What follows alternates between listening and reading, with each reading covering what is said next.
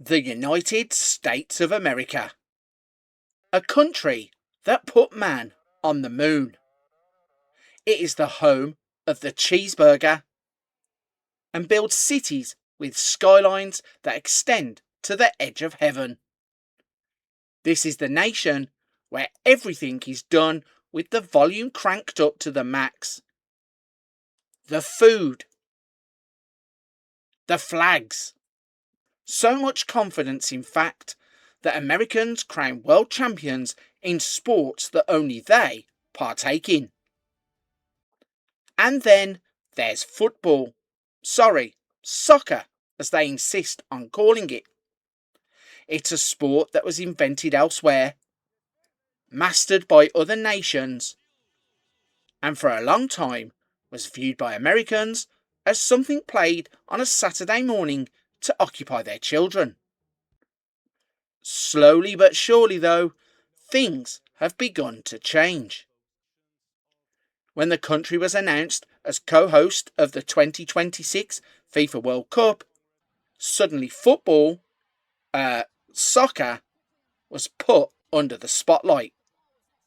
With the MLS thriving and Americans being exported to Europe's top leagues, is the USMNT finally ready to challenge the world's elite? Well, that's probably getting a bit carried away. But this is a story of an Englishman who is looking to break the mould and lead the USA to footballing glory. Howdy folks, how y'all doing? Welcome to the channel. Now, unless you've been living under a rock for the past couple of weeks, you probably would have noticed that the whole world has been caught up in FIFA World Cup 26 fever, whilst the eyes of all of the nations in the world have been transfixed on the United States, Canada and Mexico as host countries.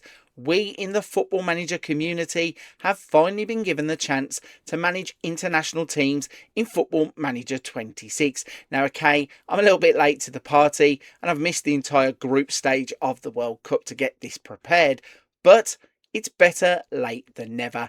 In this video and for the rest of this series, I am going to take on one of the host nations in the FIFA World Cup 26. Indeed, I am going to be representing the United States men's national team.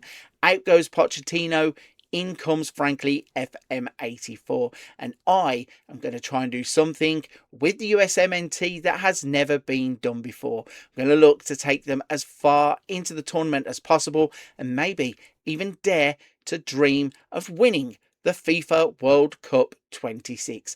So for this, we're going to go game by game. Every single episode is going to be a single match. We're going to work our way through the group stage, hopefully take on the knockouts. So let's jump into Football Manager 26, have a look at the USMNT and have that all-important squad announcement for my World Cup 26 save. So to kick things off, we're going to take a quick look at the USMNT.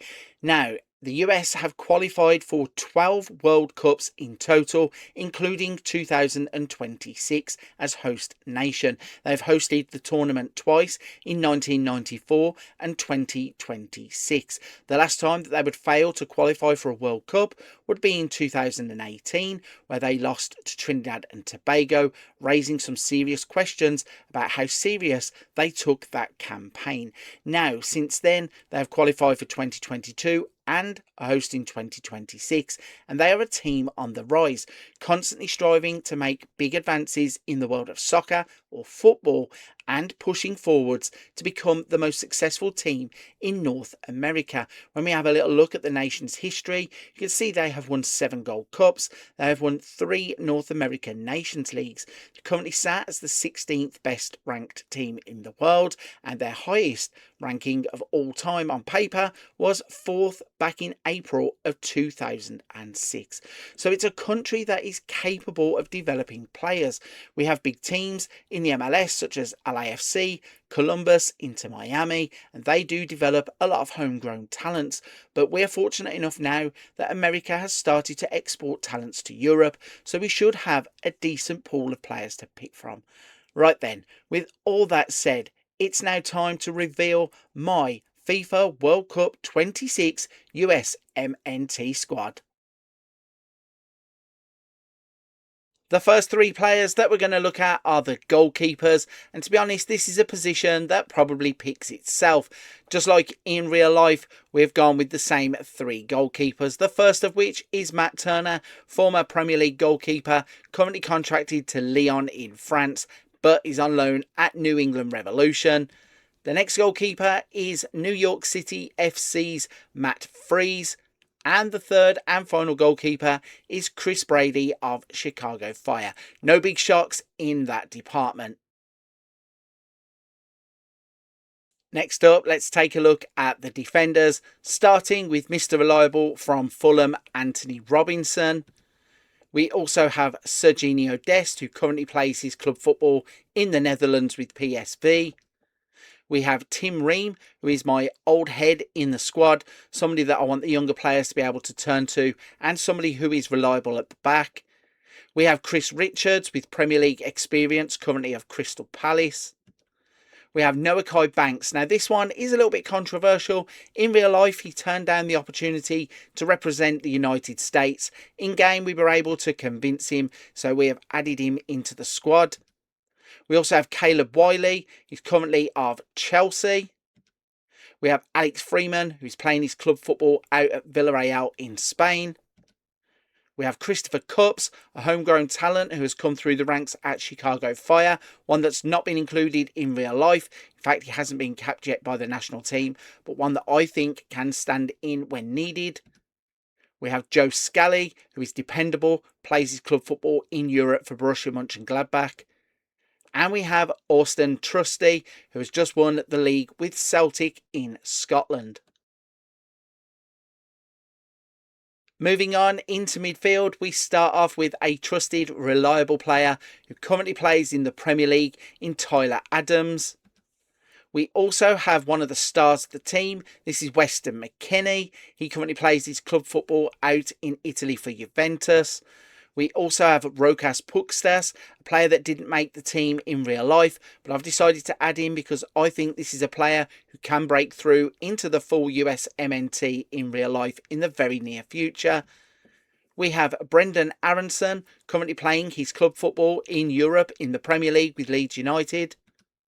We have Giovanni Reina, a former wonder kid who, despite only being 23 years old, has bounced around a little bit. We're going to need him in the squad, being reliable and dependable. We have Malik Tillman, another one playing his club football in Germany for Bayer Leverkusen. And we have Matisse Albert. This is the young wonder kid who I think could have had a real shot at making it. Just broke through into Dortmund's reserve teams and I think even made his senior debut. This is a player that is exciting for the future, and I think giving him some experience at a major tournament would have been a big step forward for him. And finally, let's look at the attackers, starting off with Captain America himself, Christian Pulisic. We also have Timothy Weah. Now, he's a player, a bit of a gadget player, can play in a multitude of positions. I view him mainly as a right winger, so he will be grouped in with the attackers. We also have Ricardo Pepe, currently playing his club football out at PSV in the Netherlands. We have following Balogun, standout player for the USMNT, currently plays his club football in France for Monaco. We have Haji Wright, who has had a fantastic season in the English second division, the championship with Coventry, and the final one is Julian Hall, a player that I think really should have had a look in for the USMNT. I do think in real life they played it a bit safe with some of the choices, and I felt that he had the form coming into the World Cup, scoring goals, assisting, being one of those standout players in the MLS. So that is the entire squad introduced, my 26 players that I'm going to be taking forward into the World Cup. Let's take a little look at how we can set them up and hopefully what we can do in terms of tactics on the pitch. And tactically, I'm going to try and set up like this. I want us to be as hard to beat as possible. So I'm going to rely on a flat back four. We have two central midfielders that can drop deep to help our defensive unit out. We also have an attacking midfielder that can join the attacking unit and make that a front four. Also, in terms of strongest first 11, I probably think in the first game we're going to go with Freeze in goal, Robinson, Richards, Banks and Dest.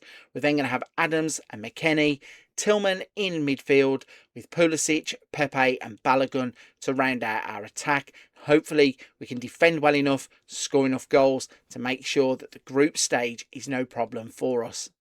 Speaking of the group stage, just like in real life, we will kick off our World Cup campaign against Paraguay. We then move on to Australia before playing Turkey in the last game of the group stage. Coming into the World Cup, we are in good form. We had a 4-0 victory against South Korea with goals from Weah, Pulisic, Freeman and Wright. We also had a 3-2 win against Bosnia and Herzegovina, and we had goals there from Pepe, Banks and an own goal to help us seal 2 victories out of 2 in the run-up to the World Cup. And so that is the intro complete. We are now on the eve of our first game in the FIFA World Cup 26, and I will make my managerial debut in the competition as we face off against Paraguay. If you want to know how we are going to get on in that very first game of the group stage, you're going to have to come back in the next video to find out how we get on. But before you jump away from today's video, please make sure to smash the like button to support the channel and subscribe so you don't miss out on the rest of the FIFA World Cup 26 journey with the USMNT. Our World Cup is about to kick off. Up first for us in the group stage is Paraguay. Howdy folks, welcome back to the channel. Now if you were with me for the first part of this series, you would know that I have decided to take control of the USMNT as head coach as we approach a home World Cup hosted on American soil. I'm going to look to take the team further than any men's team has gone in a FIFA World Cup. In the first episode, it was all about an intro to the save.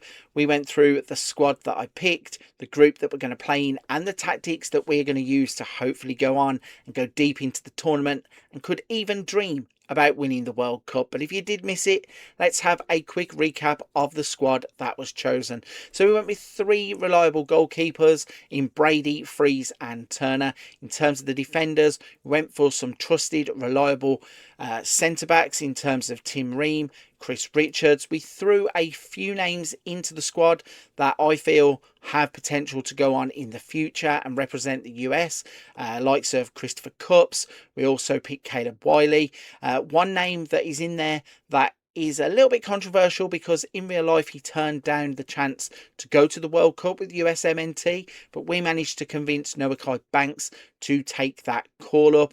Moving further into the squad, we also have reliable players from the USMNT in real life, the likes of Weston McKennie, Tyler Adams, Brendan Aronson. All of those have big league experience. I decided to call up Rokas Pukstas because I think he has that superstar quality and he plays for Hajduk Split at the moment, but I think there could be a big move for him in the future. I also decided to call up one of my favourites, Matthijs Albert.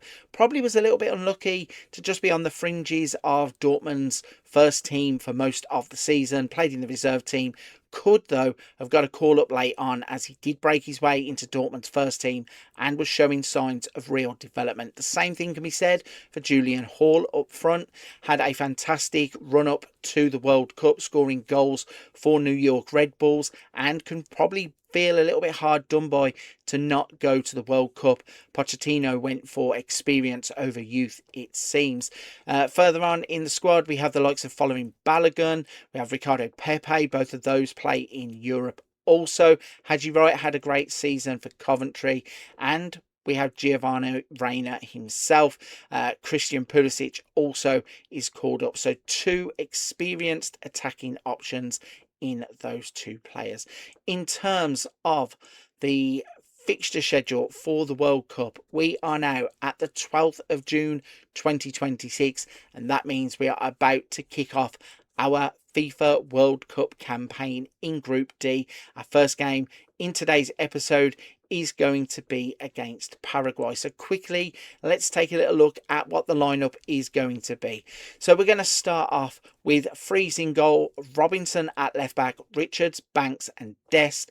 We have Tyler Adams and Weston McKennie. We have Tillman in the middle. Pulisic, Pepe and Balogun will be our attacking three. Now, it might be a little bit strange to see Balogun on the wide right, but we want him to be a channel forward, also to try and get outside and inside to create overloads and to pick up defenders, drag them away. We have Pepe at the top to start in the first game, and I think gone for a little bit of experience in this one. Maybe for the Australia game I can rotate a little bit depending on the outcome of this game, but I think that is as strong as I can pick going into the first game. So that sets us up nicely. We're going to jump into the Paraguay game. We're going to go on comprehensive highlights, so this one could go quite long in terms of the match action, and fingers crossed we can get our campaign off to a great start by beating Paraguay in our first World Cup 26 game. And so here we go. This is it, the moment that we have been waiting for, our debut in a FIFA World Cup. I have to say that they have done a fantastic job of displaying these cutscenes, getting the players to be walked out by the referee, carrying the match ball to the centre circle, lining up for the national anthems. But as we're eager to get on with it, let's get the game kicked off and see what we can do on debut for the USMNT. So the game is going to be kicking off with Paraguay attacking to our left. In fact, Almiron is already into the box. Can somebody please stop him? They've had a shot after 20 seconds in the game, and Matt Freeze has had to turn the ball over already. So let's see what happens from this corner. 46 seconds in, and they're going to get a throw in now on the left hand side. Luckily for us, it was dealt with pretty well. We do have some tall defenders in Banks and Richards at the back. Tim Ream also is quite a tall defender. So the throw-in comes in and Julio Enciso is playing the ball off. Hopefully we can force them to retreat a bit or even turn the ball over and get a counter-attack going of our own. And that is exactly what happens as Pulisic now ends up on the ball. Richards is going to spray it out to Robinson. Can he go forwards with it? He plays it up the line to Pulisic and he gives it to Adams. Some nice build-up play here. This is exactly what we wanted, moving from defence through the midfield in those transition periods. Banks gets the ball out to Dest, plays it up the line to McKennie, and with only 2 minutes on the clock we could have a chance of our own here. McKennie can't get the ball in, turns back, gives it to Dest, plays it in, trying to get it to the feet of Pepe, but it gets turned over, and now there's a counter attack for Paraguay. So a sketchy first few minutes. We nearly gave up the first goal of the game after 20 seconds, had to defend some corners and then tried to put in an attack of our own. And when the game comes back, it is still Paraguay that are pushing forwards, but Dest with a great tackle to take the ball, pushes up the right hand side of the pitch, tries to find a pass but nothing can, slows down a bit. When he finally does release the ball, McKennie is up the line. He's going to play back to Dest. There's a shooting opportunity coming here. Instead, he kind of just chipped the shot to Coronel. Not very good. He could have hammered that in left-footed. It would have gone across the keeper, but instead that little dink just going into the hands of Coronel in goal. From his goal kick, it's intercepted by Banks, and Balogun plays the ball over to Adams, controls it well in the box, and we are going to get a corner kick after 6 minutes of the game. To put it in is Christian Pulisic. He swings it across. There's nobody there in a blue shirt to get on the ball, but we do pick the ball up just around the halfway line. Dest is going to go back towards the box. Can he beat his player? He doesn't need to. He gets brought down. We have a free kick now in a dangerous position. Let's see who is going to be over the ball. As he puts it down on the spot, it is going to be Malik Tillman. What can he do with it? He actually plays it short to Pulisic, which is a little bit of a strange one. But after a ricochet, the ball comes back to Pulisic. He gets into the box, and he probably should have done a bit better there. He tried to pull it across, gets cleared away, and we are going to have a throw-in. The ball is thrown to McKennie, who goes straight into the box. It's played across and cleared away. Robinson can't get the ball on the first point of contact, but he does pick it up afterwards. He beats his player to come inside, lays it off to Pulisic, who plays it to Dest. McKennie's there. Tillman now involved. Where can we go? It's quite compact in the middle. It looks like they are trying to play almost a low block against us, but we are trying to persist, get the ball back with Robinson. Richards plays it to Adams, who plays it in behind the defence. Tillman can keep this in. He crosses it to the back post, and there is Ricardo Pepe to score the first goal of the tournament for the USMNT as we take the lead after just 9 minutes. Now, I did say it was a bit odd playing Balogun out of position in real life. He's played really well as a centre forward, but I do think he offers another quality cutting in from the wing, and Pepe gets up there highest and heads the ball home. So it's paid off. Ricardo Pepe getting that first goal of the game, and hopefully that is something that we can build upon now, because I really want to put this game beyond doubt early and quickly. And then, as mentioned, maybe we can have a look at the Australia game as a bit of an experimental one with 3 points already on the board. That will allow us to do that. If we start to draw the early games, then we can't really do that. I went as strong as I could in the lineup here, and it's showing through the early lead. But 13, nearly 14 minutes on the clock, and we have a Paraguay free kick set up in their own half. They've managed to move the ball into an attacking area. Julio Enciso goes past Dest. Can we stop the ball at the cross? We cannot. Mauricio lays it off. There's a shot from distance. This has taken a deflection on the way in, and then a shot has been turned.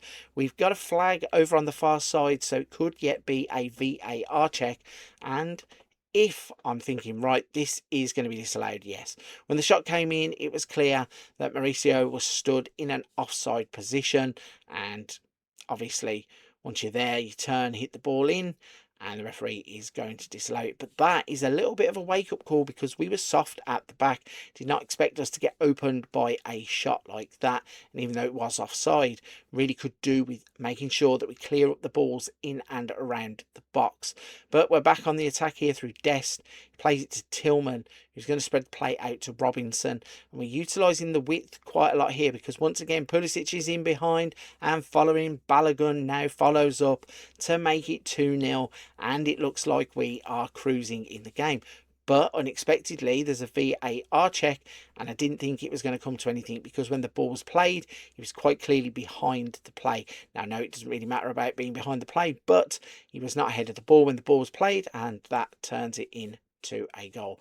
So an impressive 2-0 scoreline after just 20 minutes. And like I said here, I don't want us to stop at this point.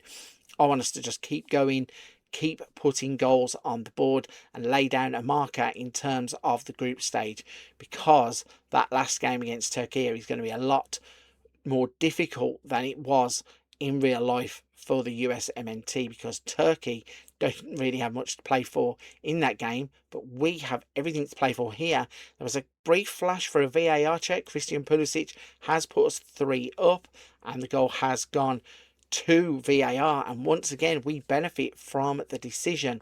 So Robinson plays the ball in, Tillman with the touch around, and you can see the back there, there's 2 players playing Pulisic on. So when the touch comes across, Pulisic with the shot goes across the goalkeeper, makes it 3-0 after 22 minutes, and we are flying.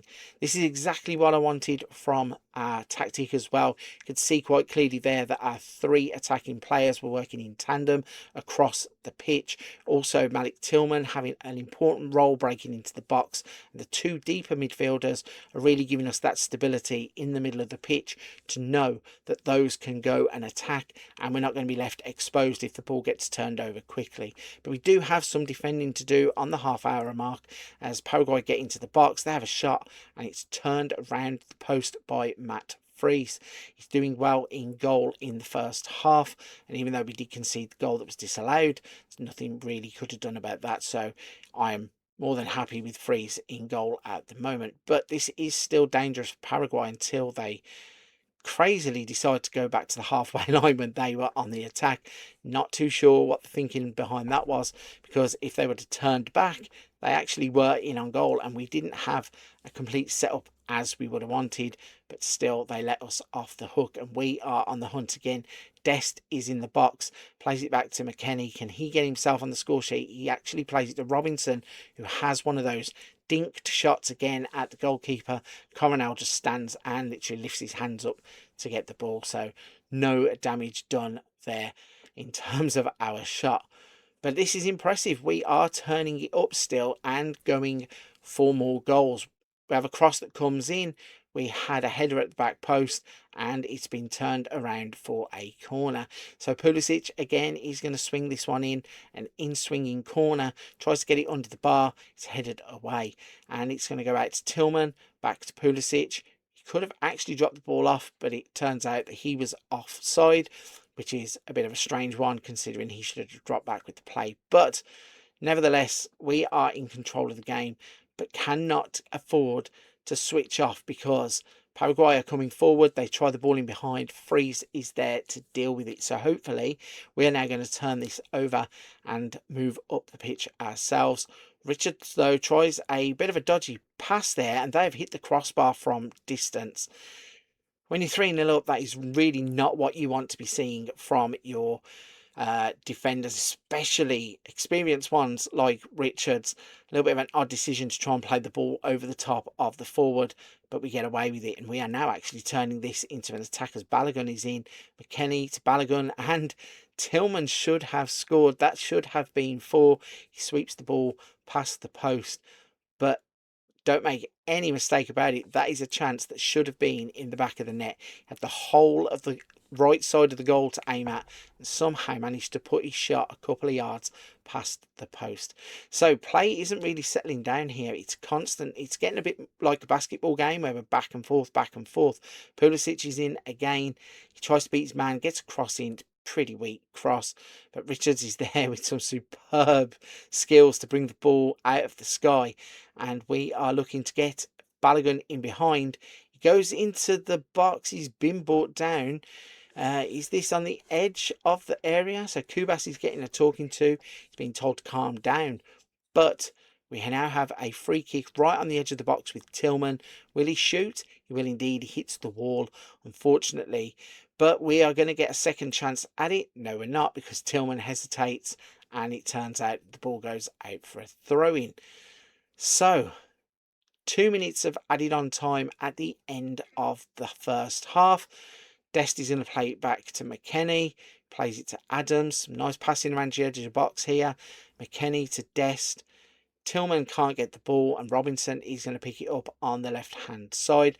Richards, he's going to switch it back to Robinson, who is going to turn back. And it looks like the players know that we are ticking time down to get to half-time, because all of a sudden we have gone from an attacking position to the goalkeeper and we are back with our central defenders. Robinson plays the ball forwards to Pulisic and he's going to try and play in behind for Tyler Adams, who lays it back for Pulisic, who could have pulled the trigger there. He didn't. When he finally does, it gets blocked and we are going to have a corner kick. So we've been very active with these in-swinging corners, and Robinson is going to put another one in here. There's a header on the ball. I think it was Richards who's put it over for a goal kick. And to be honest with you, I wouldn't mind if we just get in at half-time now, because we are cruising. Want to carry that momentum into the second half. I will be making some substitutes and changing it up a little bit, although that there isn't a clever tackle by Robinson. Is he in trouble? No, he gets away with that. So half time has come and I think we're going to just go straight through and continue whilst we have the pressure on at the end of the first half. In terms of standout performers at the moment, it's Pulisic, Pepe, Balogun and Tillman. Dest also having a good game from right back. Our defenders and the two central midfielders are playing okay. We've had the majority possession, the majority of shots on target, and most importantly, we have our 3-0 lead. So let's start off the second half and go straight back into the action to see if we can extend that lead, and then we'll start thinking about substitutes as we get further into the game. Looking down at the bottom of the screen, some of the midfielders are probably tiring a little bit. We also probably need to change Pepe up top, and that was hard luck there as Coronel makes the save down to his left. Kicks the ball long, and as it comes out of the sky, it's just going to fall with Banks, who plays it away. This is interesting because we are having a lot of chances, and it obviously means that the tactic is working like I wanted. Okay, that was just dreadful. Have no words what Malik Tillman just did. Just blatantly smashed the ball over the bar. And in fact, I think after this passage of play here, I'm going to make the first of our substitutes to try and freshen things up. Tillman, though, is in on goal, and Coronel has made the save. So whilst that's happening there, let's quickly jump in. I'm going to bring on Cups for Banks, just to give us a set of fresh legs. I'm going to play Matisse Albert through the middle in place of Tillman. And I'm going to make a third change, which is Haji Wright for Pepe up top. So we'll go with those three changes early in the second half. 10 minutes have gone in the second half when we make those three changes. Just trying to freshen things up a little bit to see if we can get the ball moving again a little bit quicker and take another chance just to kill the game off. I know 3-0 should be comfortable, but never ever trust Football Manager in these situations. But Balogun plays the ball over the top. Tyler Adams is in. And Coronel in goal, maybe putting his mark forward for a man of the match award here, because he's doing really well. I know he conceded 3 goals, but the saves that he has made have been fantastic. We are on the front foot once again. Matisse Albert plays the ball out to Dest. He's going to try and beat his man on the outside. Tries the shot, actually, which gets blocked. And we are going to have a corner. So 56 minutes on the clock. And we are going to swing this one in under the crossbar, hopefully. But it gets headed up in the air and cleared away by Paraguay. Pulisic to Cups. Cups to Robinson. Robinson back to Cups. Cups plays the ball over the top for Matisse Albert, who has a header, which is a little bit strange because he's probably one of the shorter players on the pitch. But yeah, keeper ends up holding on to the ball, and they look to build out with a long ball down the pitch. Don't see that too often anymore, but it seems now that Paraguay are going a bit more route one and direct. So we're working it through the middle with Balogun. Bit of a loose pass there, but Tyler Adams manages to get on the ball, and his pass over the top is a little bit sloppy. A ball that he didn't really need to play, and it goes straight through to the goalkeeper. He once again goes route one to try and shift them up the pitch, and it gets intercepted.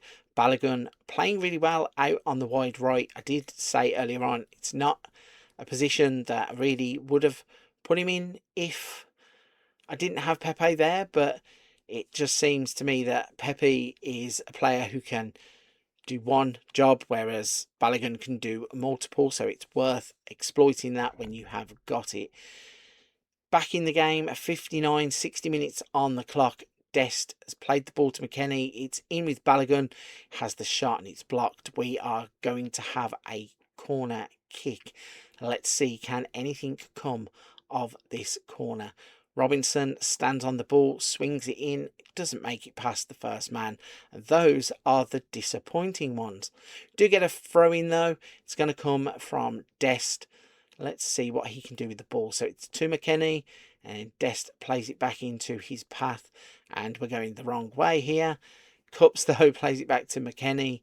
He's going to play it up the line maybe. No, hesitating. Loses the ball and then fouls Enciso to give away a free kick. Is he going to get a yellow card for himself there as well? Doesn't look like it. He's being told to calm down, obviously. So this is quite an intriguing game. Paraguay have been penned in for the majority of it. And once again, it's wave after wave of attack on our behalf. Balogun now with the ball. Plays it back to Dest. pokes it forward to Matisse Albert, who plays it out to Robinson. Can beat his man on the outside. Pulisic lays it back. We're into the box. Can he get the cross in? No, it's going to be a corner kick. 63 minutes, 64 now on the clock. Pulisic with the corner to swing it in. And once again, it's a disappointing corner.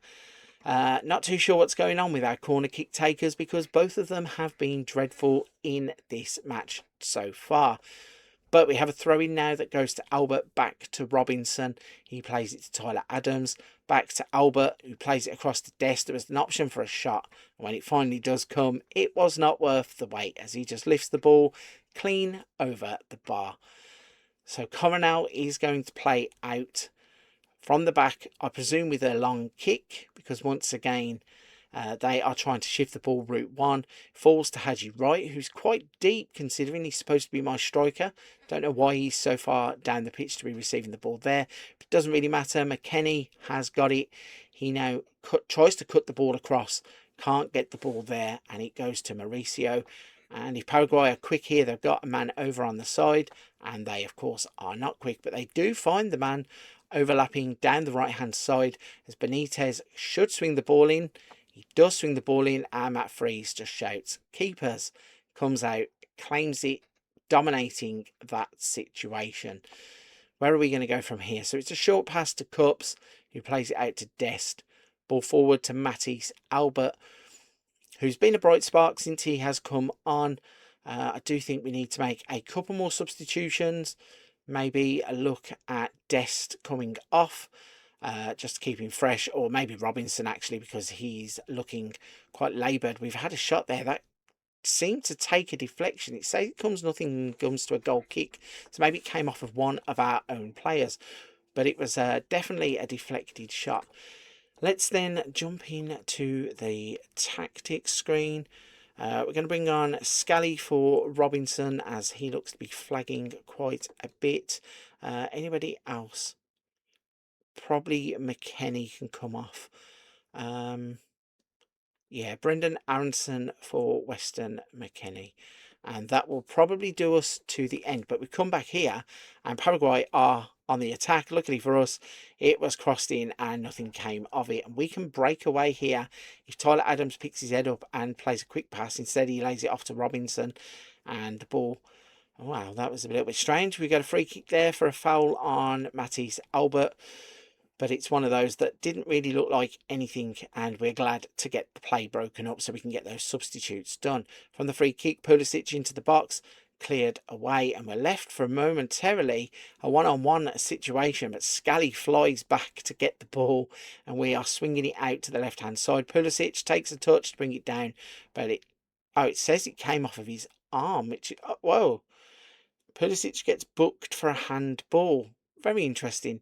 Looked like it came off his head and it was poor control, but no, instead the referee spotted a handball infringement and decided to give Pulisic a yellow card. So hopefully he doesn't go crashing into any tackles like Serginho Dest has just done, because that would just be crazy. And once again, the referee just tells our players to calm down, which is something that probably does need to happen now, because we're 3-0 up. We don't need to take risks, and players have suddenly started jumping into tackles. Paraguay aren't exactly rushing to get on with things here, standing on the ball when they didn't really need to. And now they're trying to build up play through the middle of the park. It's all been a bit slow and lethargic from them. We need to capitalise on that by taking the ball in these kinds of areas, which would set us off on the front foot if we can. But what a passage of play here for Paraguay, as they've worked it all the way from the back. The cross into the box now. Cups is there to deal with it, and it's going to go out for a throw-in. But the way they built the ball up, moved it out wide, got the cross in, it was a very good build-up play. And it just shows that there are still weaknesses in our team potentially. So once again, Sosa gets the header. It's on target. Freese has to make the save. But yeah, it probably shows that we do have a few little fragilities in that back line. And we need maybe not to be so adventurous with our defenders sometimes. But we are turning the ball into an attack ourselves here, as Scally plays the ball out to Adams. He skips past his man on the outside, cuts back. He plays a back heel in the box, and the ball comes out to Scally, goes to Dest. He tries to pass, it gets blocked, and the ball is kicked away, and he's going to roll harmlessly out for a throw-in. So with around 10 minutes of the game left, it's all looking like it's a good first debut match in a FIFA World Cup. There is time for another goal, though. I do feel like one is coming. And Matisse Albert plays the ball out to Dest, who plays the ball out to Aronson. What's he going to do with it? He cuts it back to Matisse Albert, who has the shot from distance. Coronel is there to just deal with it. Didn't even really need to do too much, did he? He just plucked the ball out of the air. But it was still a good effort from Matisse Albert. And one of the reasons that I picked him is because I think he's a player that thrives in these kinds of situations for a youngster playing for Dortmund. And not afraid to take on shots. But disaster has struck. Maybe we were taking things a little bit too lackadaisy as we have allowed Paraguay back into the game. Sosa gets in down the right hand side, stops the ball, and the defending there is really slack. He just walks past Scally, I think that is, gets the cut back, and Mauricio taps it in to give us a nervy 9 minutes at the end of this game. I really would have liked to have got a fourth goal, like mentioned, just to kill this one off. But it's now going to be Paraguay that are going to make us sweat coming towards the end of the game. We kick back off then with those 9 minutes in hand. Cups is going to drive forward. Albert plays the ball out wide to Aronson. Can we get a retaliatory goal here? He cuts back, makes a bit of space for himself, but doesn't choose to shoot. Dest does shoot. It got a deflection. It ends up in the hands of Coronel. And he's going to obviously boot this ball long because they have been doing that all game to try and go route one. And this time it works because then Ciso wins the header. He's knocked it down. Can we... Oh dear, that's not a good tackle from Balogun. He's going to get himself a booking. And we give away a free kick in a dangerous area. This is not looking good. If we can deal with this, then obviously it puts us another step closer to the 3 points. But we get away with one there as Gomez gets up highest on the back post and Matt Freeze has to turn the ball over for a corner. Can we deal with that corner now? Mauricio stands over the ball. He's going to swing it in and it's headed away, but not very far. The second ball falls to Enciso, who plays it to Mauricio, who's in acres of space in the box. Lucky for us, they play all the way back out, and it's going to come to nothing, which was a bit of a random one because they were putting the pressure on. And it seems all of a sudden that we are now inviting pressure onto us because we were comfortable for a long portion of this game, and now all of a sudden we are playing tired passes, not meeting the players that are required to receive the ball. And luckily for us, Paraguay are not punishing us. Matt Freeze makes the save, but on another day this game could be really, really uncomfortable, especially if this corner somehow finds its way into the net. Thankfully it doesn't. Hadji right, and then it looked like a wild shot that was going miles wide, ended up being a pass, and the cross comes in into Matt Freeze's hands. Hopefully we're now going to run the clock out, because if we concede another goal it's really going to get twitchy. And looking at some of those stats that were just popping up in the in-between of the highlights, we should have been in complete control of this game, and we were for a long time. But to be 3-0 up at half time and not really go on and kill the game off is a little bit weird, although I don't know what's happening here. There's deflections left, right and centre, and it ended up with a shot that's gone for a corner. Can we do anything with the corner? They've been poor most of the day, and that is exactly what happens here. Straight into the hands of Coronel, and it's disappointing in terms of the corner. So we are winding the clock down. There's 3 minutes left and the ball is just going to travel out of play on the right hand side. And this is where we now need the experience to slow the game down and really not take any risks. Scally's waving a player, imaginary player. Richards just stands and looks at him as if to say, what are you doing? Throw the ball. And when we do bring it back in play, it's Tillman now to Aronson. Plays to Albert. Ball's on for Balogun. He's got players outside of him. If Aronson finds Dest, he can. Tries the ball in behind, and that's not really going anywhere but the grip of the goalkeeper's gloves. And Coronel is once again going to boot this long. as he goes route one, trying to get another late goal. Comes to Richards, who slows the play down, thankfully.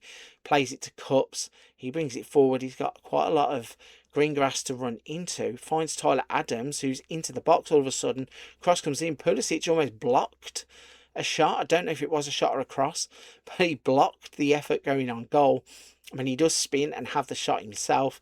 It's on target, but it's blocked for a corner. Can we do any better with this corner? No, we cannot. Ball, though, does fall to Aronson, and some quick passes find its way back to Tyler Adams. And I think sensibly here, we're looking at the clock thinking, oh no, we're not. Ball into the box, Tyler Adams, and it's cleared away by Benitez, and that should pretty much do it. I think 30 seconds left on the clock. If we play sensibly here and either go for the corner, or if we go back to the halfway line. No, sod that. Let's not do that. Desti's going to turn, shoot, and the keeper's going to get it. So they're probably going to get one last chance by hoofing the ball long. Hopefully, as soon as this ball is released, it will go straight to full time. And there it is. We have won our first game in charge of the USMNT. And it was comfortable for the majority. We did allow them back into the game. A little bit disappointed we didn't keep the clean sheet, but 3 points to start us off is all we needed. It means now going forwards, we are in a comfortable position in the group. And so at the end of match day one, we have come through the first game unscathed. Managed to pick up 3 points in the group, scored 3 goals. Didn't keep the clean sheet, which is a little bit disappointing, but we also got to rotate quite a few players in. Came out with no injuries, and we do have a few yellow cards, which means that a few players now have to walk a tightrope. But we are looking good for progressing further into the competition. When we look at the fixture schedule, the next episode is going to be all about the Australia game. We're going to take this one game at a time, and I think that we might be able to now rotate a few of those players and put in a few players that we want to have a look at and see if we can rest some of our stars playing against Australia. Of course, we want to win the group as quickly as possible, and getting 6 points is also the best way to do that. But we're going to do that in the next episode. So we have covered off match day one. A big thank you for sticking with me. If you are at this point of the video, please don't forget to like today's video. Make sure you'll subscribe to the channel so you can continue to follow the USMNT journey through the FIFA World Cup 26 right here on Frankly FM84. After a brilliant start to our World Cup campaign, we now move on to match day 2 and Australia. Howdy folks, welcome back to the channel. Now if you're with me for the previous instalment of US Against the World, you would have seen that we kicked off our FIFA World Cup 26 campaign, and we did it in some style. We would face off against Paraguay and end up walking out with a 3-1 victory. Well, in today's instalment we have moved forwards. We are now on the eve of the second group game, and you will see all of the action as we take on Australia. But first, let's just have a little recap in case you didn't catch the first instalment. So if we head to the fixtures, you can see we would win 3-1 against Paraguay. Now, it was comfortable until around the 81st minute. We would race off into an incredible lead. Pepe would score the first goal after just 10 minutes. Balogun would make it 2. Christian Pulisic would then put us 3-0 up after just 22 minutes. And to be honest, at half-time, we were cruising. As we went through the second half, we made some changes, and all of a sudden, it was Paraguay that got the 4th goal of the game. It made it a bit of a nervy last 9 minutes, but looking at the stats, we really should have had this game put to bed early in the second half. We absolutely peppered the goal in the second half, couldn't add to our tally, but still we had 62% possession, 25 shots, 14 of which were on target, and an XG of 3.38. So we scored 3 goals and we managed to get the victory, which is the most important thing when you are at the World Cup. So it means Group D over here, as you can see, we are top of the group with 3 points. Luckily for us, Turkey and Australia would draw their first game. So that means that we already have a little bit of daylight between us Turkey and Australia. And of course, beating Paraguay means they are bottom of the group. In today's episode, going up against Australia, we're going to try and mix things up a little bit. I mentioned it in the first instalment that with it being a long tournament and wanting to try and bring some of the players in that I had called up and maybe look after some of the older players in the squad, it means that we're going to set up slightly different in this match. So if we head over to the match day and go into our tactics, I am predicting that this is going to be the lineup that I will go with for the game. So we're going to have Fries in goal. We'll have Caleb Wiley at left back, Richards and Ream alongside Freeman to make up our back four. Defensive midfielders or central midfielders will not be changed. We'll have Adams and McKennie. Then we're going to give a debut to Rokas Pukstas. We're going to play Christian Pulisic wide left. We're going to play following Balogun, again, slightly out of position, but able to play on that right-hand side. And up top, I'm going to give a first start to Julian Hall. I think this is a team that should be strong enough to take on Australia and push us forwards for the win. Now, bearing in mind, we have some of the stronger players still on the bench. So if things are going wrong, we may throw them in. And I feel that if we can get another victory here, 6 points will be enough to carry us into the next phase. And if we then get a point out of the last game against Turkey, we possibly will win the group. And that means that we will avoid facing some of the bigger teams that hopefully will fall on to a different part of the bracket. And we can then have a slightly easier passage to that final. So that's the catch-up complete. We know the lineup for the Australia game. Let's get into it and see how we perform in match day number 2 against Australia. So as the referee team leads the players out onto the pitch, we are about to line up for the second match in Group D at FIFA World Cup 26. I think after an impressive performance in the first game, we really are going to kick on and hopefully turn in an equal performance against Australia.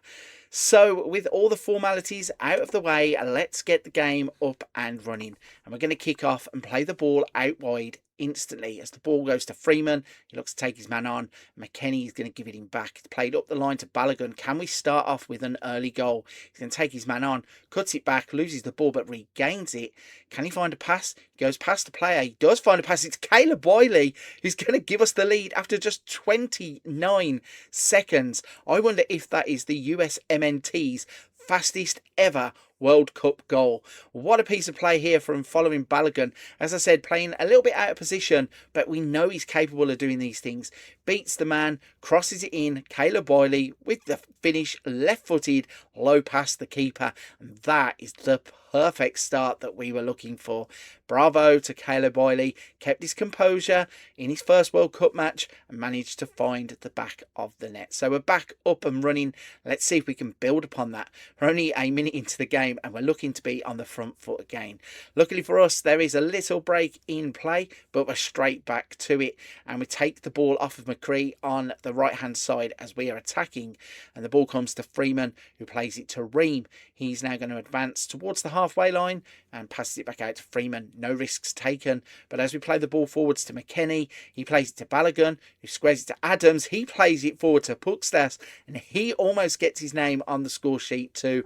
A low, hard shot that is saved by the goalkeeper and turned around for a corner. Caleb Wiley swings it in. It's well defended by Australia and headed away. But it does come back to Tim Ream, who has a header on target. So after 4 minutes, we are completely in control of the game so far. And once again, it is us on the attack and us putting them under pressure. But it's a bit of a wayward throw-in actually there. So Australia turned the ball over and are going to bring it back. Boss brings it out to McCree. Can we intercept there? We can. We can take the ball away, but it goes back to Boss. He's playing it back to the goalkeeper. Matt Ryan lumps it forwards, but it's only going to find Freeman. And nobody really can keep hold of the ball all of a sudden. And it goes a little bit ping-pongy as it goes back and forth. Boss, though, is taking the ball the wrong direction. Plays to Burgess, who tries to play the ball over the top. McGree loses the ball to Balogun. And Julian Hall is now going to go on the attack as he takes his man on, cuts the ball across. Tyler Adams is there. Caleb Wiley, one of us has got to have a shot. Eventually, it's Pukstas, and it's turned over the bar by Matt Ryan. So Christian Pulisic is on the corner. What can he do with his delivery? And the answer is not a lot. In the first game, that was a trend that was coming out of our team. Our corners were really poor, and that one just follows the example of not being able to beat the first man when you need a decent delivery. But still, Australia are starting with a free kick and they're moving down their right-hand side. Try and play the ball in behind Richards. That's not going to work. Adams, though, with the ball over the top, looking for Julian Hall. Can't get him in. And it's kind of up in the air where it falls to Caleb Wiley. He's going to go down the line to Tyler Adams. Gets the ball back. Tries to play in front of the goalkeeper. Pulisic cannot reach the ball. And it's Matt Ryan to pick the ball up and get Australia started again. I think Australia, just like Paraguay in the first game, are going to do this quite a lot. Just big long balls forwards to try and put us under pressure from goal kicks and from kick-ins, but we are dealing with it well as Julian Hall's in the box, gets the shot off. McKennie gets a shot away as well. The ball's ping-ponging around, and there's a shot there from following Balogun, who once again gets on the score sheet. We are 2-0 up after 10 minutes, and luckily for us, that ball ends up in the back of the net because it's bouncing around everywhere. Pukstas does well to put it into the path of Freeman. There is a foul maybe there. Are we looking for a foul, or is this just a replay? Because I think it was Karacic there, went to ground, but nothing doing, not even a VAR check. And the goal stands. Australia kick back off, and we are now 2-0 up after 10 minutes. And to be fair, this is perfect football from ourselves. And Balogun is looking to get in again. Boss has brought him down a dangerous position. And we're going to have a free kick here where we can swing the ball in. Caleb Wiley's going to swing it in left-footed. Should aim for the back post here, which is what he does. Freeman was there with the header, and it goes over the bar for a goal kick. So some impressive football on our behalf. After 13 minutes, Australia haven't even had a shot. We've had 7, 4 of which have been on target, and we have 2 goals to our name. So we are firmly in control of the game. Hopefully, we're going to deal with this quite well because Australia now are in position and they do have their first shot of the game. It's blocked for a corner. And how can we defend this? Robertson in this image looks massive compared to the linesman. He swings the ball in. They too cannot beat the first man at the near post, and the ball is swung back in. I don't know why Freeman's done that. Freeman should have just got a shout from freezing goal to duck. The ball would have gone straight out for a goal kick, but instead we've given away a corner, and Robertson swings that in, and it's dealt with by Richards to the edge of the box. McGree to Robertson, back out to Sapsford. Burgess is on the ball. Pukstas does get a foot in, but we can't take the ball with us, so it looks likely that that broke down and nothing came of it. Still, we are on the 25th minute, and Australia are playing around with the ball at the back. They try to go long out to the wings, and they find McGree.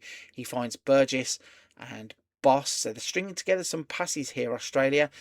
But that's a loose one, and Balogun is in to take the ball. He finds Julian Hall, who's worked himself into a good position, gets into the box, and Matt Ryan plucks the ball out of the air. Now, a little bit strange here, you may have noticed if you're watching closely, Julian Hall is a bold white player according to the game, so a few things there that are not accurate, so you just have to overlook the fact that Julian Hall does not look like Julian Hall. The name tag is there, and it certainly is, but it's a throw-in to ourselves. We bring it in, Ream plays it to Caleb Wiley, and Wiley has performed really well in the first 26 minutes.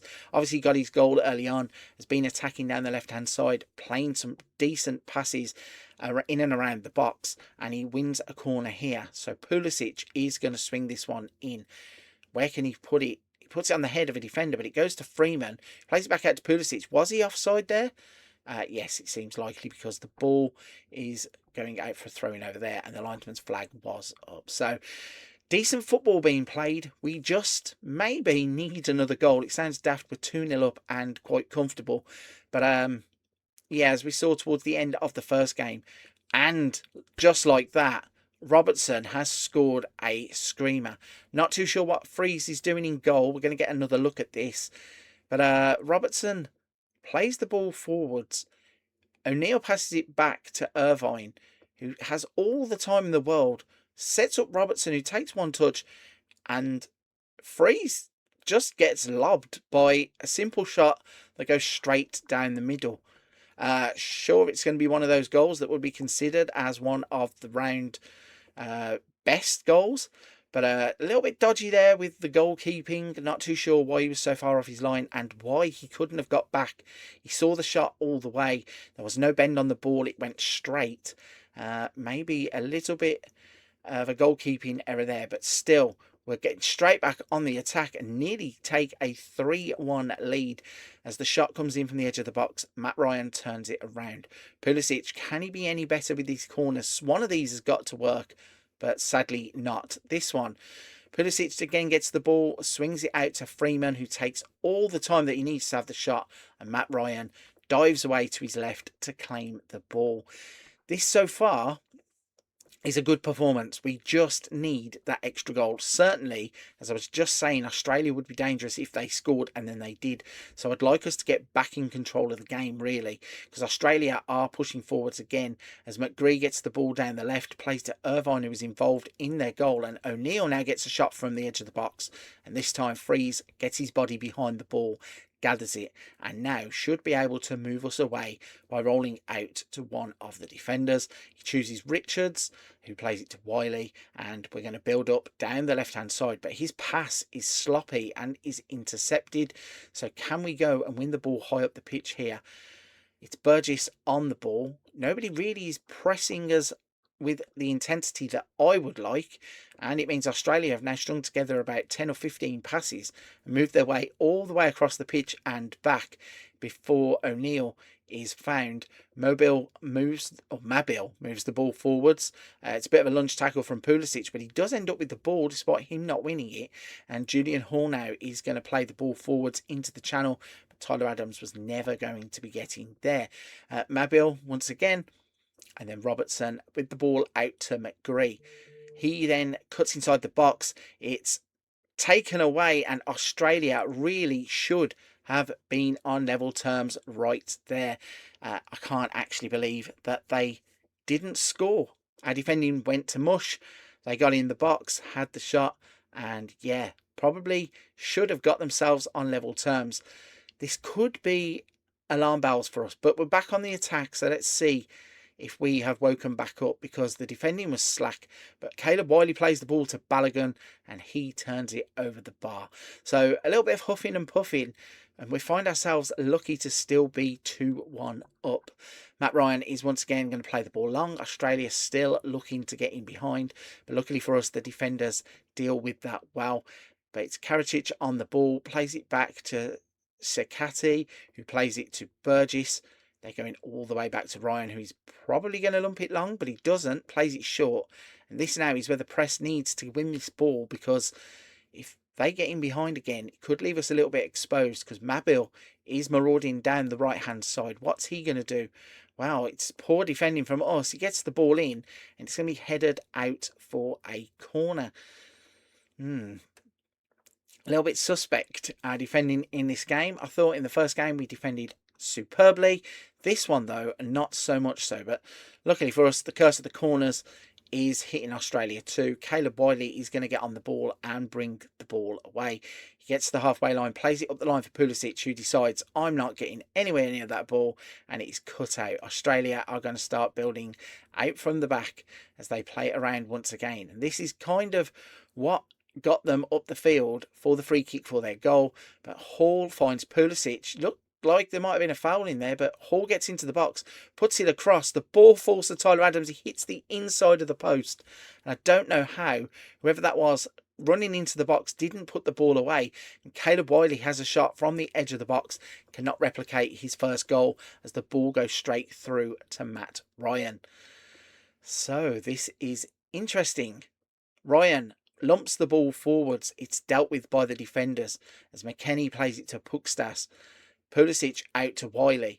Can he beat his man? He goes around the outside, delays, and then takes off again. Finds Pulisic in all kinds of space.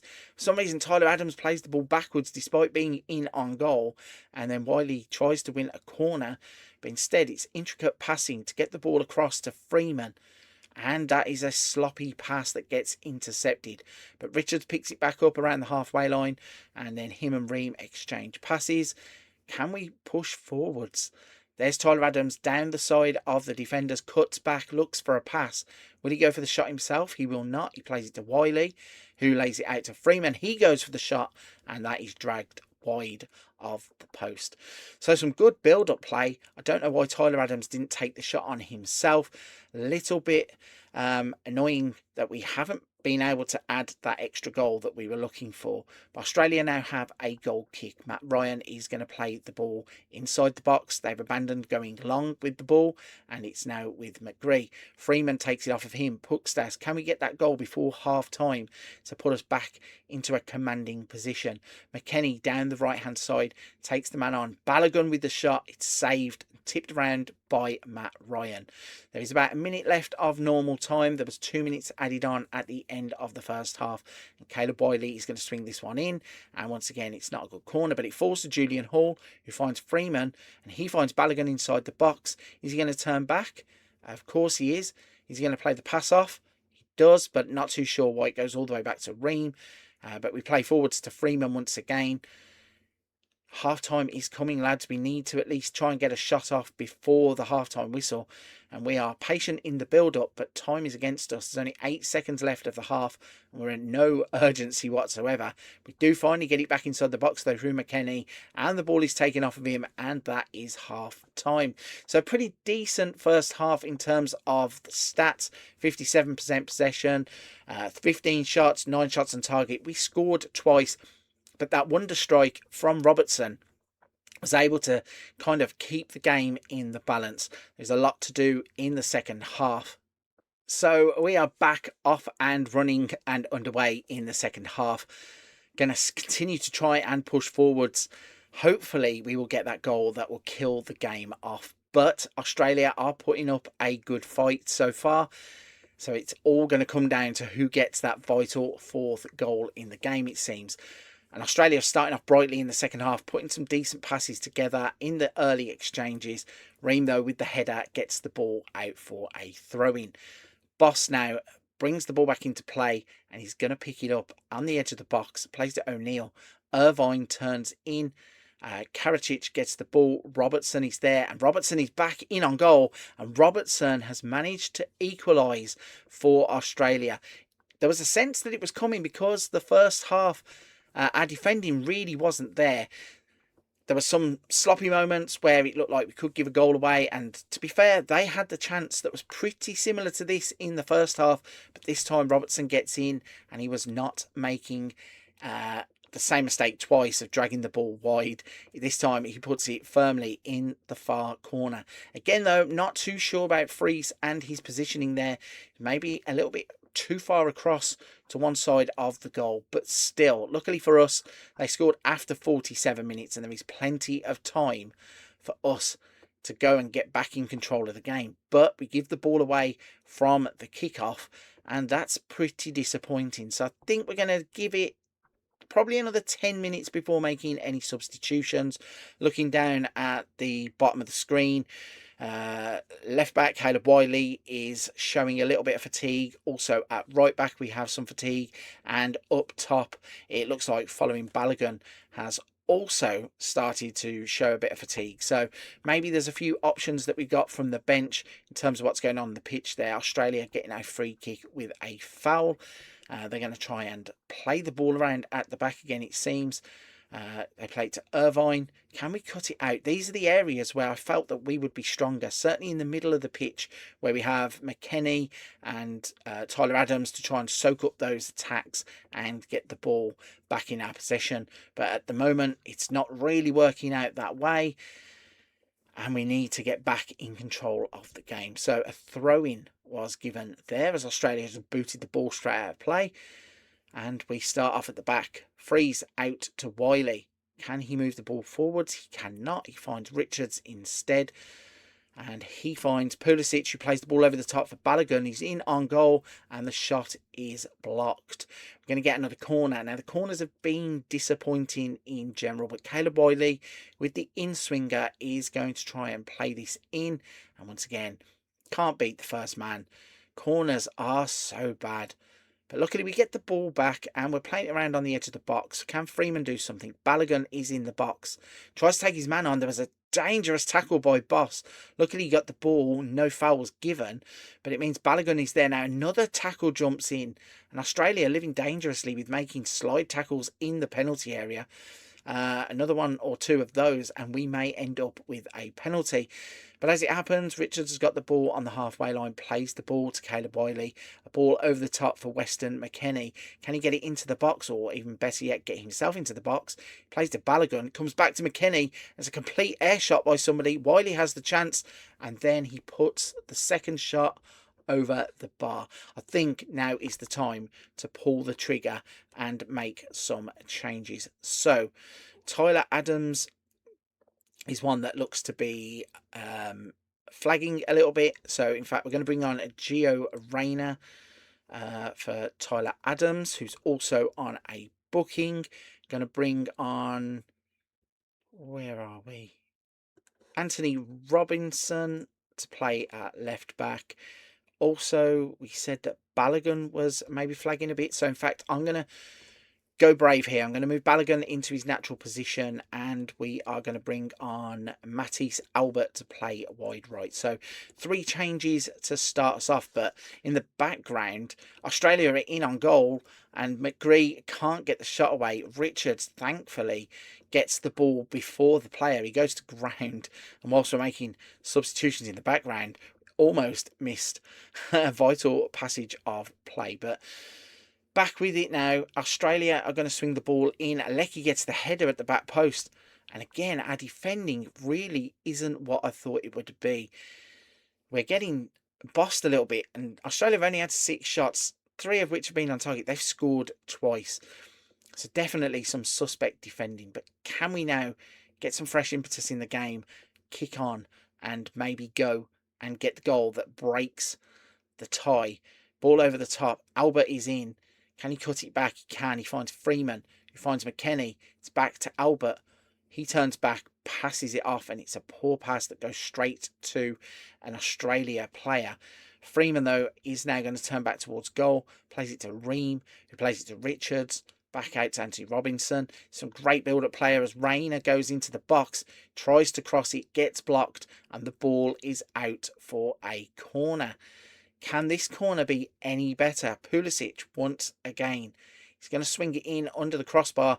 It's punched away.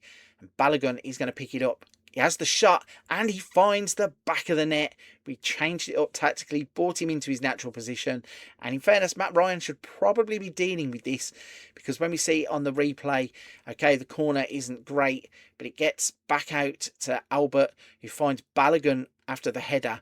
And Balogun's shot goes past the defender, straight past Matt Ryan's hands, nestles itself into the bottom corner. So after giving away a 2-goal lead, we find ourselves back 3-2 up. And the next thing we're going to do is bring on Noah Kai Banks. We're going to take Ream off, bring Banks on, and hopefully try and settle the defence down, because we were giving away far too many chances and getting bullied in the certainly at the end of the first half and the beginning of the second half. Now we're going to try and take control back of the game. Now we have got the lead once again. So it's Banks to McKennie to Freeman. He plays it forward to Matisse Albert, who's going to take his man on. He should have used his legs really and gone outside, but instead he receives the ball again, has a shot from inside the box, and that does not miss by much. And that's the reason that we called up players like Matisse Albert and Julian Hall to give us that little bit of an injection of pace and certainly some fresh younger legs when we need them in games.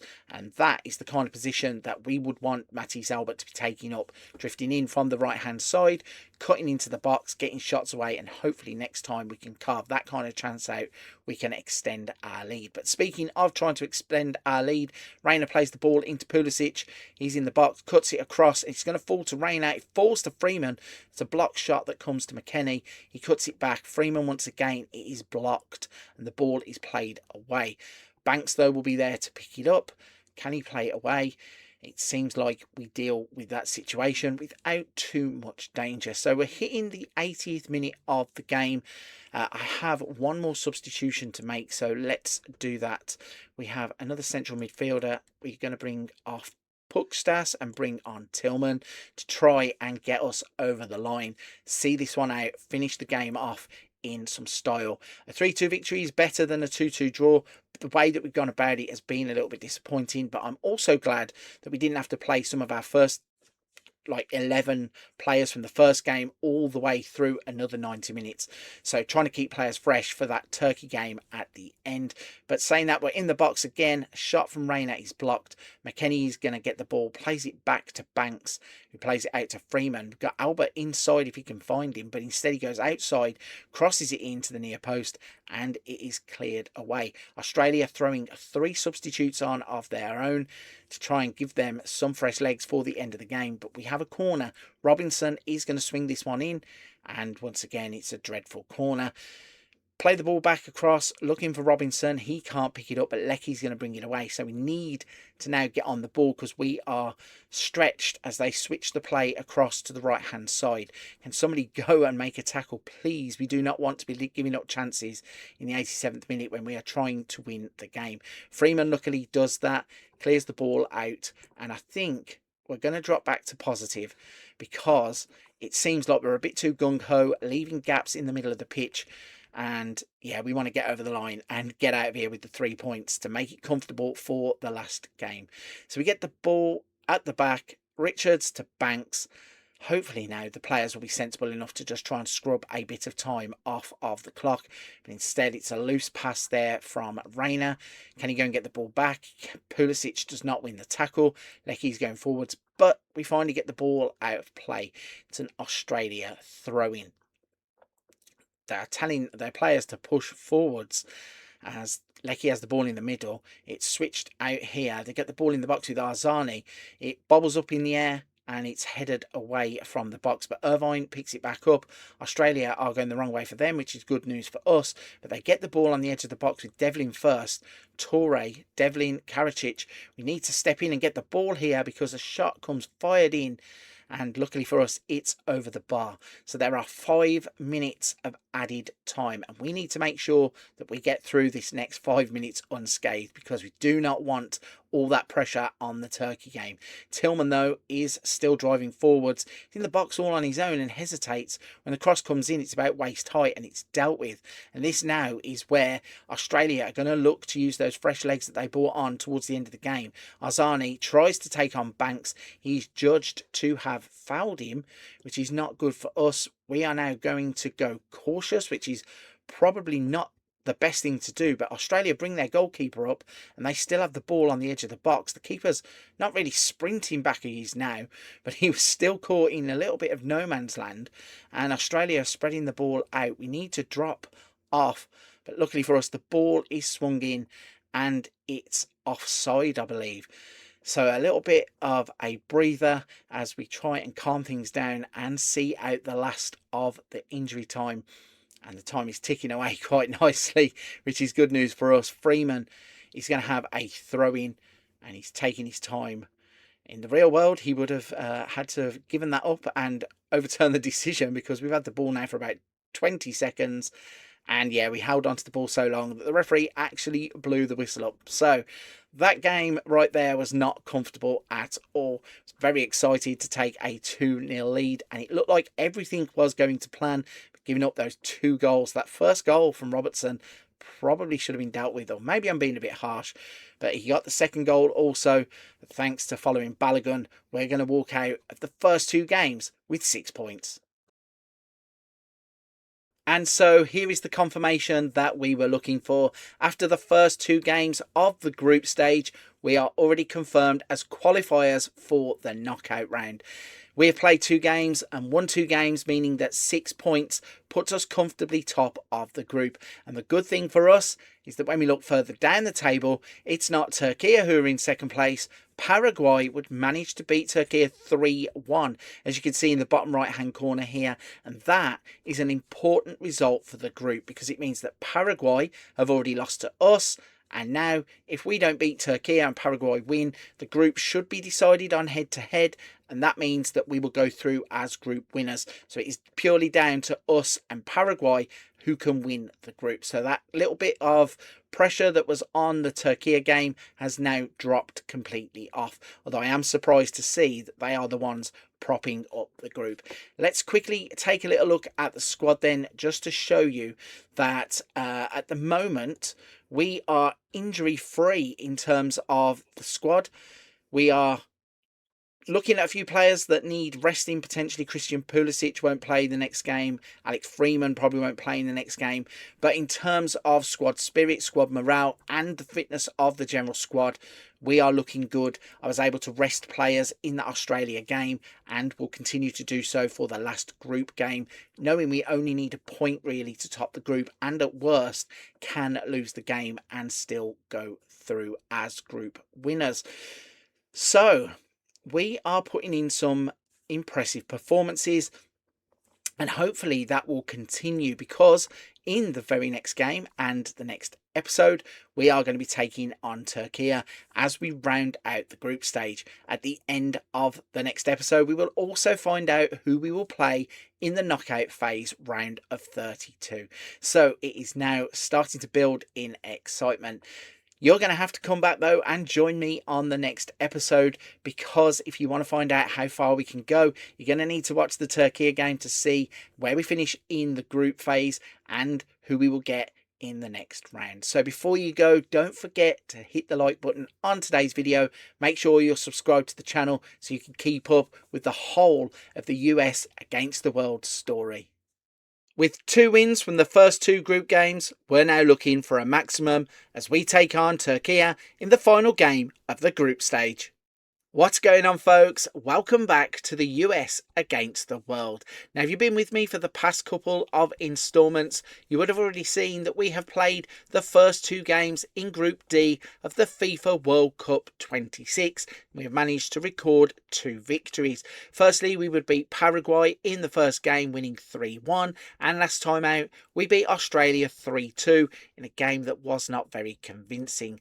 Luckily for us, as you can see above me, we are now confirmed as qualifiers for the knockout phases of the World Cup, and the only question that is left to answer is where we finish in the group. Now, looking at it and using the new head-to-head system, we should be guaranteed as group winners.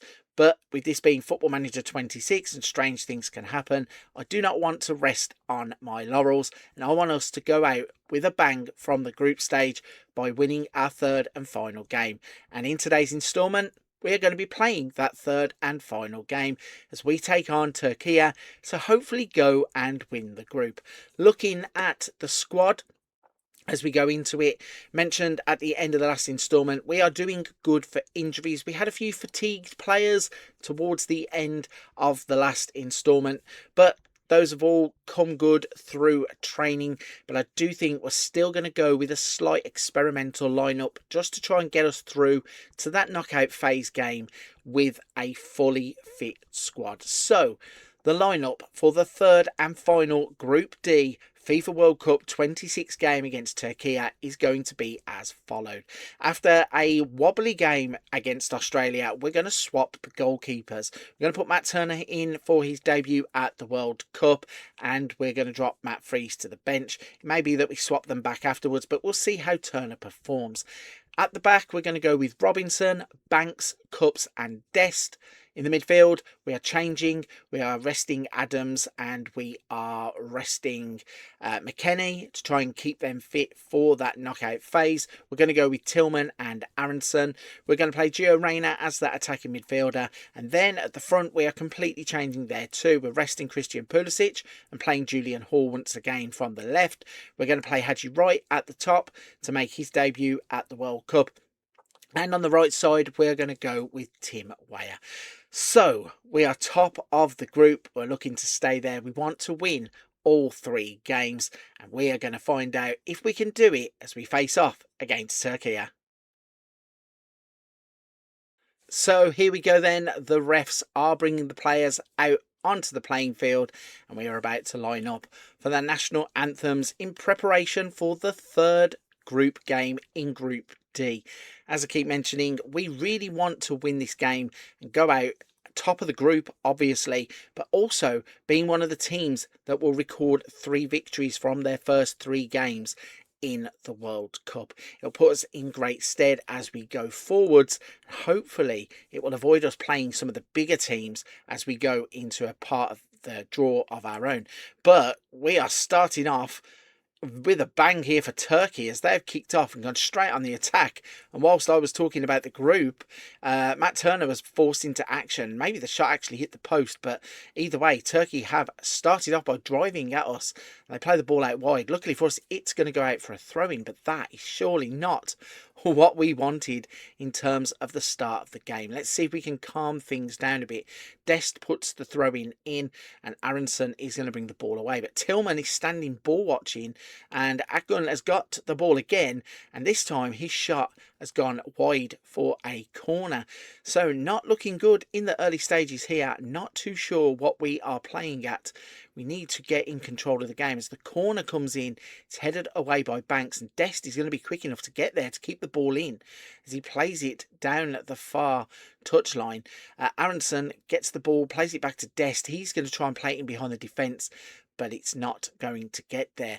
Instead, it's a long kick from Turkey's goalkeeper, and when the ball is headed back, Tillman on the turn, Hall plays it to Rayner, who doesn't follow the run through, but Hadji Wright is going to chase it just not to give them an easy way out, and he plays it back into the box to Tillman, who takes player on. Wright was there, but goes to Robinson. Dest gets the ball, and it's played straight into the hands of Oza in goal. So a bright start actually from both teams, and that is not surprising considering Turkey need to win this game to have any chance of qualifying, and we want to win the game to make sure we get out of the group in the best possible shape. And also, if we was to eliminate Turkey, that would actually be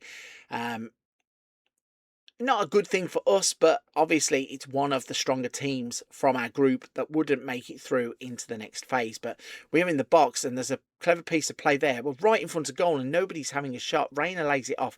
The shot did come in, it gets blocked, and Turkey now are straight on the attack. Yildiz plays it to Kadioglu, who plays the ball over the top, and luckily for us, it comes to nothing. But once again, we are in the thick of the action as Turkey play the ball out from the back, and they are looking to build up through the middle of the pitch here. Ardagula, who is obviously going to be one of their most dangerous players, gets the ball out wide to Akgun. Robinson jumps in for a tackle, and he's going to get spoken to by the referee early. We do not want cards for our players at this stage of the game, knowing that it is a long, long way to the end of the game. Do not want reckless tackles, and we do not want the risk of cards to try and give away an advantage. But Turkey are back on the ball. They are building up once again through the middle, and then injecting some pace out wide as Yildiz gets the ball towards the corner flag, plays it back to Kadioglu, who plays it back to Yildiz. We have a player who is just free on the edge of the box having the shot, and Turner luckily watches it go straight over the bar. But this is a fairly even game, and don't forget, I have had the luxury of rotating players, which means that even though we don't have our first 11 or our typical first 11 on the pitch at the moment, we can rotate players in if needed. But I'm hoping, looking at the squad, that this team and this 11 that we've put on the pitch here will hold their own against Turkey. And as it is happening, Serginho Dest has beaten a player. He's got in down the right-hand side. Rayner squares the ball to Tillman, has the space to shoot, and he finds the back of the net. And he scores his first goal of the World Cup finals. A brilliant piece of play here by Serginho Dest as he skips in between the two players, has that gap to square the ball. It comes to Rayner. He plays it along. Tillman takes advantage of some slack defending and gets the left-footed shot across the goalkeeper into the far side of the net, and we take the lead in the game that we really, really want to win. So 15 minutes on the clock. And even though we had a slow start with the initial phases of the game, we are now growing in confidence in the game. But I don't think that that is going to be the end of the action. I would love a 1-0 victory, and a boring 1-0 victory would do me fine because the first couple of games, although what is Matt Turner doing? Why does his hair colour match his boots? That's a rather strange one. But Yeah, considering the first two games have been a little bit crazy with a 3-1 and a 3-2, a boring 1-0 would do fine for me here. We're looking to build though down the right hand side. Aronson gets the ball, plays it to Cups. Banks is now getting involved. He's going to spread the play out to Robinson, who should look to move forwards up the pitch. He finds Hall, who spins off of his man, gets to the outside. Tillman plays it back into his path. He had the chance to have another shot there for himself, but instead plays it off. And we are doing this quite a lot, moving the ball around, finding spaces, and not getting the shots away. So it's a little bit frustrating because I really would like us to just start shooting a lot more. I believe that the tactic we have does encourage them to shoot, but instead we try and pass teams to death in the box. Doesn't always pay off for us, but it's one of those where I think that we are going to craft chances. We just need to take them because Turkey now on the counter attack are bringing the ball forwards, and they're going to play in down the left hand side. Kadioglu to Çalhanoğlu, who plays it back to Barakda, I think that said. Ayan to Selik. He's playing the ball forwards, and they are now putting passes together, but Hall pounces on a loose ball, can only lump it forwards. And once again, we turn the ball over in the middle of the pitch, which is where Turkey are trying to play. Ball over the top should have been dealt with by Turner there. Instead, it's Banks that does take advantage of the loose ball, puts it out for a corner, whereas we could have took true control of the situation there. Instead, the corner is swung in. It's headed to the edge of the box. Do not want to let them shoot from here. So Çalhanoğlu has a really good shot on him. And as we saw from the Australia game, we were a bit susceptible to shots from distance. But luckily for us, they try and play the ball into the box, and it's headed back to Turner. He then will start us off with a ball to Banks, who plays it out to Robinson. Can he beat a man? He can. Gets the ball to Hall, but he's now ball watching. That's something that's happened quite a bit in this game so far. Players are standing waiting for the ball to come to them instead of trying to make something happen and go to the ball. And it gives Turkey the chance to build up through the attacking phase again. But we cut the ball out and Weah just smashes the ball long. Hall is never going to get to that. So a bit scrappy here as neither team can put together any intricate passes. We are having a lot of passes, but they're saturated passes where it's kind of in the middle of the park, nothing probing, and the occasional long ball. So we need to try and pick the ball up in this area. If we could take the ball away here and get in on goal, that would be fantastic. But Turkey are playing it around quite nicely. Robinson gets attracted to the ball there, nearly leaves his man outside, and they are going to work the ball through that channel where Robinson had vacated. Cross comes in and it's a smashed shot. I think it's got a deflection and it's going to be a corner. So defending to do here. Can Turkey do anything with the corner? We hope not. Gula swings the ball out to the edge of the box, which is a bit of a strange one because Robinson finds Reina, who finds Hall. Now he's isolated here as we have one of our shirts against, I think that was 7 red shirts who have managed to get back. But we are working our way into a dangerous position. Robinson plays it to Reina. Turns right, had space to go into to have a shot. And Desti's got a shot off there. It's blocked. Aronson is going to pick the ball up. Cups. He can play over the top. Weah cannot get to that ball. But luckily for us, Turkey are kicking out for a throw-in. And we are going to get a chance again to put the ball into the box, hopefully. Dest is on the throw. Plays it to Reina. Is he going to turn back? He does. He plays it back to Dest, who's going to try and take his man on. Cuts back, and a nice little Rabona there for a cross, which is quite impressive. Come to nothing, but Robinson picks the ball up in the middle third of the pitch. And then finally, a shot from Aronson is saved by the goalkeeper. So an intense 21 minutes on the clock. Both teams looking to build up with some nice passing. And okay, they have been wayward some of the times, but overall, the passing and the penetration that has come through the middle of the pitch has yielded chances for both teams. Luckily for us, we took the one that we had. And once again, we're building down the left-hand side. Robinson and Hall forming a good partnership. Hall goes to take his man on, goes outside of the player. A nice back heel there to find Tillman, who crosses the ball in. Wright wasn't even looking, had his back to the ball, and didn't see the flight of the ball. Potentially could have had a chance, but didn't because he wasn't looking. And now we're playing the ball Hall and Tillman. Hall crosses it in right this time, does have the shot, and it is blocked at the near post. So we are turning the pressure up, and as we've seen previously, 2-goal leads don't really mean much to us, because we had a 3-goal lead in the first game, conceded. We had a 2-goal lead in the second game and ended up at 2-2 before winning 3-2. But we are on the build-up once again on the right-hand side. Way out to Aronson. He's turned. He finds Robinson on the edge of the box. Is somebody going to have a shot? It's Dest. It gets blocked. Hall chases it down. Can he bring it back into the box? He plays it to Robinson. Back to Hall. To Tillman. All the way back to Banks, which is not the best decision. I would not have encouraged that in the slightest. But we keep the ball and the build-up plays going. Aronson has a shot and puts it over the bar from the edge of the box. Oh, in fact, it must have got a deflection, or the goalkeeper must have got a touch, because we actually have a corner. And Robinson swings it in. This time it beats the first man, straight in the hands of the goalkeeper. So even though we are building, we really need that second goal. We need to get another score, another goal to build that scoreline up to get that 2-goal advantage, which has been proven vital in previous games.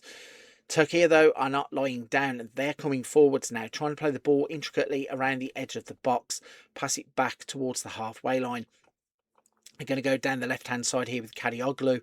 He's just allowed to walk into the box. Somebody needs to put a challenge in. He passes it all the way back. There's a shooting opportunity coming. It's blocked by Tillman. Çalhanoğlu's pass is blocked by Rayner. He can now build us down the left-hand side. Him and Robinson exchange passes. Julian Hall loses the ball sloppily. But it's not a big deal. Turkey turn it over and nothing bad comes of it. So we're at 37 minutes and this is a pretty even game. Even though we have the goal, there are chances coming. Here's Rayner in the box. Julian Hall, what can he do with it? Passes it to Robinson. Is there a killer pass coming here? There is not. Hall loses the ball. Arda Güler is now bringing it away, and Yilmaz is off down the right hand side. Somebody needs to come across. Robinson is not picking up the loose man. The shot gets taken, and I believe that is Noah Banks that puts the ball out for a corner. So Arda Güler once again to swing the corner in. 39 minutes. We have 6 left to get in at the break, and luckily for us, Matt Turner comes out and claims the ball. Hopefully slows the play down a little bit too, because everything is going 100 miles an hour at the moment. He throws the ball to Dest though, and Dest is allowed to just sprint down the right hand side of the pitch, getting into a promising position. But what can he do with it now he's there? Cuts back, plays the ball to Weah. He turns back, plays it back to Dest. Will Dest have the shot? He will not. He tries to pass the ball once again. It gets intercepted, but Banks moves forward to pick the ball up. Rayner on the turn. Haji Wright is there. Rayner has a shot from distance. I think that one has just gone clean over the bar. No deflections this time. And it is a Turkey goal kick. So Oza is over the ball. He chips it out to the wide left as Turkey are attacking left to right. And Kenan Yilmaz plays it to Çalhanoğlu. Arda Güler is involved now, and they have moved the ball from left to right. It's Robinson again that is being left exposed in our left back area, but luckily for us, we pick the ball up. Julian Hall tries to beat his man, successfully does it, and then he's hacked down, wins the free kick, and that eases a little bit of pressure in terms of the 100 miles an hour football. We can slow it down. Robinson swings the ball across to Aronson, who receives it on the jump. He plays the ball to Hall, who finds Weah in space, and Tim Weah is going to double up our lead, making his World Cup debut. He scores in his first match. We have a late VAR check. Now, I did think he might have been a little bit ahead of the play, and we're going to see here from the lines that the player at the bottom of the screen, in fact, it's the one in the middle, that has played him clean onside. So when he gets the ball into feet, takes that touch, smashes it home. A brilliant finish to double up our advantage. And that is the one that we wanted. But it does not end there in terms of the match action. Turkey have kicked straight off and they are going straight on the attack. Arda Güler swings the ball out to the right, and luckily for us, that is the end of that highlight. There are 2 minutes added on at the end of the first half, and we are going to look to fashion one more chance before that half-time whistle goes. Weah plays the ball forwards. Rayner's not chasing that, but he should do because Çalhanoğlu was slack in his possession. and we have actually turned the ball over in the middle of the pitch. Tillman plays it to right, and the ball's through to Weah again. He's had another shot, and this time Oza has safe hands to keep the ball out of the net and keep the score at 2-0. Now, I have to say, this first half has been impressive. I have a rotated team, and we are performing exactly like our suggested best 11 would be performing. The width on the pitch, the way we're playing and building down the left hand side, and the defending so far through Banks and Cups is really showing out as a strong partnership. The question is, can we get in at half time without conceding, as Turkey are now on the attack? Playing the ball around, Çalhanoğlu plays it forward to Arda Güler. It's out to Selic. He's going to try and run in. Hall comes back to defend. Luckily for us, the cross is overhit. Serginho Dest gets it away. And we're down to the last 10 seconds of the first half. And all we need to do really is walk the ball out. But instead, we allow the player to cut across the defenders, get the shot away, and it gets blocked on the line. Thankfully, that is half time. Looking at the stats, we haven't had most of the ball. We've only had 41% possession to 59%. We have had more shots on target, and luckily for us, we have that 2-goal advantage. So we're going to roll into the second half. Not going to make any changes yet. As you may have noticed, my favourite time to make substitutions is around the hour mark. So once again, we will use that as our benchmark for where we rotate. Looking at the bottom of the screen, we have players that are starting to fatigue a little bit, nothing over the top, and as you would expect at this stage of the game, we will start looking at the areas where we need to maybe rotate quickly. We can bring on some stronger players if we want to try and kill the game off too. But we are on the attack down the right-hand side as Haji Wright beats a man, gets into the box, tries to cross it in, it gets a deflection, and we're going to have a corner. It's going to be Robinson on the ball to swing this one in. He's hopefully going to try and find the penalty spot, but instead he finds Çalhanoğlu, who just headers the ball out for a throw-in. A little bit disappointing that we still can't beat the first man on corners. It certainly is a weaker area for us. Here we go then. There is a throw-in to Turkey. They throw it to Akgun. Güler's in the box, influencing the game, trying to get the ball back to him. There's a bit of a scramble, and we deal with it well at the back post. Aronson plays the ball away. Haji Wright comes deep to get it. On the turn, he tries to play it forward to Weah. It's intercepted, and Arda Güler is not the person you want the ball to fall to, because Yilmaz all of a sudden is in the box. But luckily for us, the offside flag goes up, and we are able to get a free kick. So it's going to be Cups to restart the game as he pumps the ball forwards to Tillman. He takes it well, turns. Hall plays it in behind to Robinson. Can he get the ball towards the back post? He can. He stands it up. Tillman was at the back post but couldn't win the header. And all of a sudden, Turkey are now dangerous on the counter-attack. They've gone from back to front as Yildiz is looking to bear down on goal. He's taking on the defender, crosses it in. It's a deep cross. Akgun lays it off, and Turkey have managed to get themselves back into the game. And this is exactly what has happened. There's a pattern forming where we go 2 goals in front and cannot hold on to the lead. I mean, we had a chance ourselves. We were caught with the breakaway. Yildiz puts the cross all the way to the back post, where Akgun cushions it down for Kokchu. He has the shot that goes across Turner, and maybe the goalkeeper should do a little bit better there. This is one of those where we've used 2 different goalkeepers, and the 2 of them don't look 100% convincing, but the only thing we can do now is go on and win the game from here. And there's a ball over the top. We're not going to do it like that. That was a wasteful pass.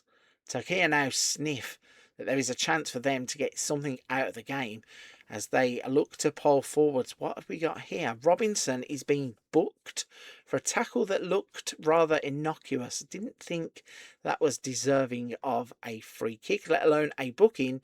And luckily for us, nothing came of it. We're going to take a risk here and make a few substitutions whilst that's going on in the background.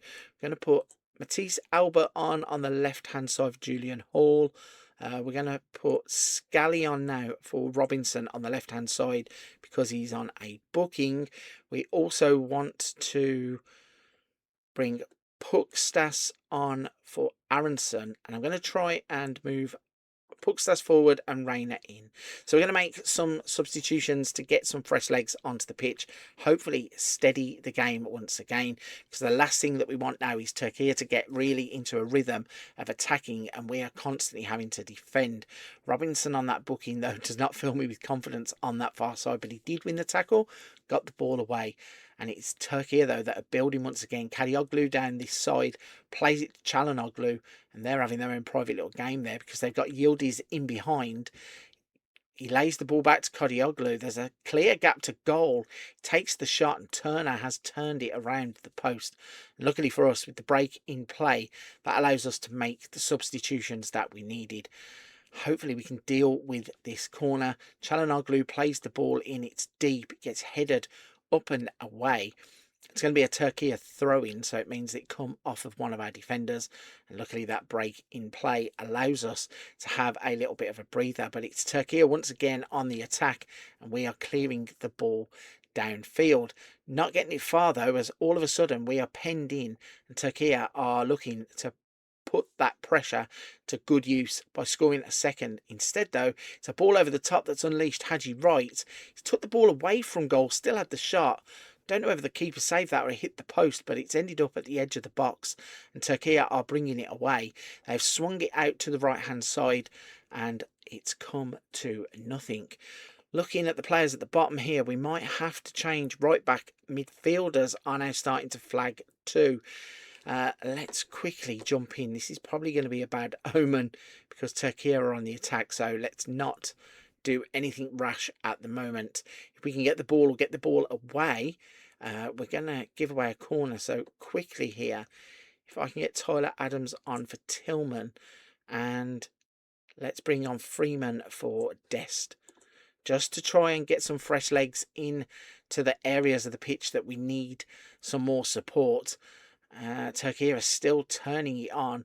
They get the ball across. Unal plays it back to Kadioglu. He plays it to Çalhanoğlu. Luckily for us, they're going backwards, and we need to push out here and try and take the ball with us.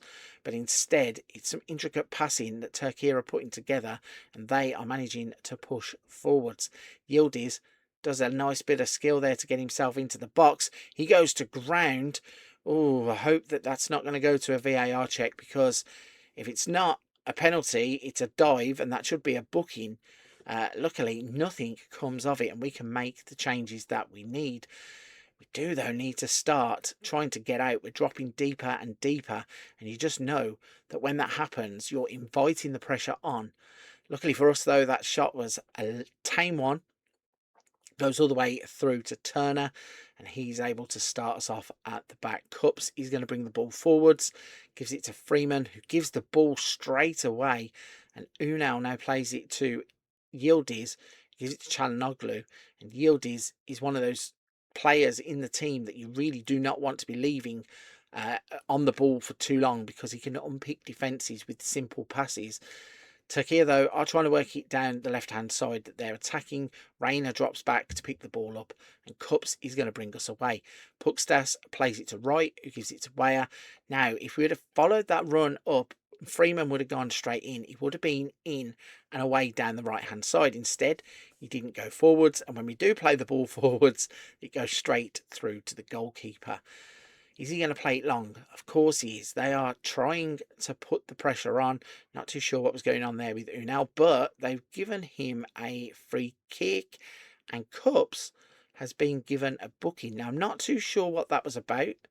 It looked like they all went up in the air. Cups headed the ball, and for some reason, they've decided to book our player. Funny enough, he's the one, though, that clears the free kick away. If Tyler Adams looks, there's a massive space down this side of the pitch where we could have played the ball in. Instead, we go to the left, and Tyler Adams is going to follow that run. He doesn't get anywhere, though, as the ball is taken off of him. Can we turn it back over? We can. Reina. Pukstas can't get there, and it comes to Kadioglu. Can Uzan is now bringing the ball away, and it's Kadioglu on the left-hand side as Turkey attack down this side. They switch the play into the middle of the pitch, and we need to start pushing on here and trying to get this ball back in these kinds of areas. There's 72 minutes on the clock. We do not want to concede a second goal here, as we want to try and win this group. And Scally now has given away a free kick in a dangerous area. And in fairness, that one there looked more of a yellow card than Robinson's or the one that Cups was just given. So not too sure what's going on with the refereeing in this game. A little bit dodgy. As naturally comes with our tactic, we are playing quite attacking. So we're going to give that a couple more minutes to play in that style to try and get a third goal. But if we cannot, we are going to do what we did in the previous game and start dropping the attacking intentions off. I mean, Weah has now been taken out of the game by Kadioglu, and we have a free kick. So can Rayner do something with this free kick? It'd be great if he could just find a teammate in the middle, and he can't. It goes straight to the keeper. But Albert plays it to Banks. Need this fall into an attacker, really, because it's Banks who's not going to have a shot, and he loses the ball to Chan Uzun, who plays it to Selik, and all of a sudden Turkey now have the breakaway, and they have players in the middle. If they can find them, they go back out wide. Are they going to cross it in? They are not. They're playing it along the floor, and it comes to Çalhanoğlu, who finds Kadioglu. Need to get a player out to him because he chips the ball up. Banks with the header back. For a second there, I thought that was going to loop up and over Turner. It does not. It ends up in his hands, and we bring the ball away. Rayner plays it over the top. Weah is in. If he was a little bit quicker with his decision making there, we did have a man in the box in Haji Wright. He could have played it straight into his path. Instead, he doesn't. Yeah, we have 12 minutes left. Let's make that change and drop off. We're going to go balance because I don't want to overload and try and gift Turkey the chance to just attack. We want to try and balance the game out here. I mean, we are looking for the goal. The ball over the top there from Pulisic was great. In fact, it wasn't from Pulisic, was it? It was from Rayner. Sorry, getting confused and getting a bit excited here. So Rayner is on the corner after the ball was played by him into the box. The shot was blocked and it's a corner. It's headed away. Once again, different corner taker, same outcome, can't beat the first man. But we have worked the ball well into a good space. Weah is going into the box. He goes to ground. Referee not even moving. A little bit disappointed there. That's not even gone to a VAR because I would have liked us to have had the penalty to ease the pressure. But as it happens, we have a throw-in. Time is ticking down with 10 minutes left on the clock. We're pushing forward. Rayner plays the ball to Freeman. Cuts into the box, gives it back to Rayner. Plays to Weah at the front post. We're practically standing on the goal line. Freeman has the shot. It gets blocked. We're going to have another corner. Can Rayner do better with this one? It's going to be an outswinger. Puts the ball down, steadies himself, swings the ball out. No, it's still defended well by Turkey, but they've left Rayner open here. He goes past his man, he's in on, but why did he not shoot? He cut the ball back to Freeman unselfishly, but Rayner had got all the space in the world to just drive in at the near post and have a shot on goal. It turns out that we played the ball wide from the shot anyway, but he had all the time in the world there to make a decision, to steady himself, to take the shot, and instead he did not take it. And if we now do not win the game because of decisions like that, that is firmly on the players that are on the pitch, because we have done everything in our power. We worked the chance well, and we just cannot kill this game off. But we're going to have another go here as Freeman brings the ball forward. Weah with the ball over the top. Haji Wright is in. Does he have the pace to get away from the defender? He does, but he does not have the technique to beat the goalkeeper. So we have another corner. Can Rayner do anything with this one? Looking at the last couple, probably the answer will be no. But he should probably swing this one further out and aim for where the referee is standing on the edge of the box. But he goes near post, it gets headed away. Weah now can find him in all kinds of space, and when the ball comes back to him, again the shot is on there from the edge of the box. He doesn't take it, and Rayner, they play a 1-2. He gets across the defender and just does nothing with it. And when we come back, Turkey are now defending. Weah's in down the right hand side, but plays the ball back to Freeman. Can he put a pass forward? There was a channel there that the ball could have gone into. Instead, he looks to take the player on. He beats two of them in the end. Gets into the box now, stands it up, and there was Pukstas with a header. He could have hit the back of the net there. Instead, he finds the goalkeeper's gloves, and another chance goes begging. I hope there's not a sting in the tail at this one, because it's got all the hallmarks of a team that huffs and puffs and cannot put the other team away. And we are now going to have a free kick with 5 minutes left on the clock, plus additional time, obviously. We had a free kick. It didn't even show us the free kick, so nothing good came from that. And it was obviously just the break for their substitutions and to show that I believe the player received a yellow card. But that there was sloppy passing in the middle of the pitch, which is where I thought we would be strong in this game. Now, Chanuzun's in behind. And luckily for us, he's put it wide. The flag goes up at the end, which is frustrating both in real life and in the game, because if it's offside, we just want it to be offside straight away. Yeah, those are not good. Certainly when you're clinging on to a 2-1 lead with just 2 minutes to go. Although Banks here now has just decided to randomly waste 15 seconds just to play the ball to Scally, who lumps it up the pitch towards right, and it gets headed all the way back to the Turkish goalkeeper, who goes down to waste a couple of seconds, which is not what his team would want him to do. But Turkey are building through the middle of the pitch, and the ball goes out now to Demiral, who is on the right-hand side. It's played to Aktürkoğlu. Yeah, Turkoglu, who's got the ball, plays it into the box, and Reyna is there. We are so deep, defending deep, that Gio Reyna is now helping. But, strangely here, Scally has give a free kick away. They've crossed it in, and thankfully for us, Turner is there with safe hands, because the header at the back post goes straight into his gloves, and that could have ended really badly for us. Instead, though, there's 5 added minutes on, and we are about to go into those cups. Plays the ball out wide to Albert. He's going to take a touch and give it to Scally. Should probably head for the corner flag here, but instead we're going for goal. Tyler Adams cuts the ball back, and in fact he was offside. So we have 4.5 minutes to try and get this one done, and we're now going to drop back to cautious, and probably this is not a good idea. I mentioned this in the last game, where dropping off and inviting the pressure on is probably not the best thing, but I do believe in our defensive partnership here, as they have played fantastically to this point. And in fact, we now have a breakaway. Hadji Wright has no support. Matisse Albert picks the ball up on the left. He needs to just run into the channel and waste some time off the clock, but Tyler Adams gets the ball into the box. Pukstas has the shot, and it is dragged wide. Did it? It went out for a goal kick. It went so wide, it seemed like it had gone out for a throw-in at first glance. So to see it out for a goal kick is okay. Tyler Adams, a bit rough there with the tackle. He's going to get spoken to by the referee, told to calm down. But when you have 3 minutes left of added on time and you're trying to see out the game, I fully understand Tyler Adams flying into tackles. Turkey are trying to build through the middle. Gio Reyna has intercepted the ball, and we now need to be calm and just make sure that we keep finding our white and red shirts and not give the ball away like we have just done, because now it invites the pressure as Turkey have men over on the right hand side.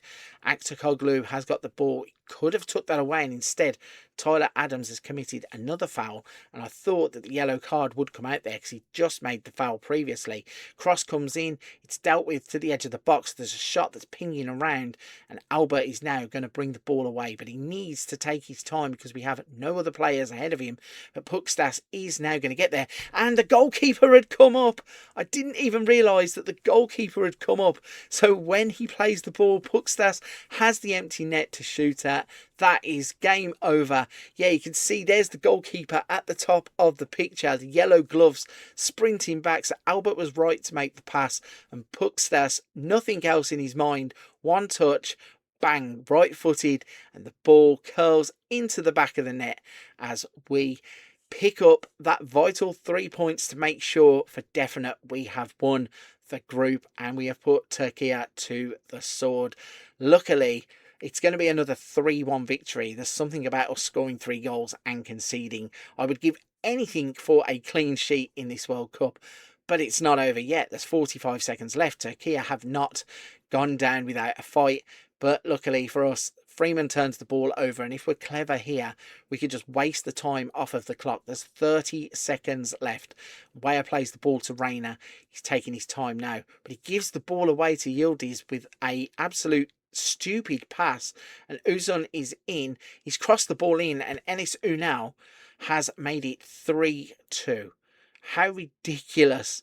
That pass there in the middle of the pitch to give the ball to Keenan Yildiz is absolutely criminal. There was no need to do it. We just needed to kill the game off, get the time down. And instead, we've given away a goal. I mean, Matt Turner is inside the goalpost there. No clue what's going on. I mean, he needed to cover the post for the shot anyway. But the fact he's in the goal, through the goalpost, is a little bit crazy. Anyway, we are now looking to see timeout because obviously he's going to play a couple of minutes probably over. We're already at 38 seconds over and Turkey have took the ball away. Surely this is not going to happen. Surely we are not going to allow them to have another chance. The game, we are 1 minute over and the referee is allowing them to build a play, and luckily for us, the final whistle goes. We get off the pitch, and that became far more stressful than it needed to be. Not being able to kill the game off until added on time, and then to score a goal the way we did and give a goal away means that it was absolutely crazy. But looking at the game as a whole, we didn't actually play that well. 39% of the possession to 61. We had 20 shots. That is where Balogun coming back in for the next game, for the knockout round, should hopefully help with our conversion rate. We had a 2.34 XG and scored 3 times, so we are roughly where we are. But the most important thing about it is that we have picked up another 3 points. We have won the group. And let's go and check out who we're going to be facing in the knockout phase.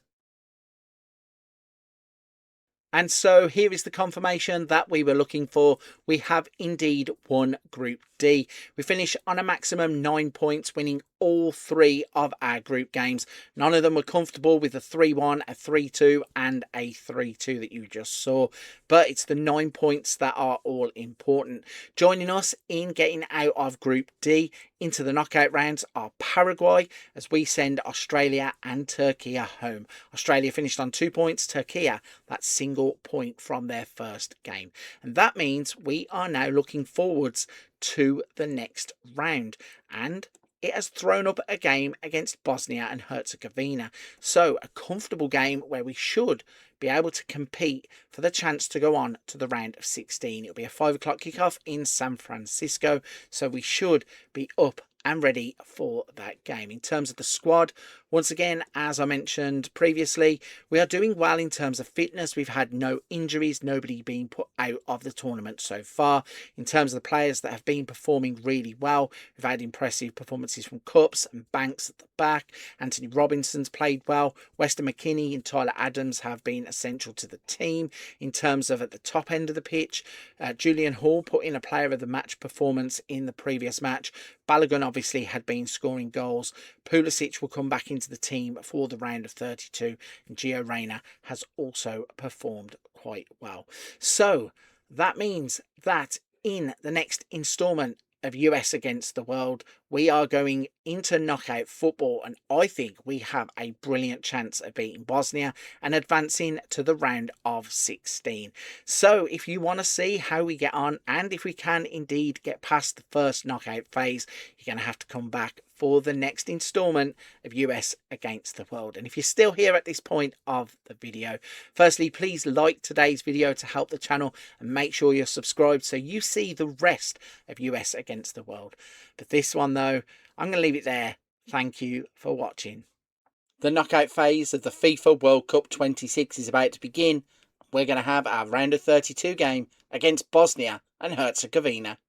Howdy folks, welcome back to US against the world. If you've been with me on the journey so far, you would have seen that we have now completed the group stage at FIFA World Cup 26. We are turning our attention to knockout football, where it is simply win or be eliminated.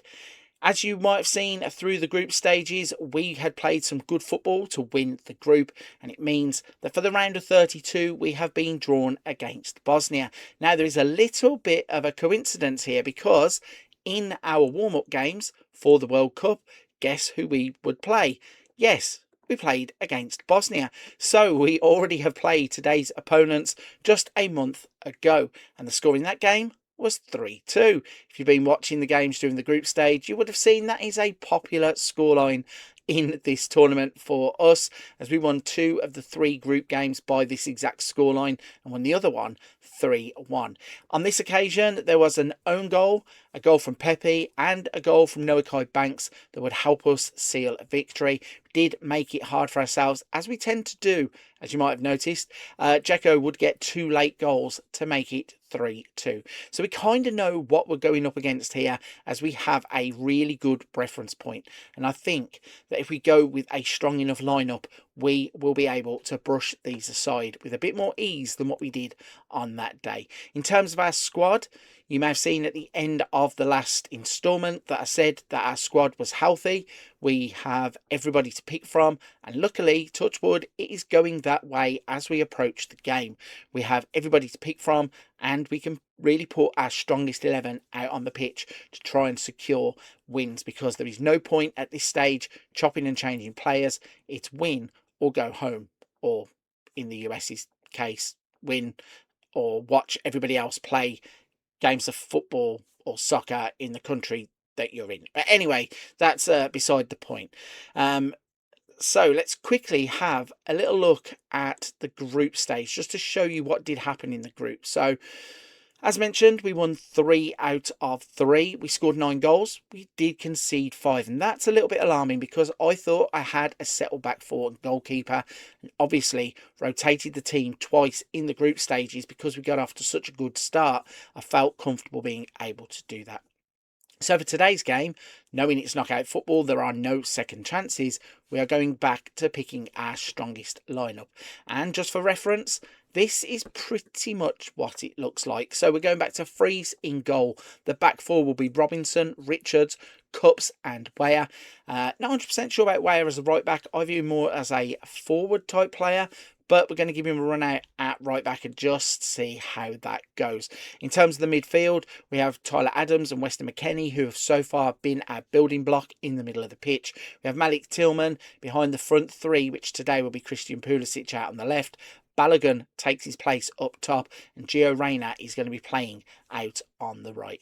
So that is pretty much us up to date. There is not a lot more to be said. We are going to get straight into knockout football. Let's see what happens when we face off against Bosnia in the FIFA World Cup 26 round of 32. Here we go then. This is it, as the refereeing team leads us out onto the pitch. The players at this point know it's now all on their shoulders. 1 win and we go through, 1 defeat and the World Cup dream ends here. I think, as mentioned, because we have a reference point of playing against Bosnia already, we should be able to overpower them in the same areas that we did in the first game. We have got to, though, take it to them on the front foot as early as we can in this game. So with us off and running, we're going to look to start fast on the left hand side as Robinson plays the ball forwards, but nothing comes of it.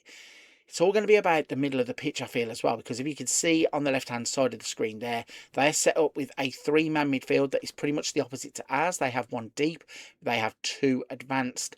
We have the 2 deep and 1 advanced. But on the pitch, Cups tries to play the ball forward to Tillman. It's cut out and it's passed out to Dedic. They're going with a long ball for Dzeko over the top now. Realistically, a player of his age should not be sprinting past my centre-backs.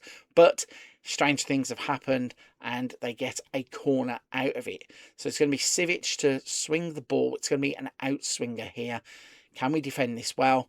Keeper's coming for it, and Matt Freeze gets both hands to the ball and calms the play down. Takes his time to look around and then releases it to Christopher Cups. So Bosnia have had the first shot in the opening 7 minutes. And the game looks pretty even other than that. But we are going to have a free kick, it seems, high up the pitch as Malik Tillman stands over the ball, delivers it into the box. It's going to the back post. I thought it was headed goalwards, but it wasn't. It comes back out to Reyna. Tillman gets the ball back, has the shot, and the keeper, Vasilic, turns it around for a corner kick. Let's see, can Robinson now swing the ball in? So the in-swinger comes in, cannot beat the first man. Corners on this game are dreadful. But we still do retain possession until we give it away there on the edge of the box. And now Bosnia look to break away, but thankfully for us, nothing was going to come of it. And this game looks like it's going to be one of those where it could come down to fine margins as we pick the ball up in the middle third of the pitch, where he's going to try and use his pace to beat the player. Gets around the outside of him. Can he cross it in? No, he pulls it back, and the ball kind of gets deflected as far back as Cups, but it's back with Weah. A nice little 1-2, and Weah is in the box here. He could have a shot from this position. He does have a shot, and he scores the first goal of the game. 14 minutes on the clock, and that was a brilliant piece of set-up play, because as you saw, Cups gets the ball once it gets played back. He drives at the defenders and commits them, and when Weah plays the 1-2 with him, he knocks the ball past the defender, breaks into the box, and once he's in this position, he has one of two things. He can cut it across the goal, or he can put it inside the far post. Thankfully for me, he does the second of the two options and gives us that 1 goal advantage. So we wanted a fast start. We have a fast start. We've taken the lead inside the first 15 minutes. Now the big question is, can we build upon that lead? Bosnia have kicked off and they are looking to lump the ball forwards now. I think that's going to be a theme of the game. We might have noticed across the past couple of installments of US against the world that goalkeepers and teams that we play against like to lump the ball long. It seems like once they get behind, they get in a bit of a rush to get the ball forwards, and that is something that we could take advantage of with our tall centre-backs. Speaking of taking advantage, Robinson is now behind his man. Can't get the ball in though. Does cross it to Pulisic, and Christian Pulisic has doubled up 2 goals in 2 minutes. Captain America does it once again at the near post, and this time it's a fantastic low drive that beats the goalkeeper. So Robinson here probably could have swung it in with his left foot. Instead decides to come back onto his right, plays it into the path of Pulisic, who takes the first time shot hard and low past the goalkeeper, and we are once again in a 2-goal lead. Now if you've been paying attention, or maybe if you just noticed the scorelines that we've been winning by, a 2-goal lead isn't always safe in this save. So hopefully with the 2 goals inside the first 15 minutes, we can build upon that, maybe score a couple more, make this one a lot simpler than the last couple have been. We are looking to be on the attack once again. Weah plays the ball back to Cups. He tries to take Demiric on, and he has taken the ball off of him. Can we get back to stop the cross coming in? We hold him up, but he still gets the ball away to Sivic, and he lays it off to Krunic. We need to stop the shot from coming in.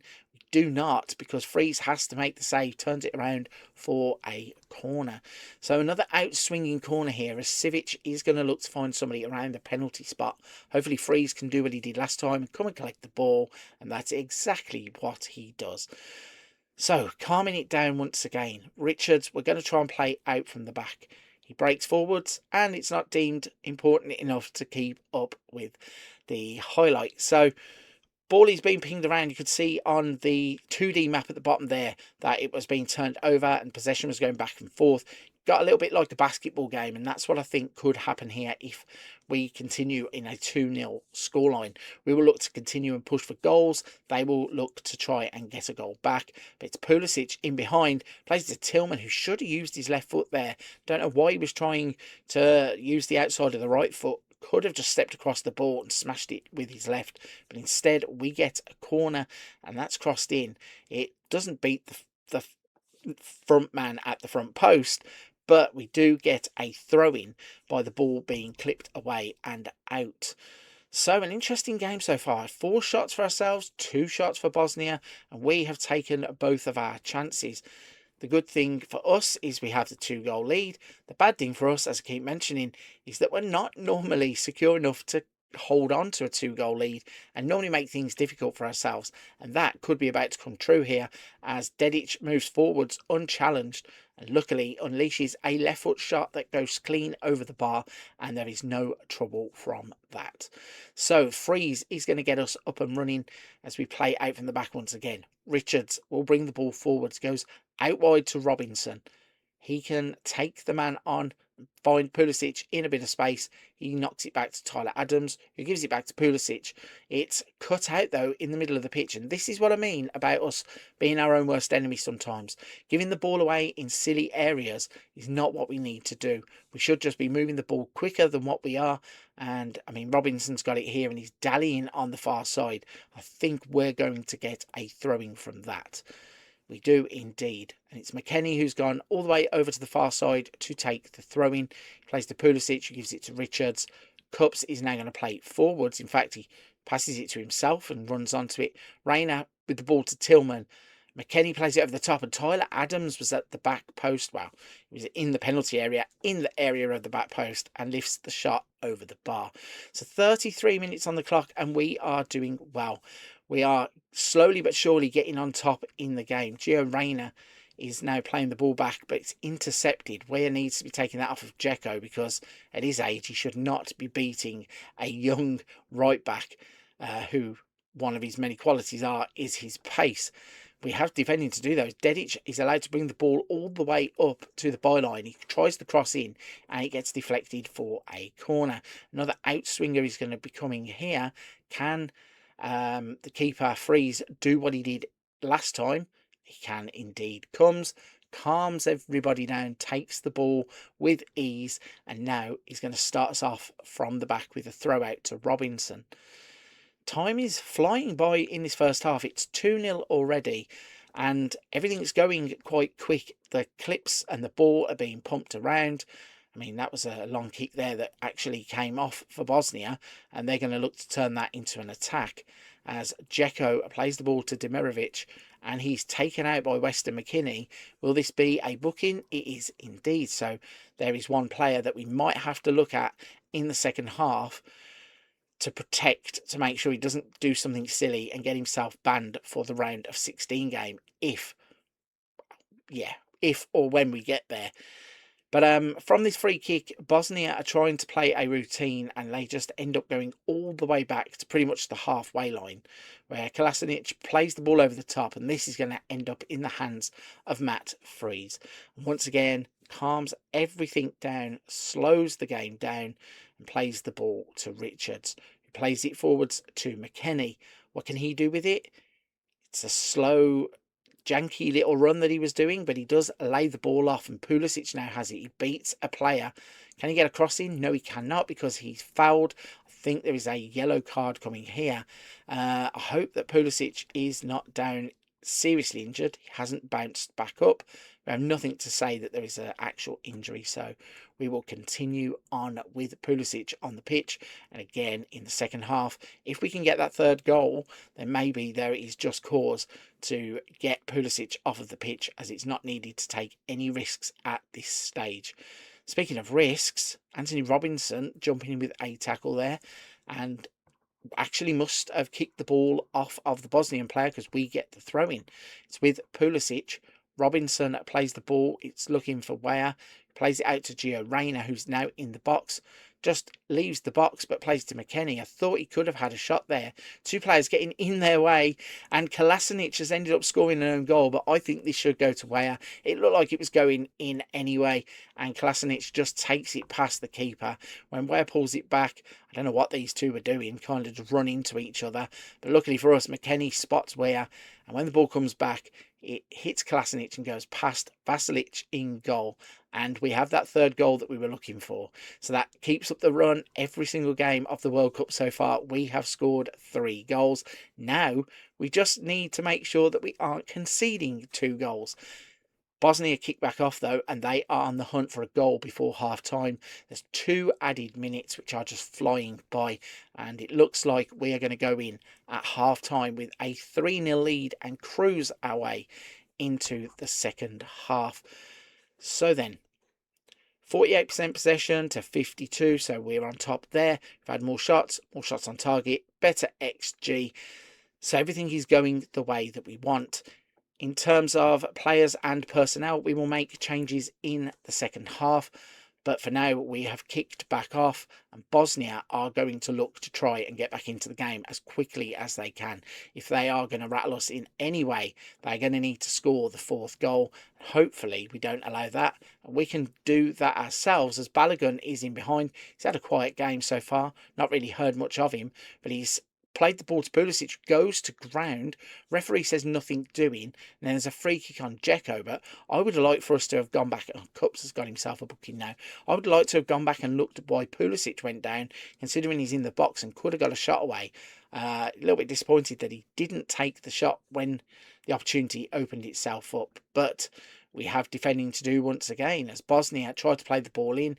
It bounces off of the shins of Weah, and a sloppy pass allows Tillman to intercept the ball. He's now the furthest man forward. Can he go it alone? Holds the ball up and finds Pulisic, who plays the ball in for Balogun in behind. He has the shot, and the keeper has to turn it around for a corner. So we are keeping the pressure on. Pulisic is going to try and put this into the penalty area with a in-swinger. Actually finds one of our own players this time in Noakai Banks, but the ball ends up over the crossbar. So again, if you've watched some of these episodes, you will know that substitutions normally take place around the hour mark for myself, and I'm now eyeing up that we are just 6 minutes away from that window to be able to bring fresh legs into the game. We've got a few on bookings, so we may try and rest those with a 3-0 lead, but we're going to look to add to it. Reina was in the box, couldn't do anything with the ball. We are going to get another corner, which Robinson is going to swing in. Can he find one of our own players? He cannot. Ball comes out to the edge of the box, and it's just absolutely blasted away by the Bosnia player for a throw-in. So we're going to look to keep the pressure on here as McKennie throws the ball into Cups, who plays it out to Robinson. He's going to look to attack down this left-hand side, weaves inside, goes outside. Can he get the cross in? He can pull it back to Pulisic, who plays it back to Robinson. Can't really shoot with his right foot, but there is Tyler Adams to shoot with his right foot and make it 4-0, and we are now cruising. Absolutely cruising. This is a fantastic goal. I thought that Robinson was going to take the shot on himself, and then realised it's not on his left foot, so he really couldn't. This was the moment just there. There's a gap.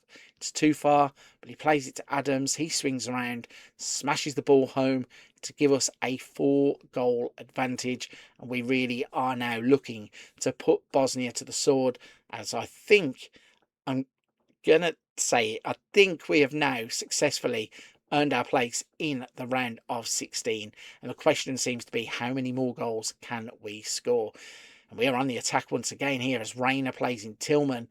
Is he going to pass it off? He's not. He's looking to get in on the score sheet himself and has a shot that goes just over the bar. In fact, the keeper got a touch to it, and we are going to get a corner kick.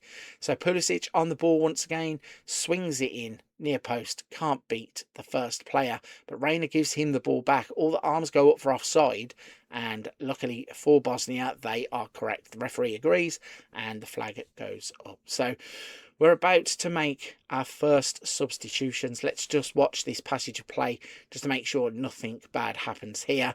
Dzeko, who I keep mentioning his age, should not be in behind our defenders, but is. And Bosnia are putting some good passes together on the edge of the box. Can we intercept the ball? We've got Pulisic going to the ball. Could not get it. We've let Dedic get in. And luckily for us, Matt Freeze stands up tall and makes the save. Tyler Adams then with the ball forward to Balogun. He loses out, and Klasinic now has the ball, plays it to Karic. It's gone forward to Dzeko. Cups those steps in. Tillman had an out ball there that he could have played. Instead chose to keep it. Plays it to Weah, who's going to move forwards. McKennie beats a player. Can he get the cross in? He cannot. It's cut out by Simurat, who plays the ball forwards to Dzeko, who's going to be pressured by Cups. But he lays the ball off to Karic. It's going forwards up and over the top. And if we're clever, Weah should have just tried to usher that out. Instead, he keeps it in, plays it to Freeze, who gives it to Richards. Robinson down the left-hand side now will maraud forwards. Plays it to Pulisic, tries to find Tyler Adams, can't. And it's a turnover in possession once again. Where is this ball going to go dead? Dedic, and there it is. It goes out for a throwing. And we are now going to make some substitutes. It might be a bit dangerous with the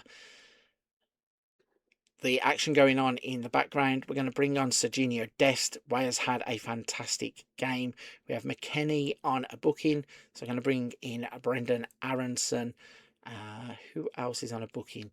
We have Noah Kai Banks for Cups.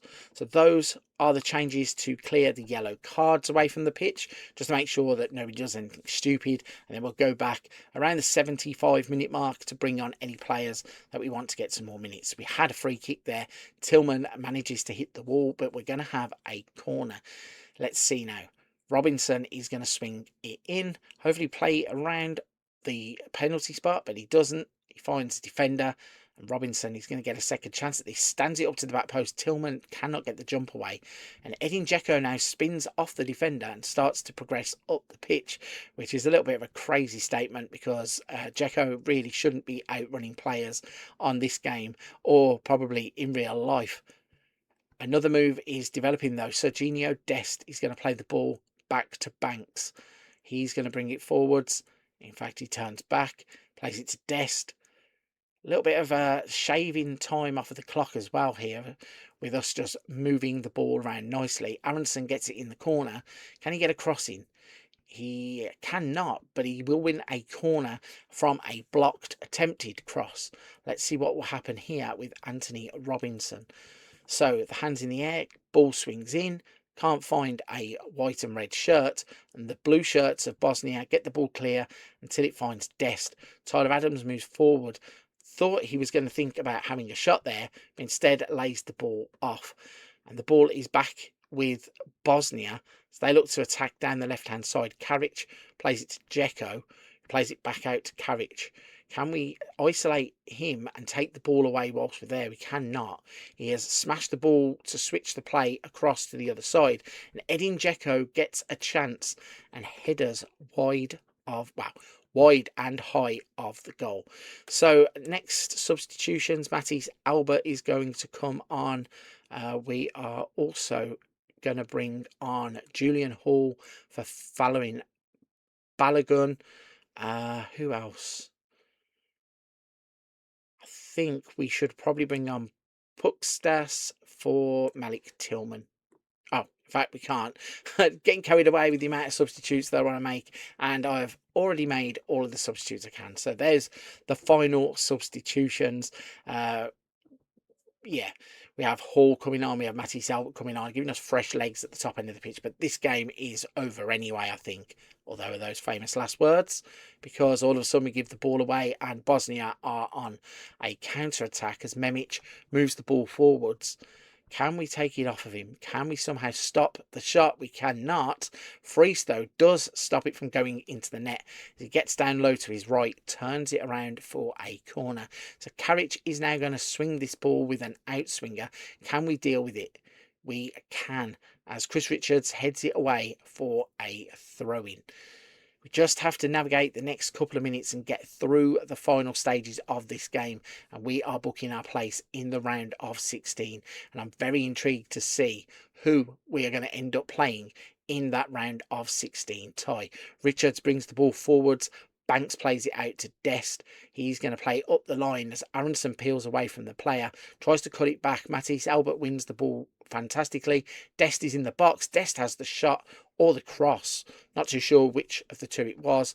It must have been a shot because it's got a block and it has gone for a corner. Christian Pulisic with the hand in the air finds the blue shirt, the near post as per usual. Albert plays the ball back. All the hands go up for offside. And once again, we've done that routine twice now in the same game. And yeah, we knew he was offside straight away. 2 minutes added on at the end then. And the referee, I think, also knows that this game has been over for a while. So he probably wants to just get the players off the pitch. But nobody told Bosnia to stop attacking. And that is what they're doing down the right-hand side. Ball comes in and it's a header up and over the bar. Now, if we are clever here, we just run the clock out and get away with a 4-0 victory and claim our first clean sheet of FIFA World Cup 26. There is about a minute left on the clock and we are now attacking. Pulisic is in down the left-hand side, tries to get himself an angle to shoot, and it's been tackled. We're going to have one final corner as it's 1 minute 10 on the clock. Pulisic with the arms in the air tells everybody to crowd in the box, and as it swung in, he finds the blue shirt, gets cleared away. But Hall was there to play it back in. Adams has lofted the ball out to Pulisic. It's going to come to Robinson, but Pulisic was offside once again. I think that's the third or maybe fourth time that Pulisic has been caught offside that high up the pitch on the left-hand side. Yeah, this game is definitely over as the goalkeeper now can't even be bothered to take the kick quickly, and the referee blows up for full time. Another fantastic performance that has been put in by our team. You can see by the stats we played some really good football. We didn't dominate possession, which is something that I probably would have liked to have done. 51% to 49. We had 12 shots. 8 of them were on target, and from those 8 we had 4 goals, so a 50% chance conversion rate when we had shots on target. XG of only 1.54, we scored 4 goals, and we played some fantastic football. So we are through to the round of 16. Let's take a look at who we're going to be facing in the next knockout game of FIFA World Cup 26.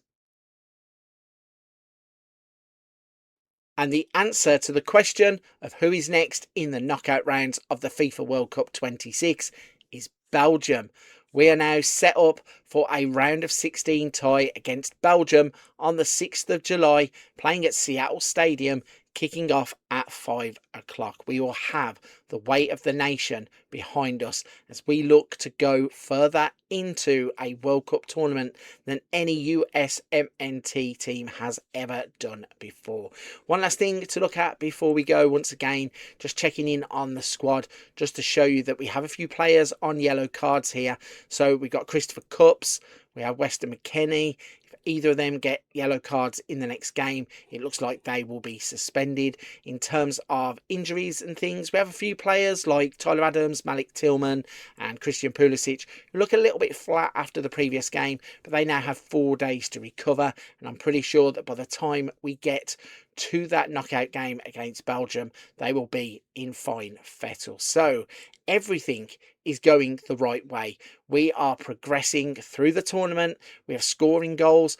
Finally, we managed to keep a clean sheet. And in the next instalment, we're going to find out if we can get past Belgium and secure a place in the quarterfinals of the FIFA World Cup 26. But to find out if we can do it, you're going to have to come back for that next installment. And if you're at this part of the video, why not throw a like and help the channel out, and make sure you're subscribed to the channel so you can keep up with the full story of US against the world. We're safely through to the FIFA World Cup 26 round of 16, where we're going to be taking on Belgium. Howdy folks, welcome back to US against the world. If you've been with me for the journey so far, you will know by now I am currently managing the USMNT, taking them through an entire FIFA World Cup 26 campaign as I look to do something that no USMNT team has ever done before, with our eyes firmly on winning the trophy at the end of the tournament.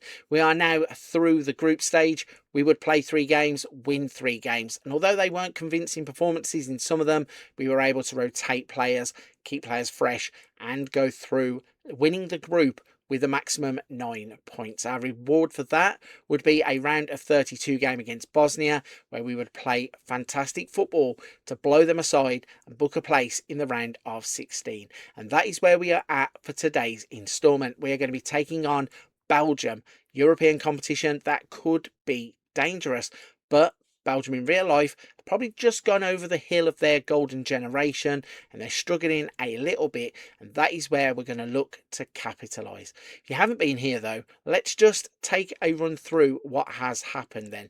So as I've just mentioned, we won our group stage pretty easy. Won the first game 3-1 and the other 2 games 3-2. We then went on and played Bosnia and Herzegovina, where we convincingly smashed them 4-0. In fact, we were 3-0 up at half-time, scored 2 goals in 2 minutes thanks to Weah, Pulisic. An own goal from Kolasinac really made the game comfortable, but when Tyler Adams added that 4th goal, the relief was there because we knew we had moved on and we had to just defend for the last 30 minutes and see the game out. But one eye firmly turned to today's match, which is against Belgium. In that game, we did have 51% possession, 12 shots, 8 shots on target, and that meant we had a 50% goal scoring rate from our 8 shots, which is quite impressive. In terms of the squad, I mentioned it at the end of the last instalment. We have got pretty lucky in terms of injuries. Nobody so far has dropped out. We do have a few players, though, on bookings. So suspension watch for Weston McKennie and for Christopher Cupps. If either of them get a yellow card, they will miss the next game in the tournament. So something to watch out for. With that being said, that's pretty much up to date. Not a lot happens in the in-betweens. We only had a few days in the build-up to this game, so picking the team has been pretty easy. With a full squad available, we are going to line up like this against Belgium. We'll have Matt Fries in goal. He played well in the previous game against Bosnia. We then got Robinson, Richards, Banks and Freeman playing at right back. We have Adams and McKennie, who have been the backbone of the team. Gio Reyna drops back into a central position, having played on the wide right in the last game. And we're going to go with a front three of Pulisic on the left, Balogun and Matisse Albert. Now, he's young, but he's fresh and he has good feet, can beat a man. So what we're going to look to do is maybe put him up against one of those aging players, hopefully get him in behind and cause some problems in Belgium's box. So that's everything up to date and we are raring to go. So let's not waste any time. We have a round of 16 game against Belgium coming up. And so here we go once again. We are in the knockout phases and the round of 16 against Belgium. Anything less than a win will see us watch our home tournament from our own homes.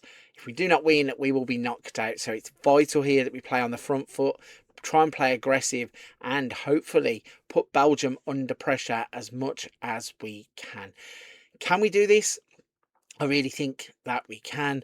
But again, like I said, we are going to have to be aggressive, we're going to have to be bold, and we're going to have to start the game pretty quickly. Belgium, though, are going to kick off, and it's played out to Salamakers. Can we take the ball early? We do not want Belgium to be able to attack at free will. The ball comes in, and that's a good first touch from Matt Fries. Gets the ball in his hands and starts us off on an attack. So Anthony Robinson looks to break forwards. Gio Reyna takes the ball, Robinson plays it, and Castagna goes to ground. Referee, I think he's actually going to give a free kick instead of a throw-in. He's talking to Robinson, telling him to calm down, which is a little bit disappointing because the ball was just rolling out of play anyway. So not only did he not need to make the tackle, but I don't think it was a free kick. It should have just been a throw-in. But maybe that's precedent for the game. The referee is not going to stand with any of the dodgy business from any of the players. Belgium, though, are looking to break forwards. Long ball goes up. Lukaku went to meet it and he didn't get on the ball. But now all of a sudden Trossard has taken it off of the player and Lukaku has a shot from the edge of the box that is turned away by Matt Fries. What can we do here? Can we defend organised? Trossard swings the ball, an outswinger, and it's Robinson at the near post who takes the ball. Albert turns on it. He's going to play it to Reyna. Richards plays it out to Robinson. Can we move the ball up the line? We can. Pulisic cuts inside his man, swings the ball out to Freeman, who plays it to McKennie. Some nice build-up play here as Balogun gets in behind. Can he have a shot? He tries to lay the ball back. Why did he not shoot? That is so disappointing to see him get into such a good position and not pull the trigger. But luckily for us, we have a free kick now in a dangerous position. McKennie getting toppled over by Onana, which earns him a yellow card. Reyna plays the ball to Albert. It comes back. It's gone out to Freeman. Can we get the ball in the box? He looks to beat his man. He cannot beat Castagna, and he plays it forwards. Luckily for us, Tyler Adams is there to collect it. He plays it across to Robinson, and Richards knocks it to Banks. Banks is going to play it out to Freeman as we move it all the way across the back four, and it's gone to McKennie wide on the right. Can he do something with it? He cannot. Onana, though, tries to play it away, and it's just headed back towards goal. I'm not sure what's happening here. We've been awarded a penalty. Now, we're going to need to see a replay of this because all of a sudden the ball was cleared and we've been awarded a penalty and we don't get a replay. I do not know what the penalty was awarded for, but it's going to be Christian Pulisic who steps up against Thibaut Courtois. Can he give us the lead? He can. Christian Pulisic fires us into a 7th-minute lead. And as I was saying before, we need to be aggressive. We need to be on the front foot. I really would have liked to have seen what led to that penalty. Maybe it's one of those we need to look back another time and see if there was anything going on in the box. It said something about pulling in the box, but from what I could see, the cross come in, it got cleared away, and as the balls followed, or the cameras followed the ball out of the box, everything happened in the box still. So yeah, a bit of a confusing one, but we will take it as we now have an early lead once again. We're in a good habit of taking leads in games. Last game we were 2 up before 16 minutes. This time we have scored even earlier in the 8th minute. We now need to capitalise, but Belgium have a free kick, which is probably one of the worst free kicks I've ever seen. He just lumps the ball forwards and plays it straight to Robinson, so we will take that. Tyler Adams on the turn. Gio Reyna spreads the play out to Freeman. What can he do with it? Plays it up the line looking for Matisse Albert. He's going to cut across his man, beats him. Can he find somebody in the box? He finds Balogun. The shot is blocked. Robinson to Freeman. Back to Robinson. Can we get the ball out of this congested middle part of the pitch? Freeman picks it up and it just disappears off with nothing else seemingly coming of it. But we do have the ball again here with Robinson going down the left-hand side. Pulisic was in possession of the ball, but Salamakers ran like Dash from The Incredibles and sprints past to snatch the ball and run away. And McKennie is stepping into Onana again.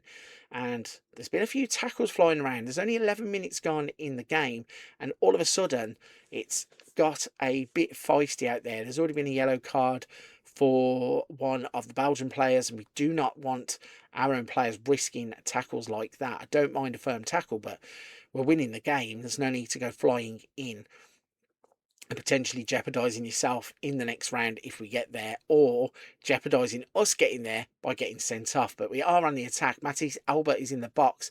He plays it back to McKennie, who has the shot, and it's blocked. Salamakers is going to bring it forward. Onana to Lukaku, who finds Trossard on the left-hand side. He cuts into the box. Nobody's really making a tackle here, which is a bit disappointing to see. And Onana has the shot that gets turned around by Matt Freeze for a corner kick. Trossard is going to deliver an out-swinging ball. What can we do with it? Luckily for us, Robinson on the near post. So it's not just our corners that are rubbish. It's corners in general that seem to be rubbish in this version of the game because nobody can beat the first man. Belgium, though, do have a throw-in, and it's going to be brought away here by Robinson, but he's the furthest man up the pitch and has no support. Can he hold the ball up until he finds some? He actually skips past one player, skips past another player, goes down in the box, but we're surely not going to get a second penalty as Belgium play the ball. Well, they just walk it out for a throw-in, which is a bit of a strange one. But from that throw-in, Robinson to Adams. Adams back to Robinson. Adams has got space here to shoot. Instead plays to Freeman. He has the shot. It's pinging around, and McKennie has a shot that is deflected out for a corner kick. We are starting to get on top in this game. We have a 1-goal lead. Can we make it a 2-goal lead? No, because the corner is once again poor, and Vermeeren now has the whole of the pitch to run into because we've committed men forwards and nobody decided to track back. And Vermeeren goes up the line to Trossard. And even though we've got somebody standing face-to-face with him, they don't take the ball. Onana plays it to the back post. And luckily, we deal with that. And Pulisic is going to bring the ball away. Chips it up the line here for Balogun, who comes out to the left-hand side. Takes his man on. Can he drive into the box here? Now, Castagna just seemingly slapped him or grabbed him. I'm not too sure how that's not a booking because he's pretty much running into the box from there. Reyna has a terrible free kick that falls to Matisse Albert, and the shot is turned past the post by Thibaut Courtois. We are starting to crank it up, and if we could get a second goal here, we really would believe that going in at half-time with a 2-goal advantage, if we get there, would give us a fantastic chance and probably the best chance of going through to the next round.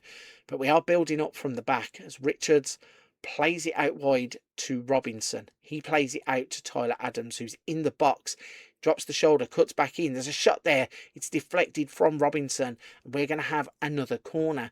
Now, if only corners were a bit better, or if Christian Pulisic could find somebody in a white and red shirt, not just a red shirt. And no, he finds Lukaku, but McKennie keeps it in. Robinson's going to play it to Freeman. What can he do with it? Plays it out to Banks, who tries to get the ball across, and I think we're going to have another corner, this time from this side of the pitch, where Christian Pulisic is setting up to swing it in. He plays the ball, and the same outcome, finding a red shirt. But Balogun, who's dropped all the way from being a striker to a central midfielder, gets the ball back into the box, and Pulisic now makes enough space, and I presume he was offside there. Was not very well explained, because he looked like he was just about to ping the ball towards the far post. Everything had stopped. Maybe I didn't see in the text at the bottom. Maybe he was offside. But a very random one when you're expecting your striker to at least have the shot regardless. There's a foul there, surely. Vermeeren on Reina. But yeah, I would have expected Pulisic to be pulling the trigger regardless, and then deal with it through VAR or whatever else they needed to do afterwards. Right then, we have a free kick with Robinson. He plays it to Richards. Plays it back out to Robinson.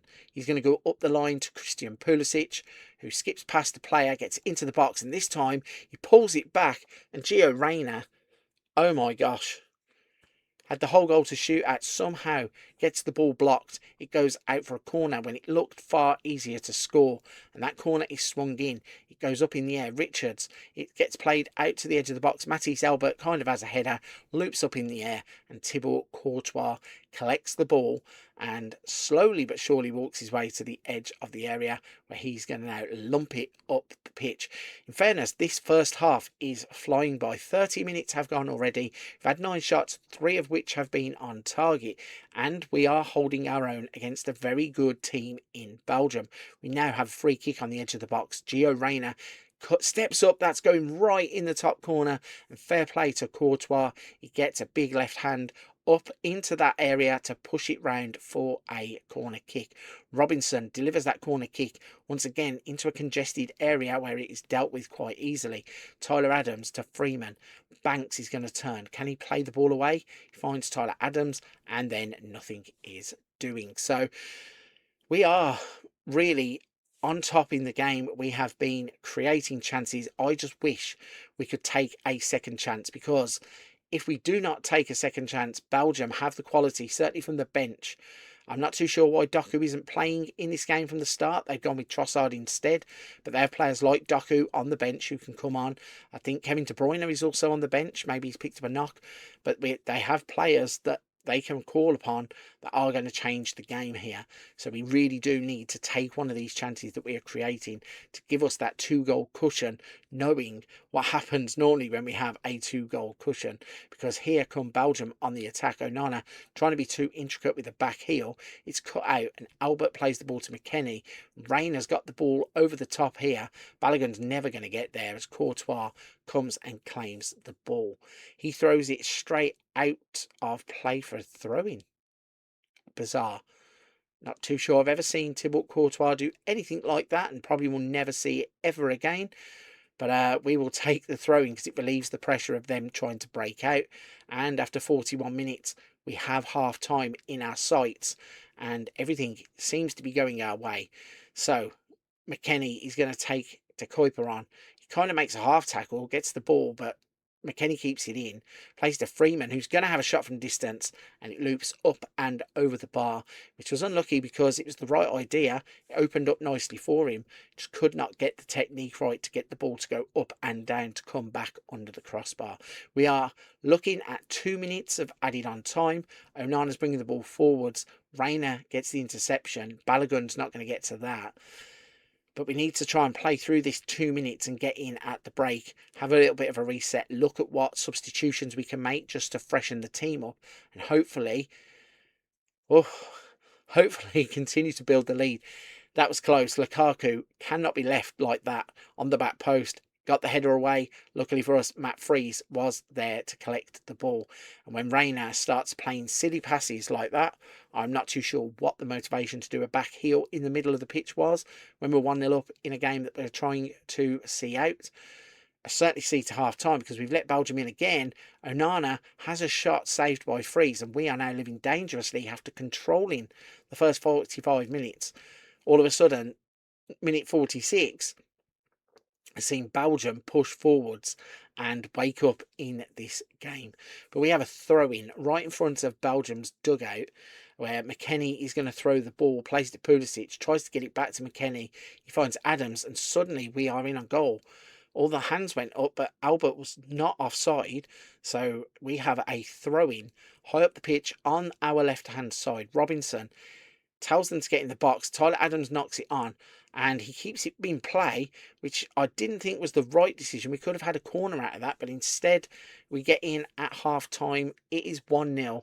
That Christian Pulisic penalty after just 8 minutes, which was baffling to say the least. I would love to be able to see a replay of what actually happened and why that was awarded, but still, we take it. And we kicked off the second half terribly because we've given the ball straight to Belgium, who looked to break forward. Freeman plays the ball over the top. Balogun is going to get to this one, takes the touch and goes past the player. He's going to have to cut back. Can he find anybody? He goes to ground. Are we not even going to get a VAR look at that? Bit strange there. He played the ball away. He got absolutely taken out. And nothing got looked at. But we're still on the attack anyway as Freeman tries to find Albert and it's cut out. Trossard is now going to try and bring the ball away.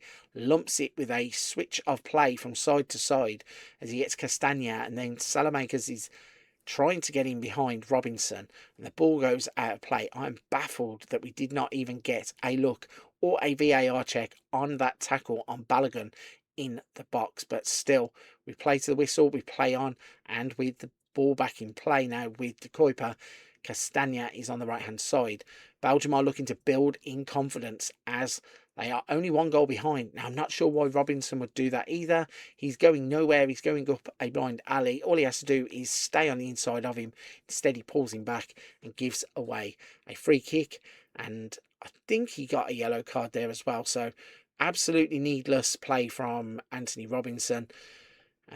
Maybe one to have a look at in terms of being substitute, but we're on the break here and we've got 4 players all in the same area as the ball goes to Pulisic. He cuts it back to Robinson. Can he beat the player? He can, but they get a player back. Pulisic goes to ground and he's given a goal kick. Now that's really strange because it looked to me there as if the player went through our player, which would have meant if Pulisic won the ball, it couldn't, then the defender made a tackle that he couldn't have won. I'm not so sure that some of these decisions on this game aren't made up as they go along, because that one and the Balogun one before, I thought were definite penalties, and the one that we were given, I didn't even get to see what had happened. So a little bit strange, but anyway, Belgium are building out from the back. Vermeeren plays the ball to Trossard, who plays it forwards to Onana. He's taken out by McKennie, who is now going to get himself a booking also. We're on 50 minutes in this game, so we're going to leave it about 10 more minutes and then start to make some substitutes.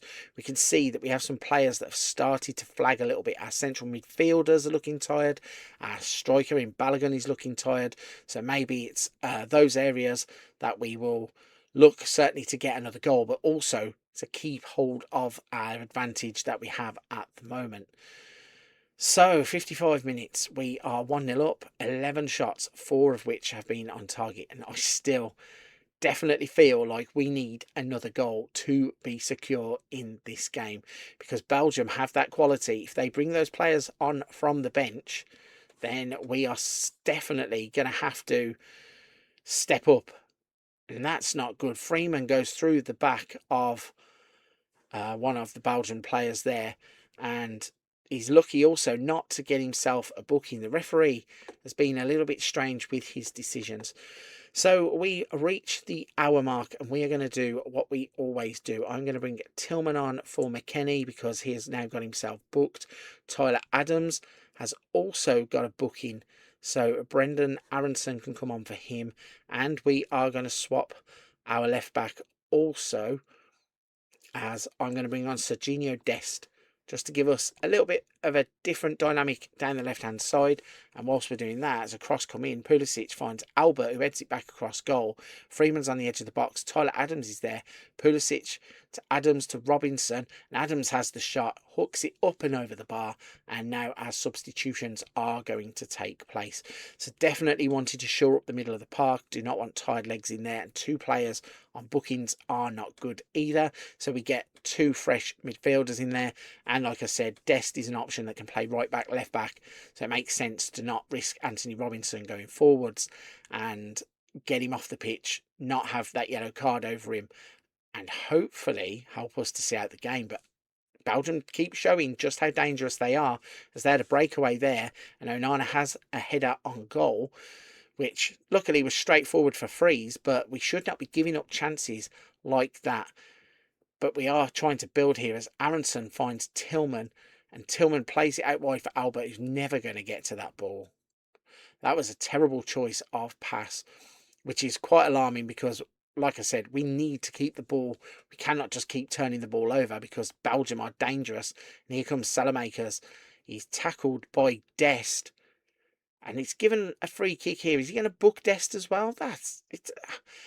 Some of the tackles that have been flying in this game that go unpunished, and then it's Dest and Robinson that both get bookings. So a little bit disappointing to see that. And we deal with the free kick. Matisse Albert here has got afterburners as he plays it to Reina. He has to hold the ball up though, as he has nobody ahead of him. But Matisse Albert has made that run forwards if Pulisic can find him across the pitch. And unfortunately, the ball is whacked out of play by Belgium to give them a breather, and they now bring on fresh legs. Also, at the 70-minute mark, everything is going okay, but we are 1-0 up. This is where things get nervous. I would rather us go and score a second goal because we are huffing and puffing, and to kill the game off, it feels like we're going to need a second goal. But we do have the ball with Banks, who plays it to Richards, goes all the way out to Dest, who plays the ball up the line for Aronson. What can he do with it? Not a lot is the answer, but he takes the ball back. Pulisic is in the box. He plays the ball to Aronson, who has the shot, and Courtois is there with his safe hands to just collect the ball and make sure that we do not get that second goal we are craving. At the next break in play, I think I'm going to make some final substitutions. We now have right back who's looking tired. We have our centre back who's looking tired. We have Gio Reyna who's flagging a little bit, and the front three probably could do with changing. So as soon as the ball goes out of play or we have a stoppage in play, I am going to look to make changes because we seem to be dropping in our energy levels and all of a sudden allowing Belgium back into the game as Banks plays the ball to Tillman, who plays it out to Dest. There was a gap there to play that ball first time, but instead he finds Pulisic down the left-hand side. Aronson plays it back to Pulisic, who's drifted out wide. He finds Aronson again, who's in the box. He cuts it back. Gio Reyna has the shot that is blocked. And again, we are having the chances, but cannot find the back of the net. And Belgium are dangerous, whilst the scoreline is still 1-0. So there's our break in play. The first change is an easy one. We're going to put Weah on for Matisse Albert and try and get some fresh legs higher up the pitch. Hadji Wright can come on for Balogun. And I think that is our 5 substitutions made. So those are the subs that we are going to bring on to see us through the game. I want us to try and at least have some fresh legs in the areas where we can break forward. Although Matisse Albert there did fantastically to get between the defenders and win a free kick. So those substitutes enter the field of play. And looking at the stats of the game, we have actually had a really good performance. I did say Belgium are dangerous. They are a strong opposition. And even though they got that golden generation thing going on where they've kind of gone off a cliff, looking at some of the players on the pitch here, they do still have some dangerous youngsters coming through. And Christian Pulisic giving away a free kick there and picking up a booking as well. These are not cards that you want going deep into a tournament, although I'm not too sure whether they reset after this game anyway, but still would prefer not to have half of my team getting bookings when we have 8 minutes left in normal time to try and see a game out to advance to the round of 16, because Belgium have started to build an attack and they've got Lukaku in, and Matt Freese makes a save. I thought that was going to be the moment where the scores would be level, but no, Matt Freese had other ideas. De Kuyper is going to swing this one in. It's an outswinger that is dealt with by Richards at the front post, and Weah, who boots it away. Reina waits for the ball to come to him, which is a big mistake because it ends up still with De Kuyper, who has the shot left-footed, and it goes far wide of the post. So Matt Freese is going to need to settle us down a little bit here as we going to build out from the back, but Belgium are pushed so far forwards to try and press that hopefully there will be a pass on somewhere that he's going to bypass 3 or 4 players. Can Dest find that pass? He goes short to Aronson, who goes to Reina. And now, look, you can see that Belgium have got 5 men committed forwards, even when we are at the back, and they don't track back when we are attacking. So there is going to be a chance here, if we can get into good positions, that we are going to have chances to score that second goal. The big question is, can we take them? Because we have had chances already and haven't done it. But it's Dest on the throw-in, who is rightfully taking his time. In real life, this would have been overturned in the World Cup, but as it's in the game, we will take it. And now we are starting to play some intricate football of our own. Nice interchange passes, sees the play switch out to Freeman, but that is a wayward pass, and Weah is judged to have been offside, I believe. Flag went up down on the near side of the pitch, and it seemingly was an offside, and that allows Belgium a little bit of a breather, and they are now going to throw everything forward as Vermeeren has space to run into. We need a player to come across. Not too sure why it's Gio Reyna that's having to come all the way back to defend, and some dodgy tackles going in, and a shot comes across the goal. Freese dives away to his left, and luckily for us, the ball is a good 2 foot wide of the post. And we are maybe inviting a little bit of pressure here ourselves. Freeman is moving the ball forwards, trying to play out from the back. We cannot be sloppy. We need to keep possession. Pulisic gets the ball. A ball over the top for Haji Wright. He's in behind. Should be pulling the trigger from there. Instead, plays to Pulisic. Dest. Freeman. Who is going to take the shot? Please, somebody shoot. They don't. De Bruyne unleashes a ball forwards. Lukaku's in behind. Surely he's got to be offside there. How are we not even looking at that? He wasn't offside. They've given a corner. And I've just seen that Thibaut Courtois has come up, and Freese has got the ball in his hands. Has Courtois got back? Why is Freese not trying to move the ball? We obviously scored that goal against Turkey in one of the previous games where the goalkeeper had gone up. But I suppose without the rush of blood to the head, it's the right decision to make to slow the game down and wind those few seconds off of the clock. As Aronson gets the ball and plays it to Freeman, who plays it forwards to Weah. Ball switched out now to Pulisic on the left-hand side. He looks forwards to Reina, who's in the box.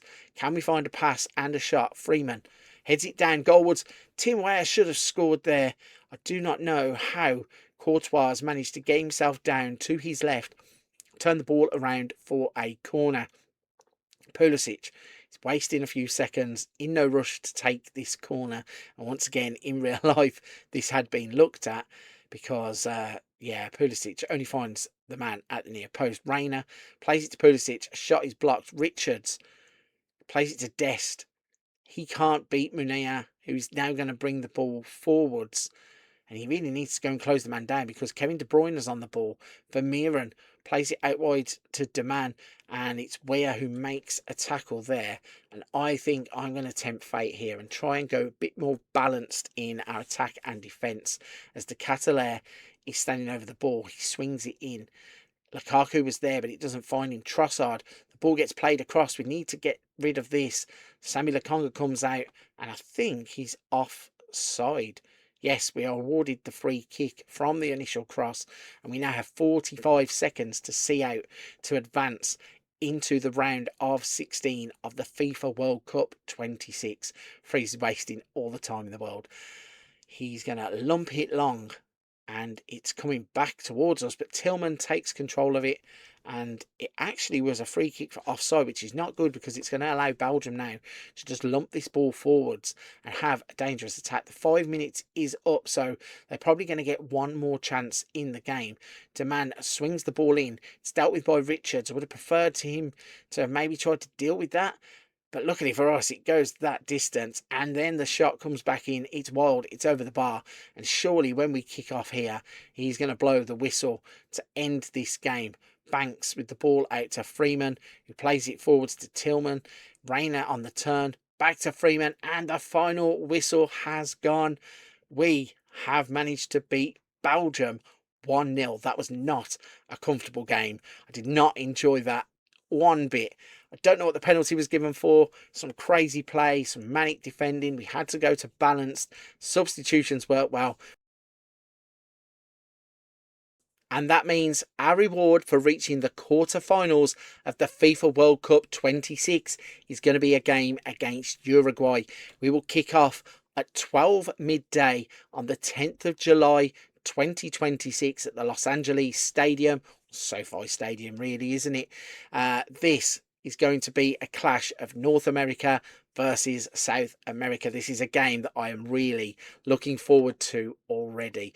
In terms of the squad coming out of there, we obviously had quite a lot of yellow cards, so they do not get erased at this point.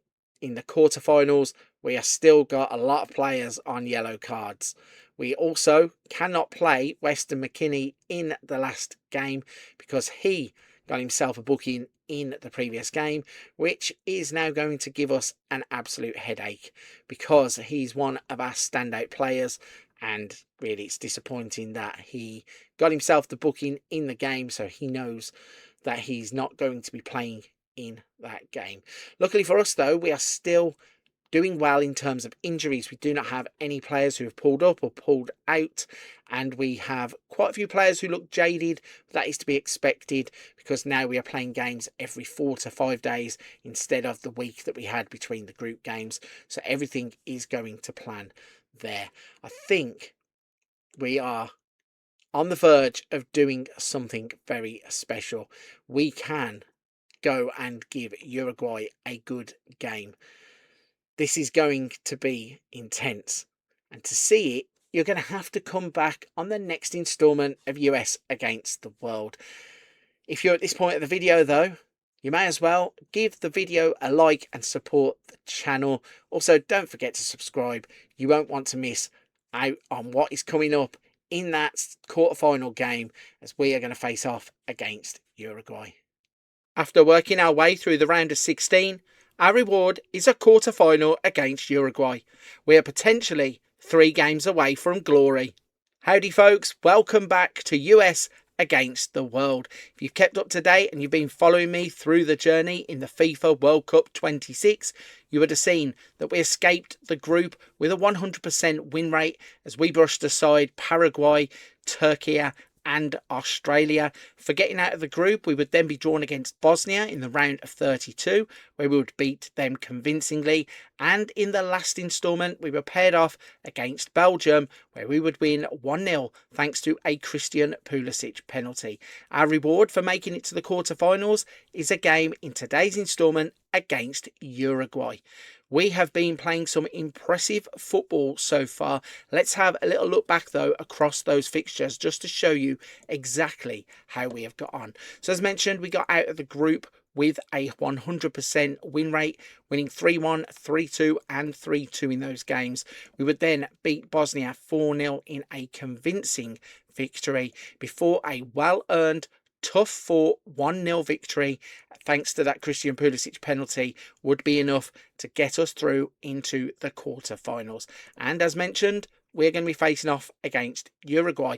In the real World Cup, Uruguay are a bit limp and didn't make it out of the group stage. They had Marcelo Bielsa raging, and that is our objective in today's episode. In terms of the squad news, we have just one player who will be missing today's game. He's down here at the bottom. Weston McKennie got himself too many yellow cards in the past games and he will miss today's game. In terms of those yellow cards, I think this is the last game where the yellow cards count, but a yellow card for Weah, Dest, Pulisic, Adams or Robinson will see them miss the semi-finals of the World Cup if we make it that far. In terms of the performances though, we've been having some inspired performances from players like Noah Banks, Christopher Cupps, Anthony Robinson. Following, Balogun has been scoring the goals just as he has been in real life. And then we've had great performances from Timothy Weah when he stepped in. Julian Hall, Rokas Pukstas and Matisse Albert have also performed well, considering their age coming into a first major tournament. But we have advanced to the time where we are going to be looking at the lineup for this World Cup quarter final. So we're not changing system. Obviously, it's worked for us so far, and we're going to go with what we know. And this is our starting 11 for the game. So we're going to have Matt Freeze in goal. He was dropped for one of the games and then had a bounce back game and has been Mr. Reliable ever since. We have Robinson, Richards, Banks and Freeman as our back four. In the middle, we'll have Tyler Adams and Malik Tillman because of McKennie's absence. We then have Gio Reyna playing as that attacking midfielder and a front three which consists of Captain America, Mr. Pulisic. We have Balogun and we have Matisse Albert on the right-hand side. And I feel this is going to give us a great mixture of youth as well as that blend of experience. Balogun, Pulisic, Reyna, those three can really combine to give us that attacking edge. Hopefully Adams and Tillman can protect the back four and we can go on and make the semi-finals of the World Cup. So that's the lineups. You're all caught up. Let's just get straight into this quarter final and see how we get on against Uruguay. And so this is it. As the players are led out into the field of play, we know it is one and done potentially. We need to win here, or we are viewing the rest of the tournament from our actual homes, whilst the World Cup will be happening in our homes, if that kind of makes sense. It's a big occasion, a World Cup quarter-finals. The USA do not make this stage very often, so we aren't looking to be one and done. We want to continue and push on and try everything that we can to make sure that we make the semi-finals of the World Cup. So the game is up and running. Not a lot happening in the opening couple of minutes. Now, you may remember in the past couple of games, we'd even scored after around 30 seconds, and then there was attacking threats from either team in a couple of the other games. This one, though, we start off with a free kick as Uruguay look to play out from the back. They cannot get it past the halfway line, and Malik Tillman now has the ball in the box. He cuts back. Gio Reyna is there, and he has given us the lead in the quarterfinals of the World Cup. What a way to start. 5 minutes on the board, and Gio Reyna has already put us one up. This is some great work here. Matisse Albert feeds Malik Tillman. He turns to get into the box, beats the player, and then when the cross comes in, Reyna only has one idea in mind: to slot it home into the far side to put us into the lead. Vitally, that puts us on the front foot after just 5 minutes of the game. Hopefully, it's just a building block that we're going to go from strength to strength with. Uruguay, though, have kicked off, and it looks like they're going to get a chance straight from the kickoff. But it comes to nothing as Arambari pushes the ball forwards and it comes to nothing. So another attack is building. Adams plays the ball out to Pulisic. He's in the box, plays it to Adams once again. Robinson getting involved now, tries to put the ball into the middle, but it's cleared away as far as the halfway line by Uruguay. And now Freeman has the ball down the right-hand side, finds Matisse Albert. Can he turn back and find one of our players? He can. He finds Freeman, and the shot goes just over the bar. So we are continuing to turn the screw here. 9-10 minutes on the clock now. And we really are starting to play football in our own rhythm and get some momentum behind it. Uruguay, though, are going to start from the back and look to build up the pitch as Oliveira plays the ball back to Jimenez. He comes across to Bentancur, who's very deep. We have Mourinho playing it out to Araujo, and in these areas we could do with somebody really closing these pair down, but instead they're influencing the game. Valverde is spreading the ball out to Torres on the left-hand side as Uruguay attack. Freeman bundles him over. Yellow card after 10 minutes is not what we need, and I don't think Freeman was one of the ones on a yellow card already, so Even though it's not good for this game, it doesn't threaten his involvement in the next games.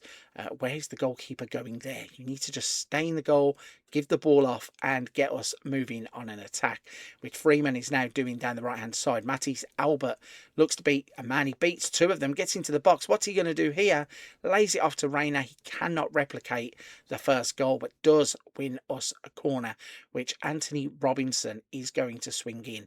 Let's see, can he find USA a player? He cannot. Corner kicks, as you will have heard me say all throughout this series, are dreadful. It doesn't matter, or doesn't seem to have, whether you have a very good corner kick taker or a poor corner kick taker. Everybody seems to find the opposition at the front post. Right then, back to match action. Robinson with throw-in. Adams to Reina. Back to Adams. And there's Malik Tillman, the stand-in for Weston McKennie, who makes it 2-0. Now, you may have seen in previous games, we have been vulnerable from a 2-0 lead. But I think this one is different. We are building momentum still. So Adams gets the flick on. Reina then plays the ball back to him. It's pumped across the goal. And Tillman is there to side foot home with his left foot to give us a 2-goal advantage. We are on top in this one. And to be honest with you, from this position, I want us to go and keep attacking. I want to be 3-4-0 up at half time, because I do not want a collapse like we have had in previous games where we've had 2-goal advantages and couldn't see the game out, or very nearly threw 3 points away in the group stage only to win the games late on. So I'd prefer us to now just go for the jugular and really try to kill this game off, because giving Fede Valverde chances from that kind of distance are not really what we want. Do not want to be inviting that kind of pressure onto ourselves. If you remember earlier on against Australia, we conceded a goal from about 30 yards and all of a sudden everything started turning in terms of momentum in the way of Australia. So we need to keep the pressure on here as Balogun tries to find Robinson. Passes short. Salazar is in. He switches the play out to Torres. What can he do with it? He drops it back to Oliveira and it goes out for a corner kick as Tillman is forced to put the ball out. Uruguay with the out swinging corner. Can they find anybody? It goes deep and they find Noakai Banks, which, as I said, doesn't matter whether it's near post, far post, you tend to find an opposition player, regardless of whether it's ourselves or the AI that are taking the corners. Right then, we are building another attack. Christian Pulisic is going to look to take his man on, cuts inside and spreads the ball to Malik Tillman. Bobbles up to Robinson, who plays it into the box with a header. It comes back out to Freeman. What's Robinson going to do with it now? So he's going outside. Robinson is going to try and take his man on. Can he cross from there? No. Runs into danger, but the Uruguay player just puts the ball out for a corner. So we are going to have a chance here through Christian Pulisic to play the ball into the box. Can he beat the first man? He can, but he can't beat the second man. And the ball is headed to the edge of the box where Balogun picks it up and has a shot, which is deflected wide for another corner. So, yes, keeping the pressure on, turning the screw, that is really what we want to do. So the ball is swung in by Robinson. It's headed up and away. Freeman turns. He has Robinson in acres of space. Can he do anything with it? No, he can't. He finds a blue shirt and Uruguay just pump it forwards where Tyler Adams will pick it up. He plays it to Pulisic, who plays it to Robinson. Back to Adams on the left. He beats the man. Can he get the cross in? He doesn't look to do it, but he does finally play it across goal where Robinson is there. And that really should be 3-0. Because all he had to do was keep the shot down, hit it hard, and it would have flown. And it does fly, but it flies clean over the bar, which is not what we were looking for. But we're going to have another chance here as Tillman is on the right-hand side as we attack. But he gets the ball intercepted. And Uruguay pump it forwards to Darwin Nunez, who picks it up just inside our half. And Noakai Banks pulls him back. He's took one for the team there. And surely he will be taking a booking also. Although the referee, yes, eventually does pull the card out. I thought he was going to start doing the calm down motion, which you see quite often with the referee and players, but he does not. He brandishes the yellow card. And that means we have a couple of players now already for candidates to be brought off at half time, because we do not want to be going down to 10 men in games like this in a World Cup quarter final. But we're on the attack again as Christian Pulisic now pops up on the right hand side. What can he do with this? He cuts it back to Matisse Albert, plays it back to Pulisic. It's touched out by Oliveira for a corner kick. So Anthony Robinson is going to take it from the left hand side. What can he do? He swings it across. can't beat the first man at the first near post. The ball somehow falls to Matisse Albert, and I think Muslera might have got a touch on that. He does not. It's gone over, and that is another chance squandered. We are getting these chances, and we need to find a third goal quickly to make sure that we are going to take the pressure off of ourselves. Certainly, if we could have done it before half time, that would have been valuable. But as it turns out now, Uruguay are on the attack. Salazar tries to play it across, gets a deflection, and Freeze catches the ball in the goal. What can he do with it? So he plays it to Chris Richards, Mr. Reliable. He's been fantastic in this World Cup, Chris Richards. Him, Banks, Cups, and Tim Ream, when he got game time, have all been brilliant. I know we conceded goals early, but some of it was down to sloppy play and some of it was just down to sheer stupidity, whereas these pair have actually been really, really good. So we are now going to try and stop Uruguay's attack in the middle third. We do that successfully.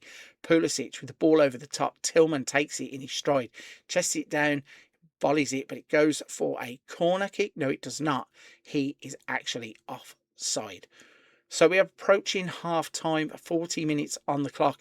And as you can see by the stats, we are dominating the game. But I really do still feel we need another goal because Uruguay get the free kick. Salazar manages to put it on the roof of the net, which is lucky for us because if obviously it's on target, Matt Freeze might not have got across there. He was struggling already with the ball being high. Luckily for us, we don't need to find out. But what is going on here is Reina has been dumped on the floor in the middle of the pitch.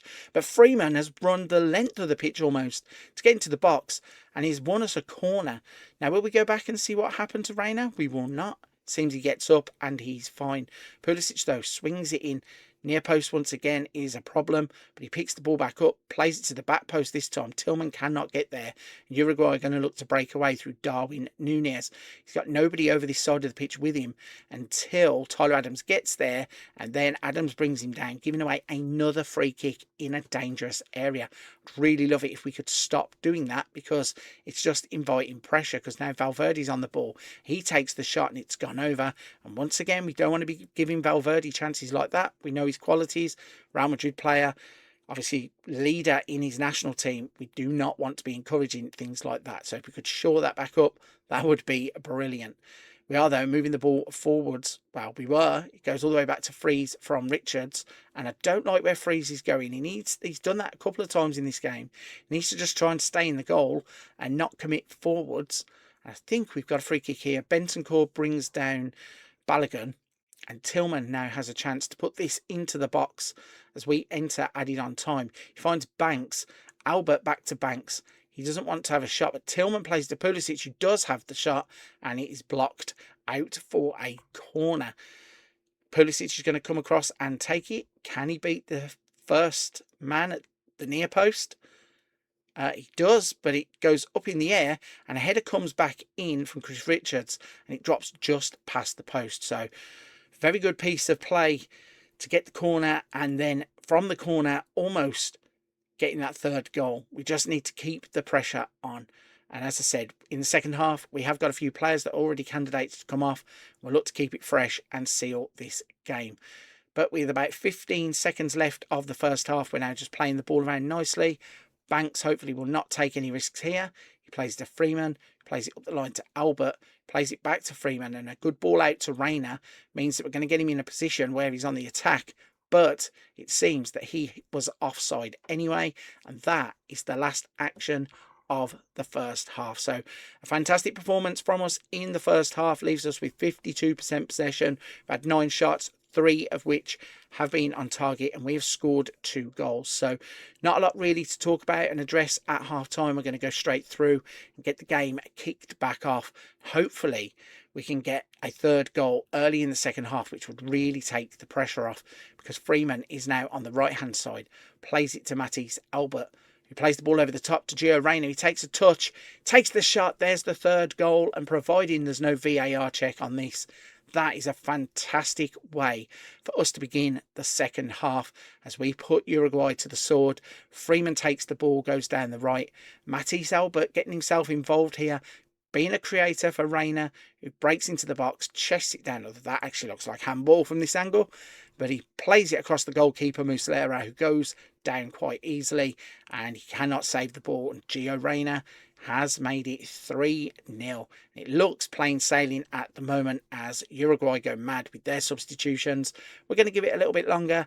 As you may have noticed, if you've been watching all of these, I like to make the subs around the hour mark to give the players 15 minutes in the second half, and then a little bit later just to freshen us up and keep the legs fresh late on in the game. So I don't see Uruguay here giving up or downing tools. They're going to give this a good go still. I think it might be a stretch for them now at 3-0, but we just need to do our part. However, Uruguay have played into the box quite easily, and luckily for us, the shot goes over the bar. Now, can we relieve the pressure a little bit here? We're going to play out from the back, obviously. Freeze is going to play the ball out to the wide left, where Robinson is in acres of space. If you can exploit that just by keep running up the wing, just keep going, don't turn back. He plays the ball forwards to Reina, who's now in the box. He turns back. He's going to have a shot. It's blocked at the near post. Araujo can't get the ball. It falls back to Reina, who tries to beat the man, and it's intercepted. And now Uruguay are on the counter-attack with Darwin Núñez around the halfway line. Luckily for us, that's going to come to nothing, and we really need that to keep happening in the second half, because we don't want to be conceding goals. If we can get back-to-back clean sheets, then it'll be impressive, considering we conceded so many goals in the group stage. All of a sudden, the defence has really shored up. But it's Tillman on the ball. Adams to Robinson. He's in the box. He should shoot. He does shoot. And Muslera is going to push this wide for a throw-in. Oh, we have, well, thought we were about to have another chance. Throwing must have come to nothing. And in fact, it was Uruguay on the attack when we come back. And Matt Freeze comes and claims the ball. Full of confidence now, getting him his place back after he was dropped for that one game where he had a bit of a wobble. But he's been reliable in the goal ever since.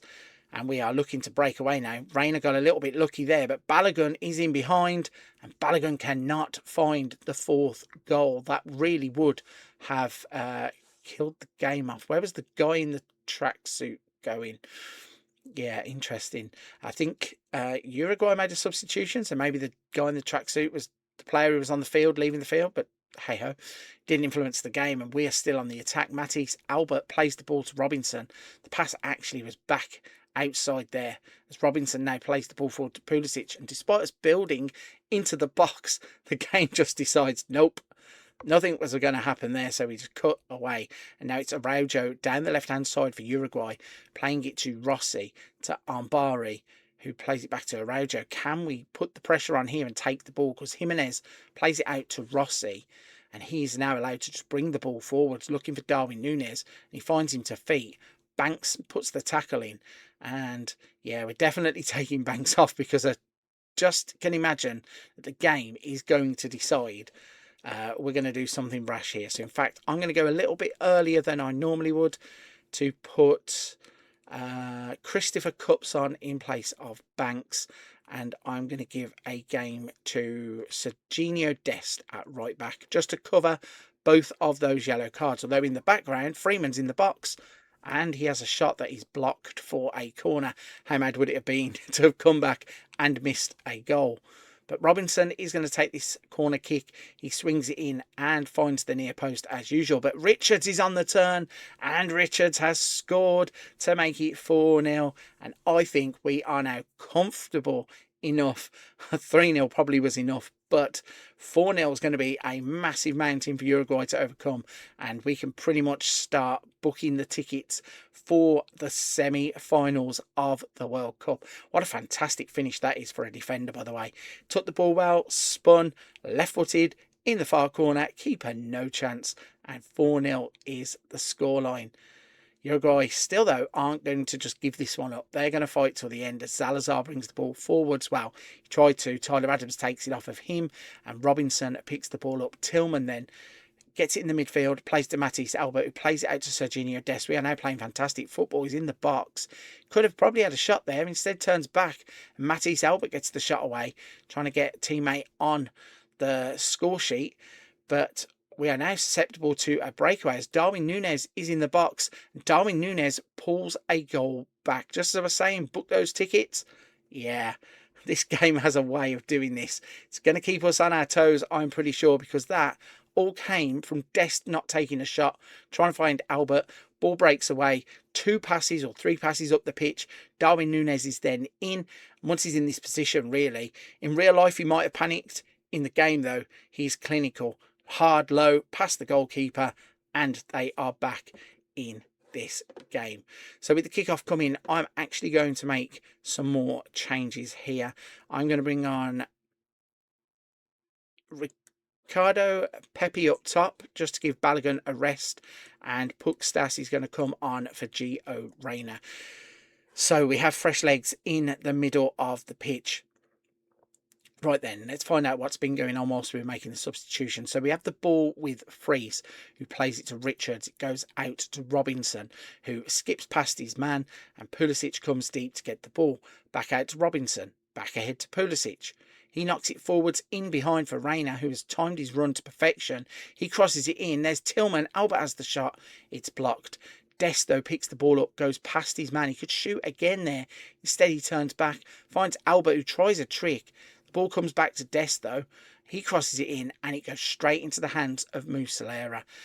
So a little bit disappointing there that once again we're not taking the shot, overthinking things, making passes we don't need to make, and yeah, not really being ruthless and aggressive enough to kill this game off once again. Pulisic might do that. He's played Reyna in, and Gio Reyna makes it 5-1. We have gone crazy in the World Cup quarterfinals as Christian Pulisic adds number 5. And I am going to say it this time, we are going to be in the World Cup semi-finals. Book your tickets, folks. Get into that stadium. We are going to be there, and we will be just one step away from the World Cup final if we get a kind semi-final draw. I have a feeling that we're going to come up against somebody tough, but the way we are playing football, certainly in this game, we are going to be a match for anybody. Maybe going forwards, actually in defence, even though we have been better in the past couple of games, if we come up against strong opposition, we are going to need to really tighten up in terms of our defending. I don't know why we're getting the complete highlight of what happened there. We know what the goal looked like. We don't need to see the whole replay of the goal. Would have been nice to have just seen the goal go in rather than absolutely everything. It means also you get to listen to me waffle a little bit less because the game skips ahead a little bit more. So we have completely dominated this game. 19 shots, 8 on target, 2.87 XG. We have scored 5 goals, and I think this is probably the most complete performance I've seen from my team at this World Cup, and we still aren't going to stop attacking as Robinson swings the ball in. Pukstas with the header goes over the top of the crossbar. So Uruguay are going to play out from the back. The ball goes to Jimenez. He lumps it forwards up the pitch, only finds Richards, and the ball ends up with Christopher Cupps. He plays it out to Robinson, who's going to play up the line for Tyler Adams, and Christian Pulisic is getting involved once again. We do have one substitute left, so once this passage of play breaks down, I'm going to replace Christian Pulisic because I want to keep him fresh for the semi-finals of this FIFA World Cup 26.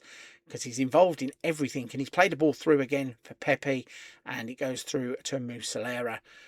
What are they going to do? They're going to go long, aren't they? Because they've got to try and get goals. So they're going to leave gaps in behind, but that is a massive kick. Practically goes all the way through to the goalkeeper. If Freeman didn't head it to Freeze, it probably would have done anyway. In fact, it was Richards that headed it on, sorry. Robinson plays the ball forwards. Pulisic is involved once again. He plays it out to the right side where Albert is going to chase this. He takes it out towards the corner flag before playing it back to Tillman. Ball to the back post, and Tyler Adams has made it 6. This is absolutely amazing. Not too sure where we've been hiding these performances, but we will take it. Coming good in knockout football is always a brilliant thing to have in the locker. Tillman involved once again, stands it up. Tyler Adams cannot miss from there. Header down into the empty net, and we are now 6-1 up in a World Cup quarter-final. So final substitution, Julian Hall for Christian Pulisic. We're going to try and keep him fresh, as I mentioned, for the World Cup semi-final. To think that when Darwin Núñez scored, I actually doubted for a couple of seconds whether we were going to collapse, because this game has a funny way of doing those things to you. But instead, we kept our foot on the gas, and we have really stepped up when we needed to, and we're now going to drop off. We don't need to be as attacking, maybe bring the tempo down a little bit to slow it down and save some legs. But Julian Hall didn't get the memo because he's still attacking and trying to cross the ball in. We will have a corner kick that is going to be taken by Malik Tillman. He swings it in, and it meets Richards at the near post, but Julian Hall is on the ball, and he's looking for his first goal of the World Cup. Saved, though, at the near post by Muslera. We're going to have another corner, which is going to be swung in by Robinson from this side. He plays it in, gets knocked on at the near post, where Cups comes to retrieve it. Adams is the deepest lying player, and he's just taking his time, not really doing much, goes to ground, and I don't know whether it was a free kick or not, because the game decided it wasn't an important enough thing to even have a look at. But yeah, Uruguay have been very passive in this game, barring their goal. Still only those 6 shots they've had to our 22, and I think that's about to become 23, as Matthijs Albert smashes the ball towards goal, and Muslera goes down to make the save. So again, they're going to go long. They need goals, but yeah, just kicking it into random areas. Darwin Núñez actually is brought down by Robinson. That is just stupidity. Had no need to do that at all, because the ball was just going to travel either out for a goal kick or straight through to freeze. So to give them a chance is just ridiculous. I don't know why Anthony Robinson has done that. Mr. Rossi swings it in, and luckily for us, it is well defended as Serginho Dest plays the ball back to Cups, who plays it to Freeze, and he should lay it off, get back in the goal, which he does, and Robinson is now going to bring the ball away. So even though we're balanced in our mentality, we're still bombing on forwards, playing the ball into Julian Hall in the box. What can he do with it? He turns back, he's going to open up a chance to shoot for himself, does not take it, goes down, never going to get a penalty there, and all of a sudden now it's 3-on-2 at the back as Darwin Núñez charges into the penalty area. He's going to have to cut it back. When the ball goes through, it goes all the way through, and I think it's a corner off of Christopher Cups, and Uruguay are going to have a chance to get the ball into the box. So it's going to be swung in by Salazar. What can he do with the corner? He's taking his time about it, isn't it, considering that they need goals? But when the ball does come in, thankfully it's played straight into the hands of Freeze, and we will take that every single time. The ball now played out to Serginho Dest. He controls it and brings it back to Tillman, who gives it back to Dest. He's looking to play it to his defenders, and I quite like this as a tactic. Now, just kill a bit of time off of the clock. You don't need to go gung-ho. You don't need to go hell for leather. If Julian Hall wants to take this to the corner, I would fully understand that. But instead, he tries to run into the box, loses the ball. Tillman wins it, and Pepe has a header that is actually saved by Muslera, and that will count as a shot on target, because I thought at first he might have come back from an offside position. He actually did not, and if he would have scored, I think it would have counted. So Uruguay, though, playing out from the back, trying to spread the play out to Rossi, and we're still full of energy. This is really good from our players here. Not content with just allowing Uruguay to have the ball. We're chasing them down even after 88 minutes on the clock. But Uruguay are building something here. Salazar goes outside, and Robinson gets the tackle in, and hopefully that's going to wind the clock off, because there will be a total of 2 added on minutes where Uruguay are going to kick that off with a throw-in. They find Darwin Núñez up their right-hand side as Rodriguez now gets into the box. He cuts it back, and luckily for us, Matt Freeze steps up to make a massive save in injury time. He rolls the ball out to Cups, who plays it to Dest. And now we really should just be rolling this around, not really trying to attack, but Matthijs Albert is going to run at them, tries a pass for Pepe, which is a bit of a silly one because he's just played it into a random area, and Darwin Núñez comes back there to win that header, but he's come back from a mile offside, which is a bit of a strange one, considering he ran about 20 yards to win a header, and yeah, it was given as offside. So we get the game back underway, and we now have around 30 seconds of injury time to go. Tyler Adams is over there. Hopefully he goes to the corner. He does not go to the corner. He goes for goal, and that is straight at Muslera. Hopefully, once this ball is put back into play, the referee will consider blowing his whistle, because this game has been over for a long time. But he allowed the play to go on, and Darwin Núñez has won one of those headers again. He's now going to try and play the ball forwards. And no, he doesn't. He just plays it around and waits for the referee to blow his whistle. So we have done it. We are in the semi-finals of the World Cup on home soil. We're going to give our fans the chance to dream about making the World Cup final as we advance to the semi-finals. The game was never in doubt, even though I was a little bit nervous when they scored. 54% possession, 25 shots, 13 on target, 3.58. This was a comprehensive victory, and we have absolutely smashed them to get through to the semi-finals of the World Cup. So, off the back of that fantastic 6-1 victory, it's time to reveal who we are going to be playing in that World Cup semi-final. And the answer is Czechia. I have no clue what is going on with this World Cup. It seems to have been a bit crazy. I don't know how Czechia have got to a semi-final, but all I can say is that we have a real good shot of making a World Cup final in this save. So looking at the rest of the draw then, it appears that Czechia would beat Morocco 2-1 or after extra time.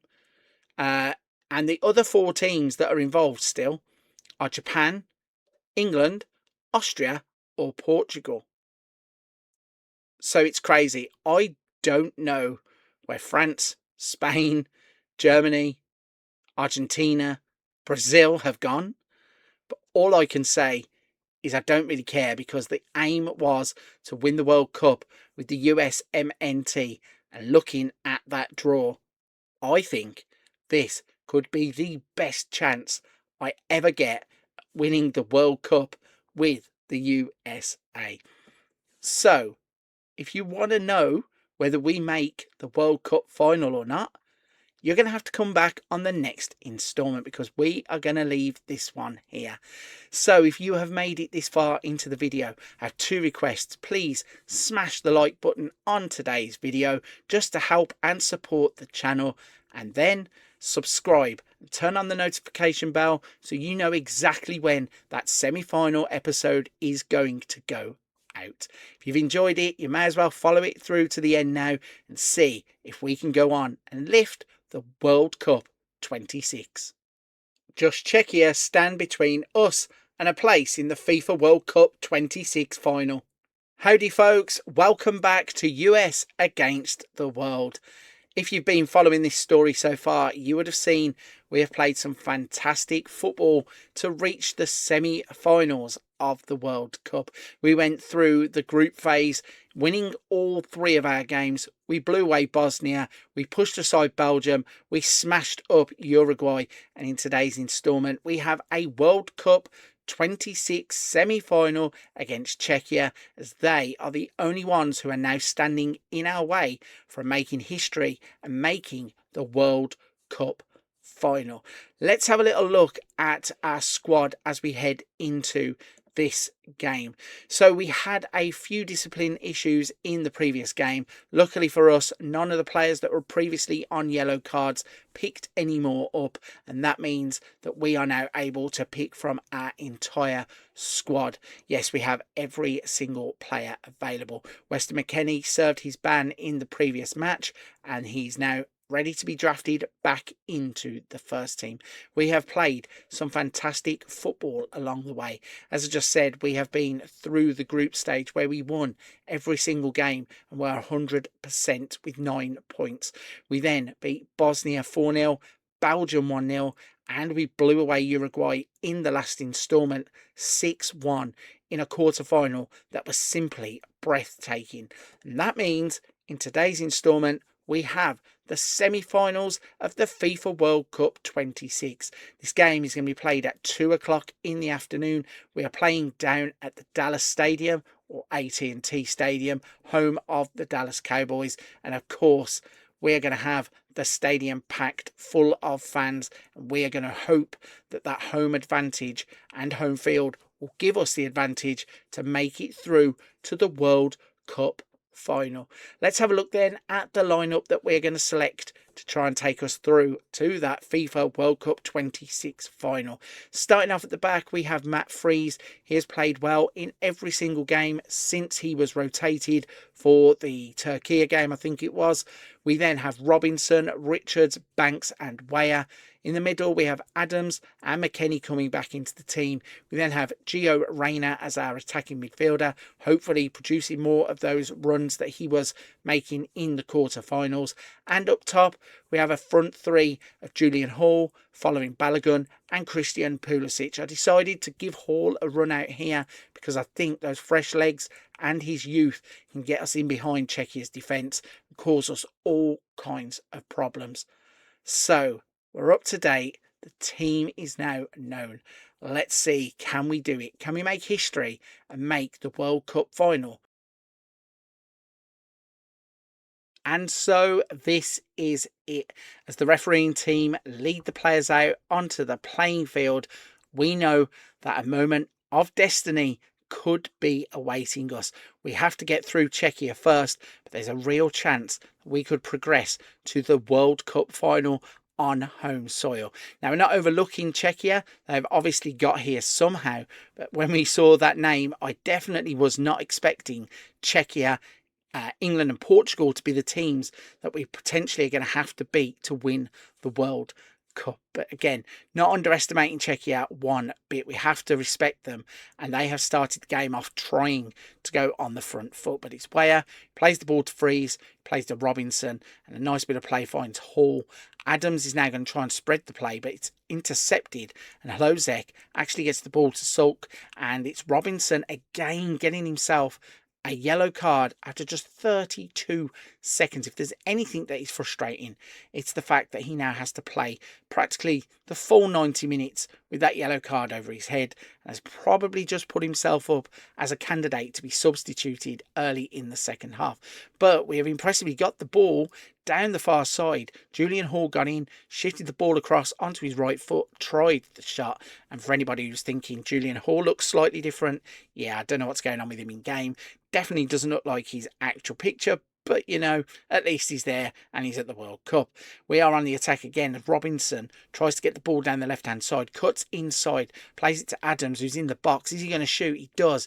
Gets deflected. Robinson picks it back up, spins, crosses to the back post. Weah's there, doesn't even get off the ground, and McKennie is going to pick the ball up, plays it back to Banks. What can he do with it? He plays to Weah. Some nice patient build-up play going on here. Richards passes it to Hall. I thought we'd actually got the ball intercepted, but it was Robinson's pass that was loose anyway. Robinson then knocks it onto Richards, plays it across the field to Weah. He's going to look to exploit the space down the right-hand side. Will he take the player on? He looks to go outside of him, but then turns back immediately. Does find a pass to McKennie, who has the shot and scores the opening goal of the World Cup semi-final. Weston McKennie back in the team, manages to hit the shot hard and low across the goalkeeper, and he gives us the lead in the World Cup semi-final. Weah with a brilliant bit of skill to cut back, gets him into the box, and McKennie's shot goes through the defender's legs, leaves the goalkeeper Stanek on the floor, and we take the lead to go 1-0 up in a World Cup semi-final. We are now daring to dream that we are already looking at a World Cup final. But once again, cannot overlook Czechia, but it started very, very well. Let's see what happens next. We have a corner from Robinson. He's going to swing this one in. Cannot beat the man at the near post. If you've been watching this series, you know the bane of this game is corner kicks not beating the man at the near post. And that was just another one to add to the collection. We then had the ball break away, and it goes out of play for a throw-in, and something that was insignificant to the game. Czechia were trying to build up there down the left-hand side, but the ball gets taken away.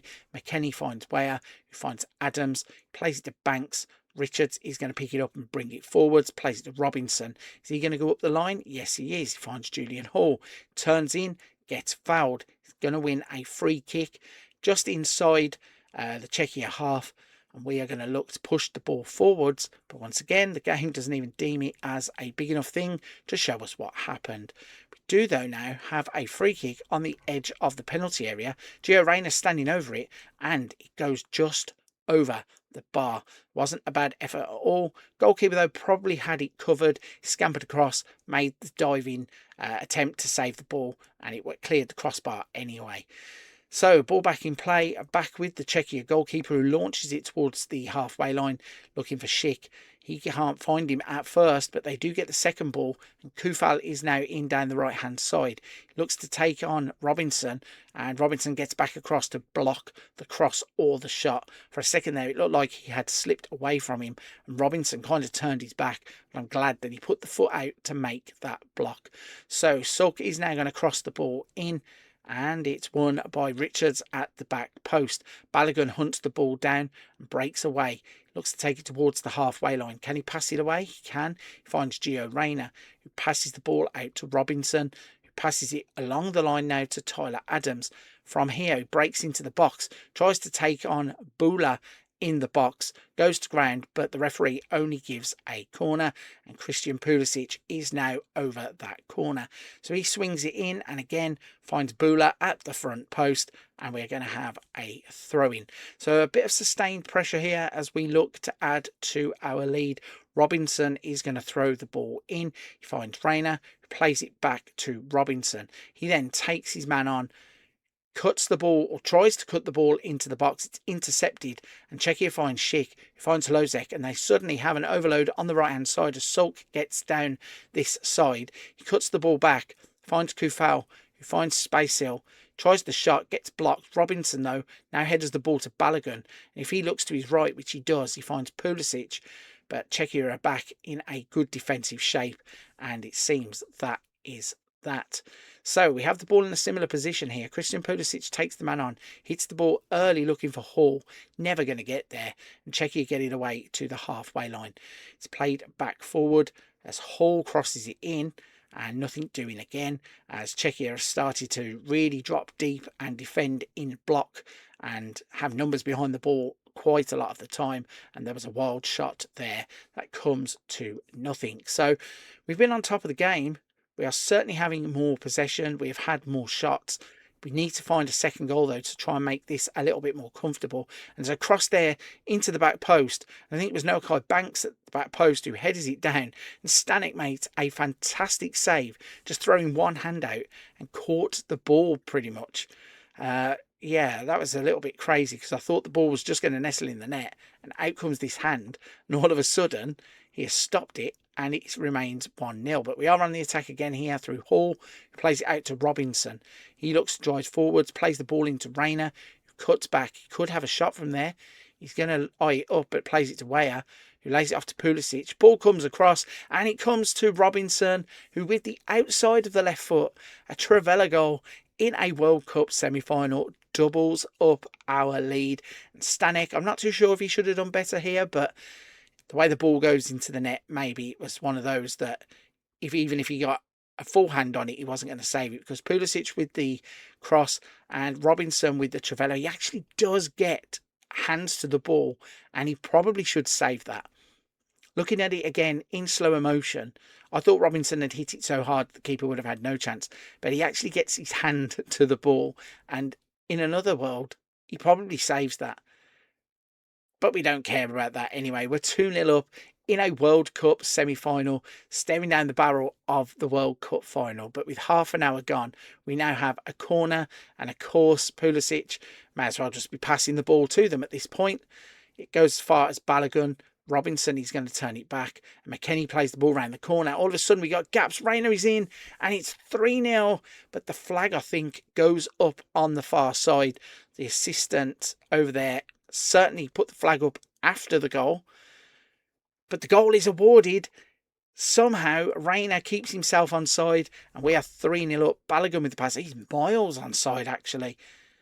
Looking at that and the lines that they've drawn there, no doubts whatsoever. Reyna is onside, and we are 3-0 up in the first half of the World Cup semi-final. Hopefully, I said this in the last game, we can now get the fans to start booking their tickets. Look at them in the crowds doing kind of airplane motions. Not too sure what's going on there, but yeah, we are certainly in control of this game, and I think everybody in this stadium can now be dreaming of their World Cup final ticket. But Czechia aren't going to give it up easily, are they? They're moving the ball quite nicely, get it in behind, but Richards is there to defend. Robinson is now going to bring it forwards. Can he play it up the line? He chooses not to, but eventually plays it forward to Balogun. And Pulisic is in behind here. Are we going to score again? Crosses it in. Tyler Adams was waiting, but it's headed away to the edge of the box where Robinson picks it up. Adams now gets involved, tries to take his man on, and Kufal brings him down. Kufal basically made a gesture there like it was not even a free kick, but definitely was. And Reina is standing over it. He swings it in, finds Banks at the far post, and this time Stanek gets two firm hands to the ball, turns it around. It's a corner kick. Robinson is over it. He's now going to swing this in. Finds the man at the near post, but it falls to Julian Hall. He then plays it forwards. Balogun picks the ball up. It's back to Hall. But I did think there he had all the goal to aim at. Could have fired a shot, played a pass, and found Balogun in an offside position. Some strange decisions are made by players in this game sometimes. Speaking of strange decisions, Czechia are on the attack, and we are looking to try and take the ball off of them. That's not the way I would have done it personally. Hall brings the player down, and we've now given away a free kick in a dangerous area on the right-hand side as Czechia are attacking. Hlozek stands over the ball, and he delivers it to the back post where Banks is waiting. He headers it away, and it goes out for a throw-in. So we are now having to defend as we come towards half-time, and Kufal keeps the pressure on by throwing it to Schick, who gives him the ball back, and a big lump ball into the box, safely into the hands of Matt Fries, and he can slow things down, hopefully waste a few seconds off the clock, bring us forwards as Banks plays the ball to Weah. He breaks forwards, and he's playing the ball to Reina. Gives it back to Weah, and we're just now ambling around on the halfway line. He loses the ball. And if this is going to giving, he doesn't give a goal away, but he gives away a free kick in a dangerous position. And really, there was no need for Weah to be doing what he did there. He slowed right down, gifted the ball to Czechia, and then gave away the free kick, trying to get it back. As Schick delivers that in, goes all the way to the back post, and Hall now plays it away. Balogun is bringing us away, and there's a counter-attack on, but he cannot find a decent pass, and Christian Pulisic cannot get the ball, and it's lumped long towards Weah. It's picked up by Czechia in the middle of the park. Sulk plays it out to Holes, who plays it to Hlozek and Spacel. And they're working the ball quite well here, Czechia, but we need to take it away, which is what we do with Robinson. Hall now doesn't do anything with the ball and gets it intercepted by Bula, who plays it back to Hranak.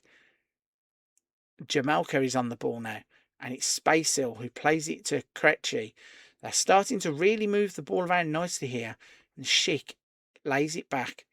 And okay, it's not the most scintillating build-up in the world, but they are retaining the ball and are stringing together passes, which are looking dangerous because it's opening up gaps for the players.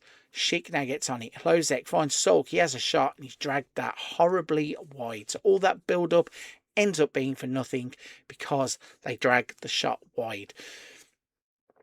Here we go again then. 42.5 minutes on the clock, and we are looking to play it from the back. We find Hall, who spreads the ball out to Pulisic. He's into the box. He's had a shot, and I thought that was going to nestle in at the far corner, but instead the goalkeeper turns it around, and we're going to have a corner which Pulisic is going to take.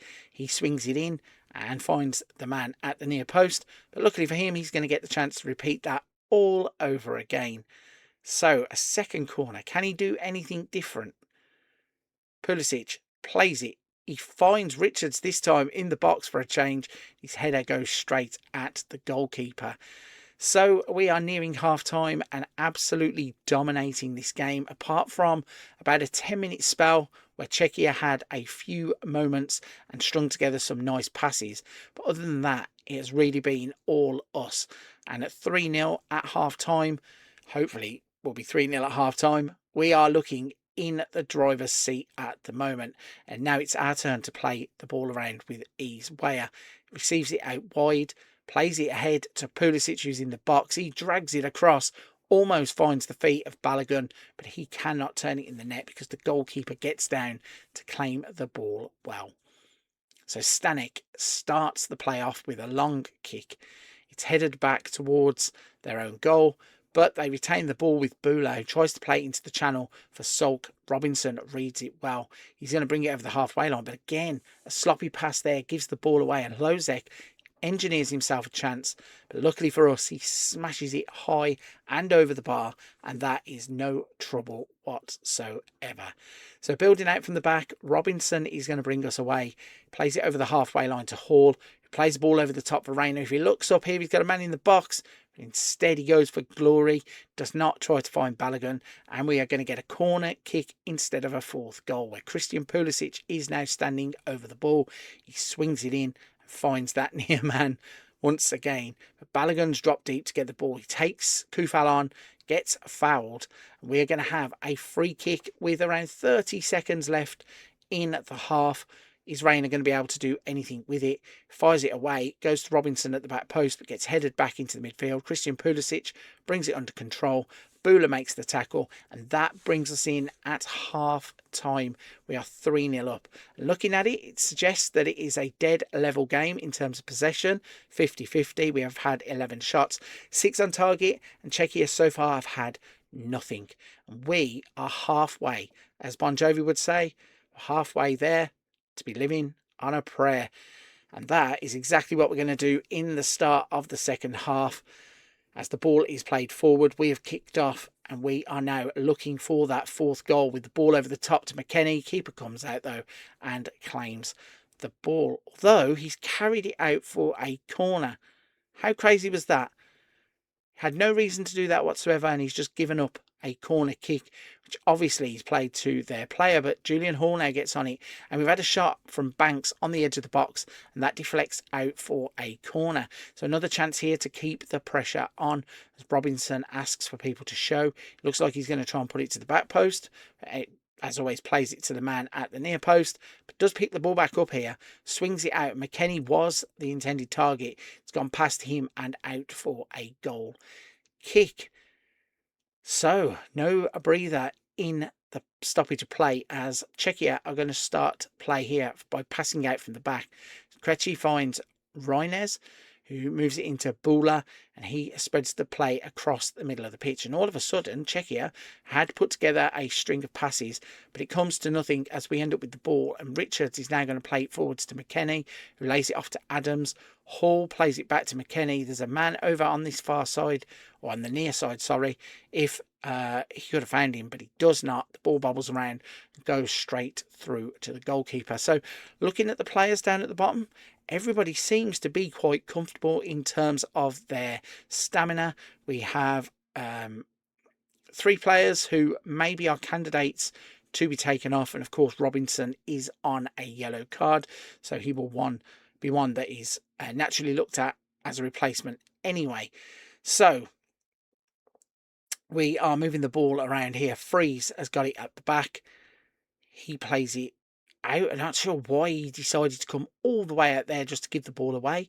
Bit of a silly decision if you ask me. But it's Schick moving the ball forwards to Reines, and it's Weah who kicks it out for a throw-in. So nothing happening from the throw-in, and we are completely in control of the game. It looked like Czechia were building something there, but it doesn't come to anything. Let's double check what we can do in terms of substitutions. So we're going to bring on Caleb Wiley for Robinson, who is on that booking. And then in terms of players that are showing a bit of fatigue, we've got McKennie, who missed the last game. Tyler Adams has been ever present. So we're going to give Aronson a game for Adams, and we're going to make a change on the left-hand side as Matisse Albert will replace Julian Hall.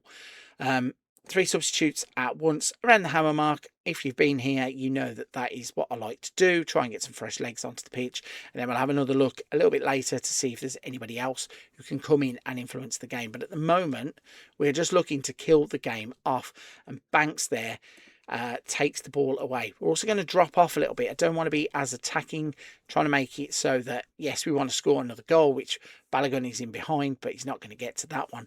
So, yeah, ideally we would like to score another goal, but if we don't, then winning 3-0 is as good as winning 5-0. Although for the entertainment of the video, I would, of course, like us to continue to score and score and score. But, yeah, it's probably sensible here to just drop off a little bit, not waste energy, especially if we are in the final. I want to try and preserve as much energy as we can to make it there in one piece. Also, we've had good luck in this tournament with injuries. We haven't had any so far, touch wood. We've had fatigued players and players who've missed a couple of days of training, but nothing that has affected our match selections. We now have a corner though. Caleb Wiley swings it in. Better delivery than Robinson's, that one, for a first corner, and he got the ball back as it's headed away. Aronson picks it up, plays it to Rayner, who had a man running in behind. Clip though doesn't show what happens next, so we can only assume that Rayner didn't find him and we gave the ball away. But it's Czechia now on the attack. Aronson defending deep in the box, plays the ball away, but it only goes to Dudera on the right hand side. He swings it in and Freeze punches away this time. Balogun drops deep and Rayner picks the ball up on the edge of the box. He's playing about with it but finds Richards, who switches the play out to Weyer. He's now going to look to run up this right hand side, plays it into Pulisic. Looked like it was overhit, but Pulisic gets there, plays the ball off of the Czechia defender, and it's out for a corner. Caleb Wiley, can he repeat the delivery that he did just? Let's have a look. No, he can't, because of course there is Zimmer on the front post and he heads the ball away, but Wiley gets it back. McKennie gets it. Wiley now has it on the edge of the box, plays it to Weyer. He's going to look to take his man on. In fact, he has a path to goal, has the shot, and it's a corner as Stanek plays the ball over the bar. I did think that he might have been able to hit the target and work the goalkeeper a bit more, but a shot on target is still what he had. But I think he could have had an easier chance. And then in and amongst that, corner came in, ball comes out to Albert, he has the shot, and the keeper punches behind for another corner, which Pulisic is now going to swing in, tries to find his man, finds the Czech Republic player on the near post, and Pulisic plays the ball back to Wiley, who plays it into the path of Rayner, who has a shot. I think this gets a big deflection, but we don't care. It's in the back of the net, it's 4-0, we are now cruising. In fact, it says it went in off of the post. Was that a bit of an illusion? Because it looked like it hit a player on the path to goal, but it ends up going in off of the right-hand post for the goalkeeper, left as we look at it. So Wiley breaks the ball across, plays it into Rayner's path, who has the shot. It actually does take a deflection off of number 12 and then ends up going in off the foot of the post. But we don't care. It doesn't matter how they go in. It's just important that we got that 4th goal, and we are now cruising into a World Cup final, surely. I probably shouldn't do this because the play is up and running, but we're going to make another substitution here. We're going to make Pukstas come on, drop Rayner deeper. Yeah, just get another fresh set of legs in and around the middle of the pitch to try and influence the game. And I think Pukstas is the perfect candidate to be doing that for the last 20 minutes of the game. But Czechia are still trying to drive forward. They're building up through the middle of the pitch here. Drive it out wide to Reynes, who plays the ball to Krejci. Bula gets it in the middle and doesn't really have too many options, but does find Reynes, and they've worked it well to this point, but the pass only finds Weyer, who turns and lobs the ball forwards. Balogun heads it back. Albert out to Wiley. Can he break up the right-hand side of the, or left-hand side of the pitch, sorry? He cannot, but he brings the player down, and we're going to give a free kick away. No card for Wiley. He's told to calm down and not jump into the tackles, but Czechia are going to try and make life difficult for us by pushing forwards here. They play the ball to Bula, who plays it back to Holes. Ball over the top. He's only going to find Weah. He heads it back to Matt Freese, who should now be taking as long as possible over this. I would even like him to just drop the ball and distribute it from the back, but instead he throws it out to Caleb Wiley, who plays it forward to Matisse Albert. Pukstas tries to get involved, but gets the ball taken off of him, and Czechia bring it forwards. Down the left-hand side here with Reines, it goes forwards to Sin. Is he going to cross it? He is, but it's Freese who comes out, gets a strong fist to it, and Balogun is now breaking away to try and give us a counter-attack, but it's taken back off of him. All of a sudden, we're having difficulties retaining the ball, but also, luckily for us, comes to nothing as the ball is pumped forwards, and all of a sudden time is flying as it seems we are firmly in control of the game. But Czechia are going to look to build another attack. Pulisic is pressing well, and they are passing it across their back four until they switch the play out to their left-hand side, and it's intercepted. Pulisic to Reina to Pukstas, who finds Pulisic. He's going to go into the box. Thought there was a shot on there. Instead, he crosses it. It's pinballing around, and Matisse Albert scores his first goal of the World Cup in the semi-final to make it 5-0. This is quite incredible. Did not have this on my scorecard. I thought that we would have a great chance of making the final, but it's been so comfortable. The Czech Republic have not even really put up much of a fight. And again, it was a good save by the goalkeeper initially. The ball bobbles through to Matisse Albert, who smashes home to make it definitely comfortable. And we are going to be in that World Cup final for definite. Czechia are going to keep trying though. They pass the ball straight out of play from kickoff. And I think it's time for us to just slow the game down. I don't really want us even to be... we'll go cautious now. I don't really want us to be bombing on forwards. We've got no reason to be overcommitting players. Don't want to risk anybody in stupid tackles or trying to jump in for balls or sprinting after long balls that don't need sprinting after. We just need to manage the game and see it out. And Matt Freese has done just that. But the shot comes back in. It's blocked. Pukstas now finds Pulisic. He turns and Weah is going to break down the right-hand side. Reina with the ball. Plays it to Weah. Is he going to play up the line? He does not. Cuts back inside. Reina, though, with a loose pass. And Schick is on it. But we steal it back through Pukstas. It goes out there to Albert.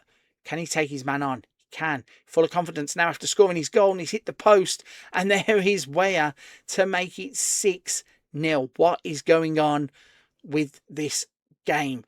We went through all those crazy group games. 3-1, 3-2, 3-2. And now... we are scoring goals for fun. Okay, not against the strongest of opposition. And we did put up we had a good fight with Belgium in the game previous.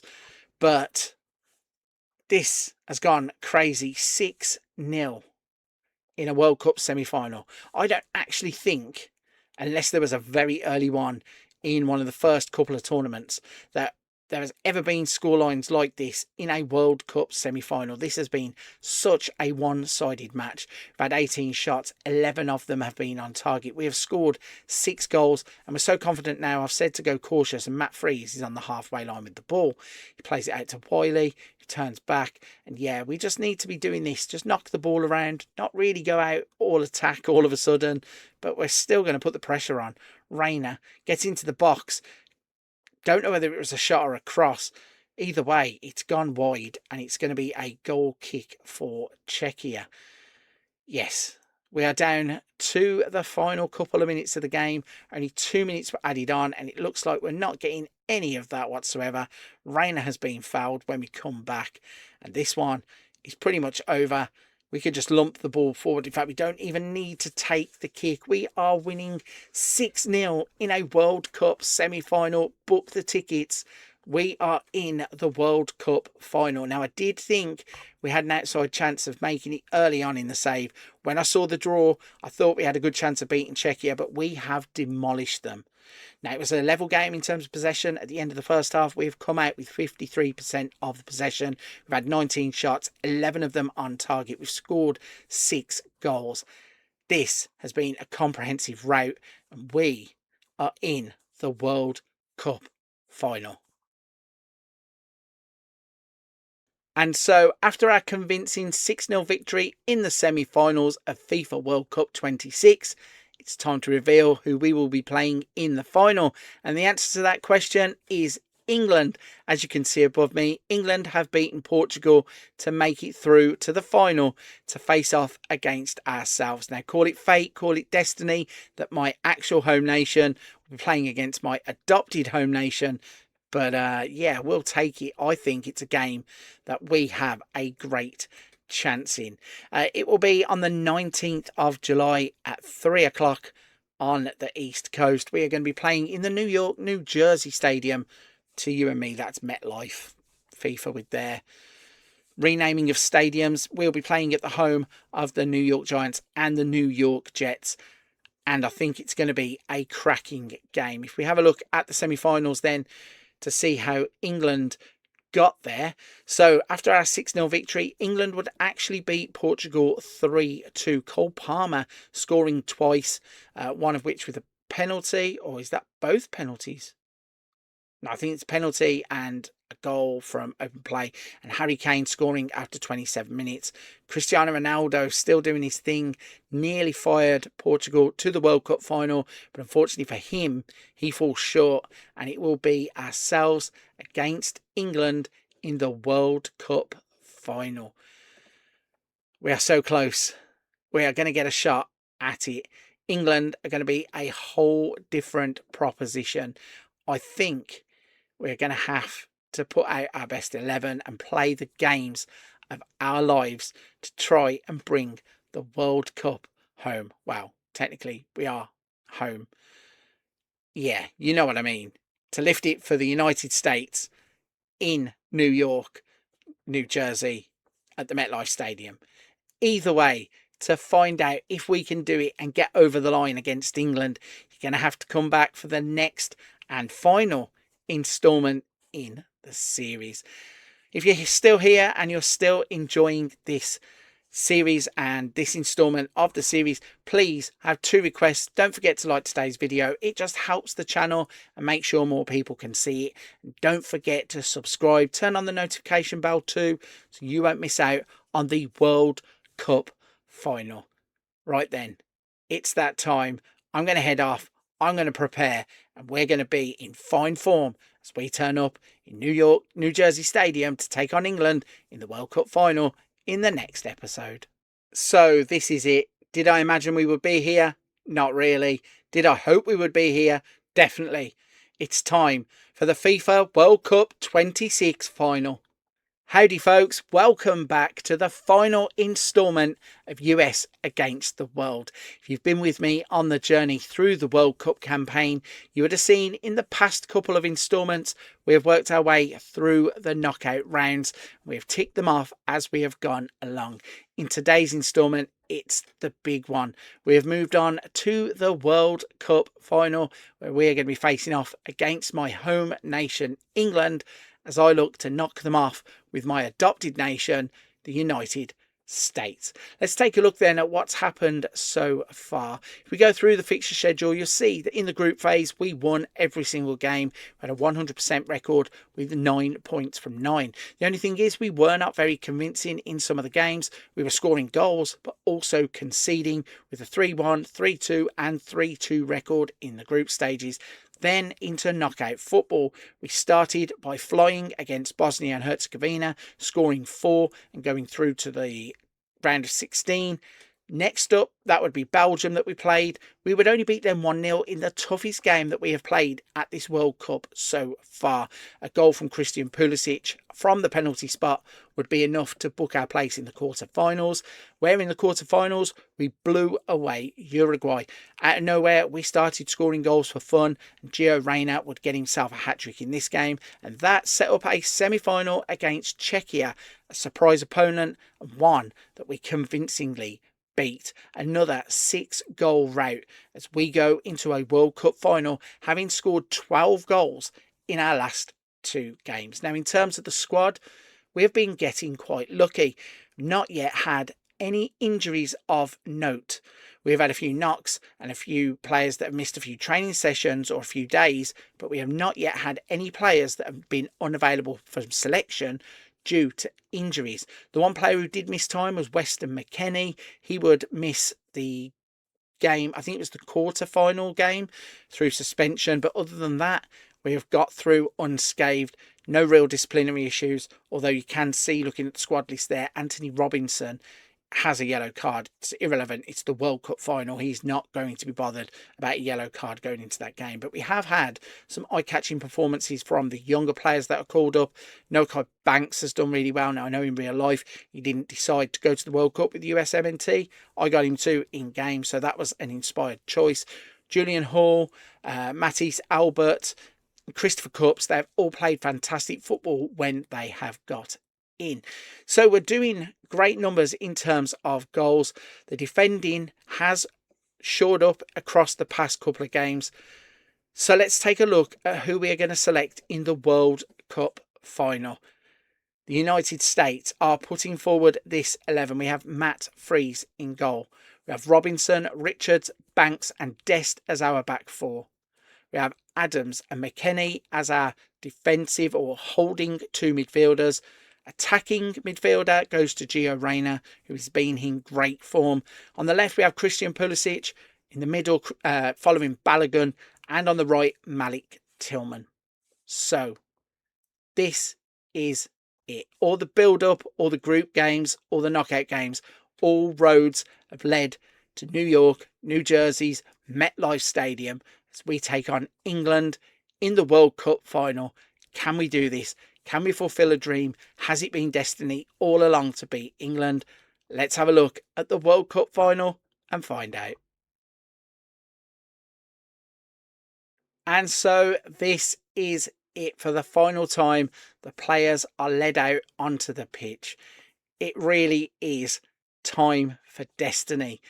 Can we do it? Have we selected the right 26? Have we put the right 11 on the pitch? Those are the only people that know what is about to happen, and our fate and our destiny is now in our players' hands. This is going to be the toughest game that I think we will face in this series, and it's off and running in the World Cup final, the game that, if happens in real life, will stop the nation. The USA will come to a halt as they would finally embrace the game that is football, that they call soccer. Their USMNT getting into a World Cup final would surely have the correct impact on the country. But that's enough of the magnitude of what this game would be in real life. In game, we're off and running, and England have had a bright start. Bukayo Saka is running into the box. He's going to look to cut the ball back, and it's Trent Alexander-Arnold. So many players that didn't even make the World Cup in the squads here, as we had Trent and Cole Palmer, I believe, involved in that build-up. It then was a corner for England. Declan Rice has just swung that in, and as I said, even the AI can't get away from the fact that they can't beat players at the near post. But it's going to be Reece James who has a throw-in. Bukayo Saka tries to move the ball forward, but Christian Pulisic holds onto it. Robinson is going to look to play it forwards and finds Pulisic. Tyler Adams comes across to help him. And for some reason, he decides to go all the way back to Matt Freese, who lays it off to Nokai Banks. Des now with the ball forward. McKennie tries to play it into the path of the forward on that side, but instead it's intercepted, and Cole Palmer is now just roaming forwards free. It's a great tackle, but the ball falls to Reece James, and unfortunately, that is a disaster. 10 minutes almost on the clock, and Reece James opens the scoring for England, and really we were not sharp enough to go and close Cole Palmer down. We did get the tackle in eventually through Tyler Adams, but it rolls straight into James's path. He pulls his foot back and fires it across goal to give England a 1-0 lead. I did say that this is going to be the toughest game that we will face in this series. Obviously, there'll be nerves around a World Cup final anyway, but England in this game have just gone top of the FIFA rankings. They are the #1 team in the world, according to FM26, and that passage of play surely showed why. But we're not going down without a fight, certainly, as Robinson fires a volley back over the bar. But a great piece of play there to get ourselves in down the right-hand side. And if we can create and fashion some more chances like that, I do think that we'll have an opportunity of getting back into this game sooner rather than later. Certainly if the team that demolished Czechia is able to start firing once again. But it's a poor ball there and it's intercepted. Harry Kane, one-on-one with Richards, who just ushers him away and kicks the ball out for a throw-in. So at this stage of the game, it looks pretty even, but the second goal could be a decisive one. And we are now pushing forwards to try and get it. Robinson had a ball there that he could have played into Adams, chose not to, and has gone past Sacco, brings him down. Nothing given though, as the advantage was played, and a long ball gets Harry Kane in straight up the other end of the pitch. Gets kicked away by Noah Banks, but I'm glad that that didn't come to a goal, because I would have been fuming there, because I would rather took the free kick and not had the advantage played. Surely there was no advantage if you lose the ball anyway. So I'm not too sure why the game has allowed Harry Kane to go up the other end and almost have an opportunity. I mean, England are there and thereabouts again. Tyler Adams making a mistake. It's brought down Harry Kane on the edge of the area. Cole Palmer standing over the ball, and this could spell danger. He hits it, and Matt Freese gets over to his right-hand side to make the save to keep the score at 1-0. And I think the longer we can keep it at 1-0, the better it will be for us in this game.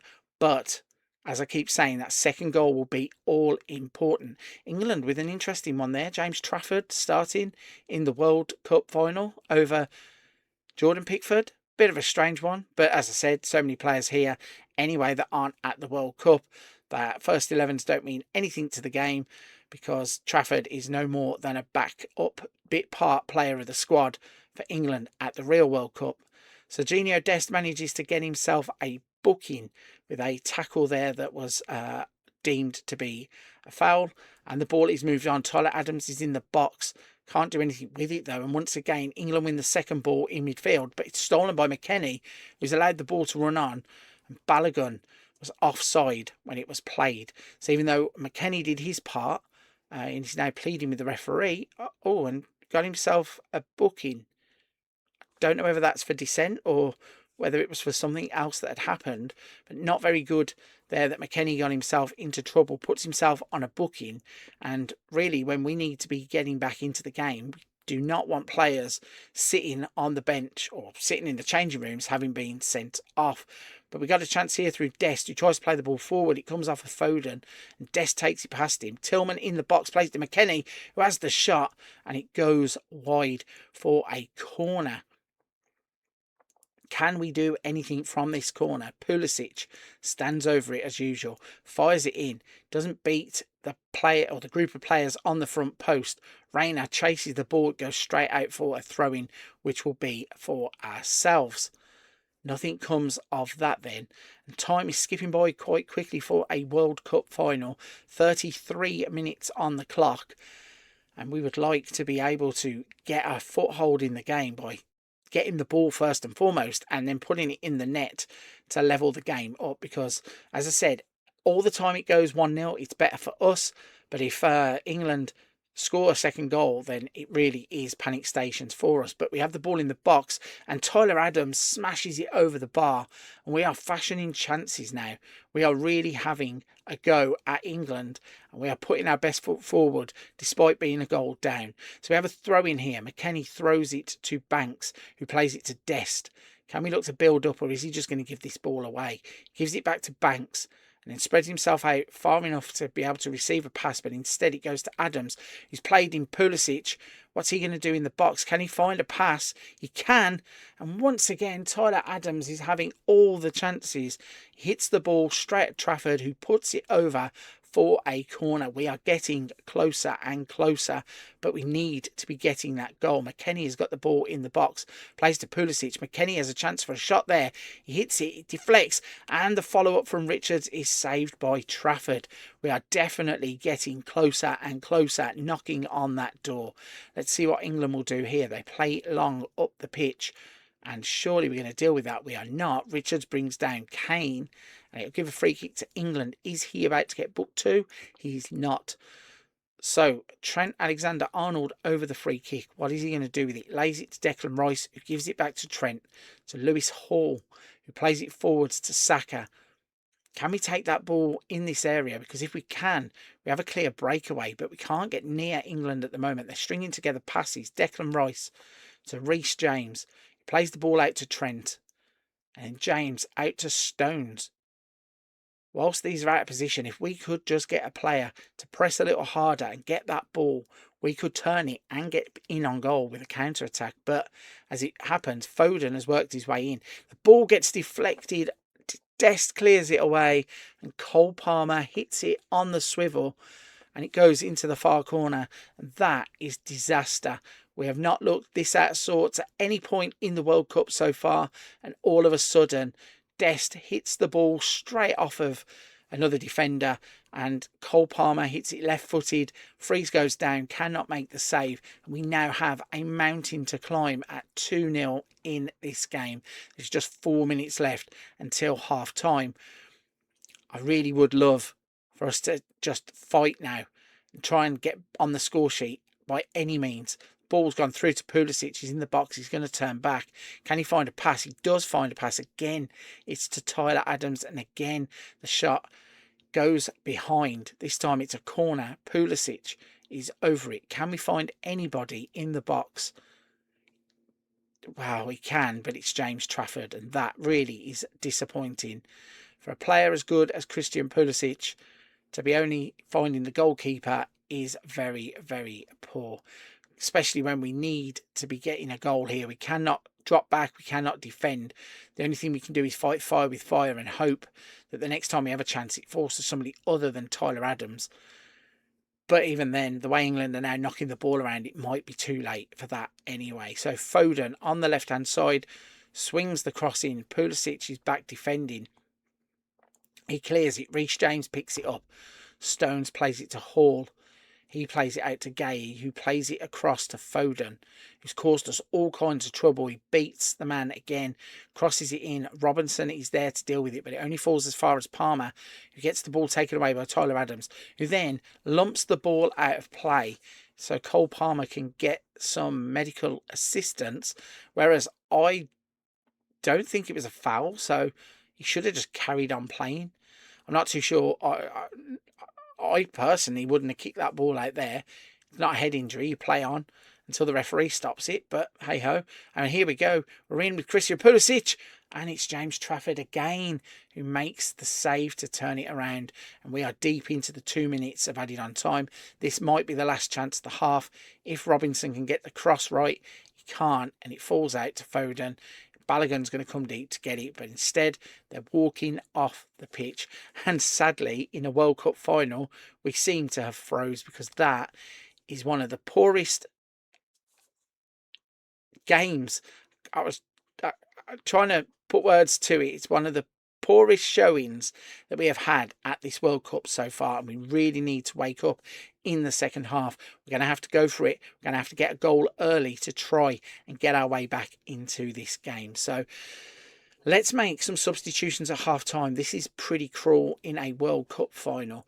We're kicking the game back off, but straight away I want to make a change on the right hand side. I am going to bring Haji Wright on for Tillman. And we're going to put Balogun out on the right side, right up front. McKennie has got himself booked, which leaves him vulnerable. But at the moment, we're going to leave that. I'm also going to put Weah on and see if that can help us in the second half. We're already attacking. Later on, I'm just going to go for it if needed. I'd rather lose this 5-0 than lose it 2-0 and not even have a go in the second half. But the game's underway. We're moving forwards with Robinson. Pulisic finds Haji Wright. He plays the ball to Reina, who plays it back out to Robinson. Plays it up the line looking for Tyler Adams. Only goes to Reece James, but he has kicked it out for a corner. So a glimmer of hope here straight away in the second half, as Pulisic is going to swing this ball in. But if it's like a usual corner, it's going to get headed away by an England player. But luckily for us, he gets a second chance at it. Will he do something different this time? Maybe find one of the blue shirts? As he swings it in, he doesn't. He finds an injured Cole Palmer, who has stayed on the pitch for England. And we have Richards now, who goes all the way back to Robinson when we had options ahead of him. And it's a little bit baffling that Robinson now also dallies on the ball. Saka takes it off of him, and then Robinson just takes him out. Going to take a yellow card there to prevent the attack. And a little bit silly to get caught in that position because he had the ball anyway. He just needed to be quicker with moving the ball forwards, and he would never have been put in that position. But instead, it's a yellow card, and it's another one to watch for later on in the game. So Robinson now has the ball, and again, he's trying to face off with Saka. This time he finds Pulisic further up. Reina is on the turn, and then Tyler Adams has had another shot, another chance that's gone over the bar. So with him getting in on goal and having those chances, I'm actually going to change Reina and Adams over, and I am going to put Brendan Aronson into that position just to try and get the ball to Reina, because Adams is getting into positions and we don't really need to be defending now. We need to be attacking and being positive, trying to get on the front foot to win or get back in the game first, and then somehow attempt to win the game. And if the ball keeps falling into those positions, we're going to need to have a better striker of the ball in those positions, because Tyler Adams now has had 3 or 4 chances in this game and just cannot score. So hopefully the next time we're in that position and the ball falls to somebody, it's going to be to Gio Reyna, who we at least know should be able to hit the target. So it's McKennie playing the ball back to Weah. He cuts inside and lays it off to Aronson. McKennie, Weah is now in the box. Is there an end product here? He goes past. He's gone to ground. How is that not a penalty? We're not even looking at that for a VAR. There was no need for him to go to ground if it wasn't a penalty, because he could have just passed the ball off. Didn't need to go over. The pass was on, or the shot even was on. But we're not doing anything with it because we've carried on playing. We're on the attack again here as Robinson goes on the outside of Saka. Can he find a decent cross? He pulls the ball back to Pulisic, who goes to ground, and this time we're looking at VAR. Are we going to get a penalty and a chance to get back into this game? It looked to me like Pulisic got to the ball first and a leg was dangled and then he was brought down. And we have a penalty in the 55th minute of the match. Pulisic is going to step up and take the penalty. Now, he scored the other one we had against Belgium. Can he convert from the spot here? He steps back, runs forward, and he scores to make it 2-1 in the World Cup final. We have a lifeline, and that hopefully now is going to G the crowd up, get them on our side, and we are going to continue to press England all the way to the full-time whistle. Superb penalty there from Christian Pulisic. The man that you want in those moments is the man that steps up and gets the goal back. Let's hope then that is something we can build upon, because we need to be sound at the back, but we also do need to throw caution to the wind a little bit. But now we can be balanced a little bit more. I know we're attacking in terms of the possession, in terms of the formation, sorry, but in terms of possession, we want the ball in the right areas, and this isn't the area we want it, especially with Saka dancing over on that far side. Trent plays the ball in. Declan Rice. Hall has got it. It's gone back to Gay. Can we press and get the ball in these areas? These are the ones that we want to turn it over. Foden with a cross gets deflected by Weah, and it's going to be a corner kick. England are going to swing it in through Bukayo Saka. What can we do with this? Can we defend as well as the computer does? We can, but it goes straight to Trent, who plays it back to Saka, who's in the box. Rice, Trent, and it's away by Weah. We now need to just defend with our lives and hopefully break forward. Looking at the stats, all of a sudden, it's swung in our favour. We have had 10 shots to their 3, and XG is 1.46 for us, where it's 0.29 for England, and they have the 2 goals, so XG is really irrelevant at this point. But Weah finds Balogun.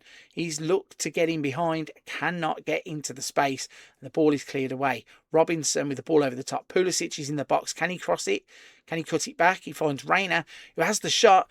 In fact, it was a cross, and it's gone across. It's a header from Balogun that hits the post, and we were so close to getting back on level terms. Weah's played the ball forwards to Balogun again. He's in the box, but the flag goes up, and that kills the momentum that we had in that passage of play.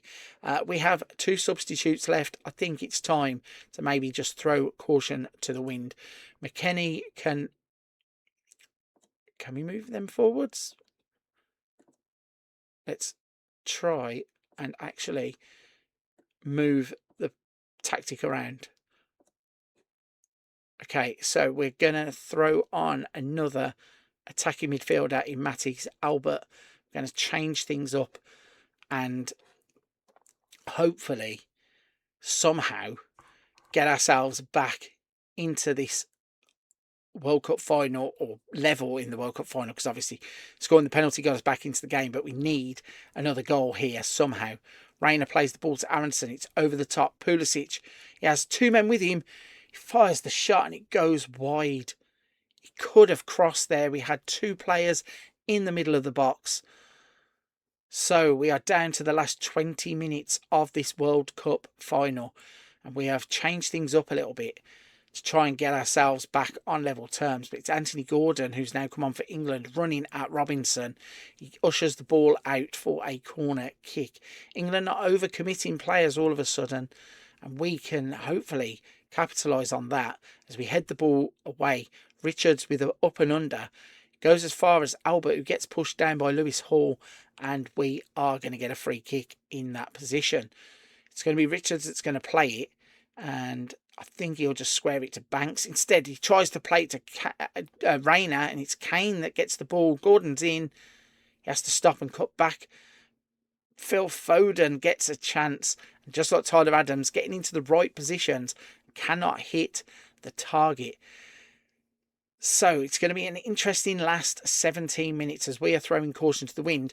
Brendan Aronson gets the ball. Pulisic can't find him in a 1-2, and it goes through to Trafford. What's he going to do with it? He plays it out to this side with Hall. Morgan Rogers, who's come on for England as well, is there.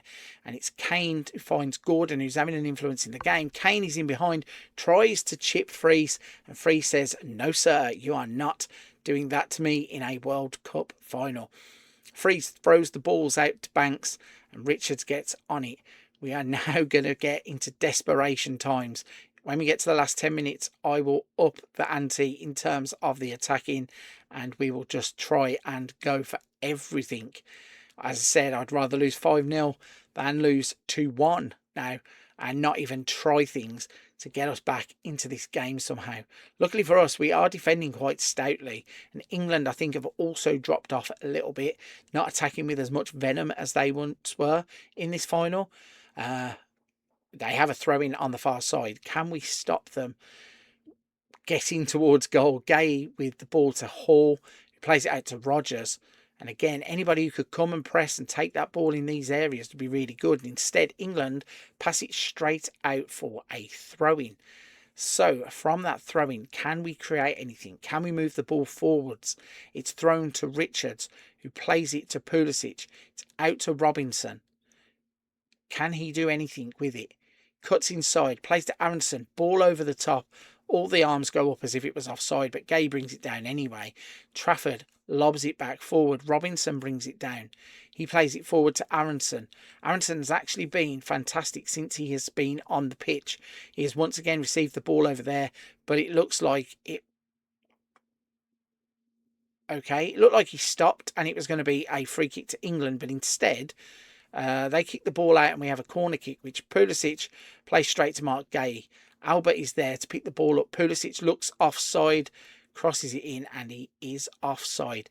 That is really disappointing, that we need a goal and we need to be in good positions, and he just ends up offside. So the final 10 minutes are approaching. I am now going to go for it. We are all out attacking to try and get an equaliser in this World Cup final. England are playing the ball long. Richard should have just let the keeper pick that up. Instead, he lobs it back away and Rogers gets it. Balogun hacks him down. Balogun gets the yellow card, even though the referee is pointing it to Rogers, and it's a free kick to England in a dangerous position. Is there one last chance? Can we have one final turn of events? Freeze has the ball in hands. He's going to launch this long. No, he's not. He plays it to Banks, who plays it back to him. And a little chip ball to Weah. We need to be going forwards. He lobs it all the way down the line where Balogun is now out on this right-hand side. Goes to take on Hall, who kicks the ball away for a throw-in. What can we do from this position? Nothing, because the game doesn't even deem it to be a big enough chance to show us. But the ball is back in play here as Mark Gay turns and plays it back to Stones. We are now in miracle territory because there's 86 minutes on the clock. Time is against us, and now Jude Bellingham is in behind us. He stops, cuts the ball back, and there is Curtis Jones on the edge of the box, and he puts it wide. Matt Freese makes the save, and we have a defending situation from a corner to contend with. Declan Rice is over the ball. Is he going to swing it in? He does, but it's cleared by Haji Wright on the front post, and we now need to push out. England are content with letting the ball just roll out of play. We need to get on with it. Down to the final 2 minutes of normal time, and then whatever is added on for stoppages. And Reece James is just cheekily taking his time. In real life, that would have been reversed and given to us, but in the game, it doesn't follow the rules to the letter of that law. And Anthony Gordon is now slowing the play down on the right hand side. England have worked out that they can get in behind us. They cross it in. Banks to Aronson. He's lumped it forwards, but there's nobody on that side of the pitch. If he'd have gone the other side of the pitch, there would have been a player there. But as he didn't, he found nobody but a white shirt. Albert now gets the ball with an interception. Again, it's gone up and under. Haji Wright tries to win the ball, but it ends up at the feet of Weah. He switches the play to Aronson, but it's cut out by Reece James, and that is going to waste more seconds off the clock as we approach the final minute of normal time, and there is 5 to be added on. Richards to Banks. He plays it forwards to Rayner. Weah. Albert is now one-on-one with Lewis Hall down here. What can he do with it? He slows the play down, cuts across, tries to play it into the box. It's fallen to Balogun. Oh my gosh.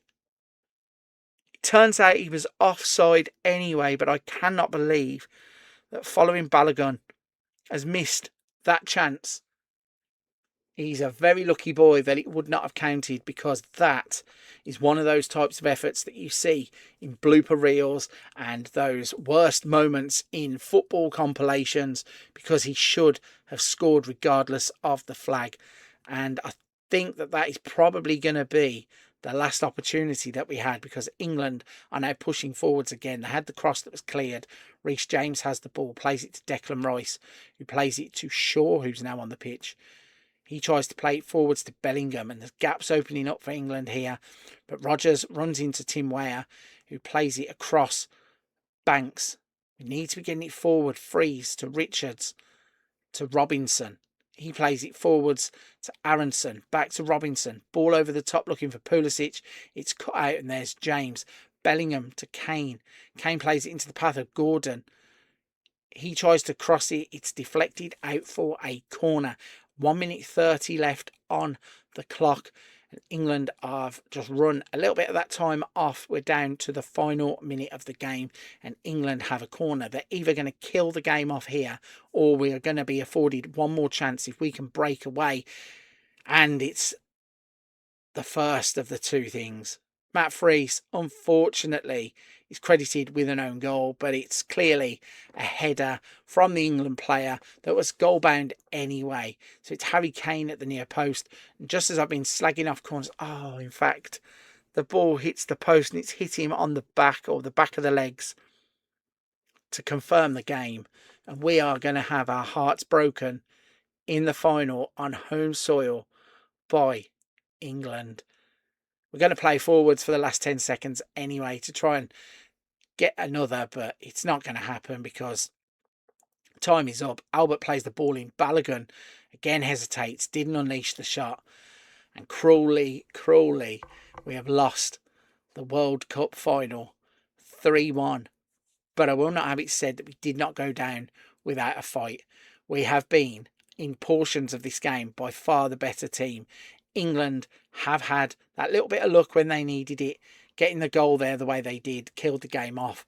But for us to get back into the game with the penalty, and for us to put up a good fight against a team that are, in this game, that in this save here ranked the #1 team in the world, we can be absolutely proud. Now, I'm not sure why the referee's adding on so much time. I suppose the World Cup finally wants to give us a chance to do whatever we need to do, but he has finally blown the whistle and broken our hearts. That is it. That is the end of the run. I'll be honest, I did not think that we would get to this point. I did not think we would be in the final. I hope for it. And Crawley now, we're going to have to watch England lift the World Cup. And as an Englishman, in real life, I can't see this happening. But FM26 has predicted it. It's predicted that England can win this tournament. In this particular save, they've done it at the expense of my team, at my USMNT team. And that is pure heartbreak. And so there it is. Result confirmed. England are the world champions. They pipped us in the final game. We put up such a good fight. I'm so proud of the team that are selected. I'm so proud of the 26 players that went on this journey. I'm so proud of the 11 that played in the final. So once again, just to have a quick look at how this went. Our 3 group games were a bit wobbly. 3-1 win, 3-2 win, 3-2 win. And then in the knockout rounds, we were fantastic. A 4-0 victory against Bosnia, a 1-0 victory against Belgium, a 6-1 victory against Uruguay, a 6-0 victory against Czechia. And then our bubble burst, the luck just ran out. England maybe didn't deserve it across the 90 minutes, but in patches they played some good football. And obviously the scoreline doesn't lie. They won 3-1 to pick up the trophy. In terms of the squad, again, could not be prouder of the team and what they have achieved. We have had players in here that are veterans like Tim Ream. We went with some youth to try and get the legs to be able to attack and trouble defences, and some of the older teams in the tournament. We have had players like Noakai Banks, who if the USMNT can convince to play for them in real life in the future, is going to be a big asset. We also have some rookie players that were being taken to World Cups for the first time. Players like Christopher Cupps, who I think, if he continues playing decent football in the MLS, will get a move to Europe. He has the build, he has the stature. We already have players that have been exported. The likes of Matthijs Albert has now made the breakthrough at Dortmund, or if he hasn't made the breakthrough to the first team, it's very likely he's going to be very soon, maybe even in the 26-27 season. We also had Julian Hall, who's lighting it up in the MLS and in real life. I think he was probably a little bit unlucky to not make the actual World Cup squad. He was scoring goals and breaking records, both for New York Red Bulls and in the MLS. So that is the end of the journey. We've gone as far as we possibly could without winning the tournament. And even though it's a disappointment, it's one that I will look back on and think I'm very proud. And I know I keep saying that, but that is the truth. I didn't think that we would get to the final. I thought quarters might have been on. I thought teams like Argentina, France would be there. So maybe we have really blown a big opportunity. But England, being the #1 ranked team in world football, in this save, were just that little bit too good, that little bit too strong, and we fall at the final hurdle. So that wraps it up. That is where we're going to leave it, because if you've stuck with it throughout the entire journey, I hope you've enjoyed the ride. It's been fantastic from where I've been sat. I've really enjoyed also looking at the comprehensive highlights, going through each game, seeing the opportunities and the chances that are being created. And I hope that you've enjoyed it being put out on YouTube and being able to follow along with it. If you have enjoyed it, please don't forget to like the video. Make sure that you smash that like button, because it really does help in terms of getting the videos out there and the exposure to other people and new people that haven't yet subscribed to the channel. And on the subject of subscribing, if you haven't already, make sure you just hit that subscribe button. It doesn't cost anything, and you will get to see other videos such as this. And there are other fantastic things on the channel already. But for this one, this has been US against the world. Thank you for watching.